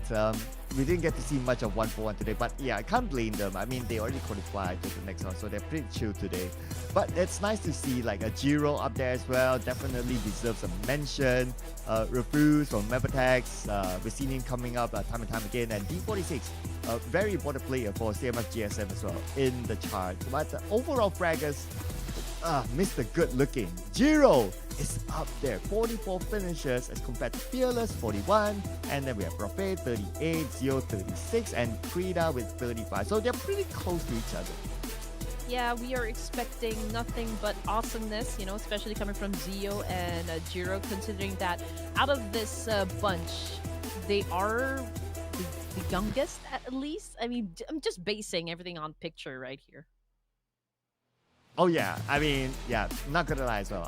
Well, obviously we don't exactly know their age, but I'm sure maybe some information's out there, or maybe you guys in the chat can let us know, like, okay, what's their age like, so we can have a somewhat of a good idea. But here is it, ladies and gentlemen, officially. Our top 5. Okay, don't worry. ASTRA Esports, we expect them to survive, okay? Supremacy instead is number 4. So congratulations to the top 5 teams. All right, 1-for-1 official CMF GSM of Bangladesh, Undergang Esports, Tribe RMAC representing Nepal, and the only Mongolian team as well, ASTRA Esports. Yeah, and out of the 4 chicken dinners for Tribe RMAC, today they got 3 of them. That is insane. Like the rise of Triarmacy is just out of this world today to clinch the top 5. That is just man. But other than that as well, interesting enough, MABETEX Esports actually overtook a T2K, and I guess understandably enough because T2K they played rather passive the final round.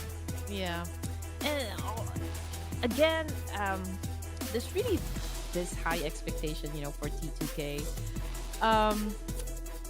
Perhaps, you know, they're not really that committed at all. We still don't know, but like what you said, they played this last match pretty passive. They went into the middle of the zone early and, you know, just really missed some perhaps important or like essential knockdowns, or at least getting those points. I don't know what happened. We don't know what the plan is, you know, for the side of T2K, but I just have to like give it to Tribe RMAC. The grind that they did for today's set of matches is impressive. It's incredible. You know, they came from the bottom of the upper half and managed to secure or get to top 4, overtaking ASTRA Esports. That is a huge performance, you know, coming from Tribe RMAC. You have to give it to them, guys. Yeah, no doubt. That is a story to tell. And that's why they have a special mention here. Team trajectory, day 3, they were number 8 in terms of points collected. Day 4, look at this. Straight up number 1, average damage from 956 to 1,524 and eliminations from 28 to 45. This is a significant, a real huge, big, I don't know what else, whatever the vocabulary is to put in, but it's crazy big for them. Crazy big indeed. It's like 200% level up, you know, for Tribe RMAC. The effort was extremely high. So ladies and gents, again, we are presenting to you teams that qualified to survival stage. 1-for-1 official being at the top spot, followed by CMF GSM, Undergang Esports at 3rd, Tribe RMAC at 4th, and of course, ASTRA Esports at number 5. But yeah, they're a team. We only have one picture, but they're a team, guys. Yeah, I almost wanted to point it out. It's like, yes, he's playing solo. And he qualified.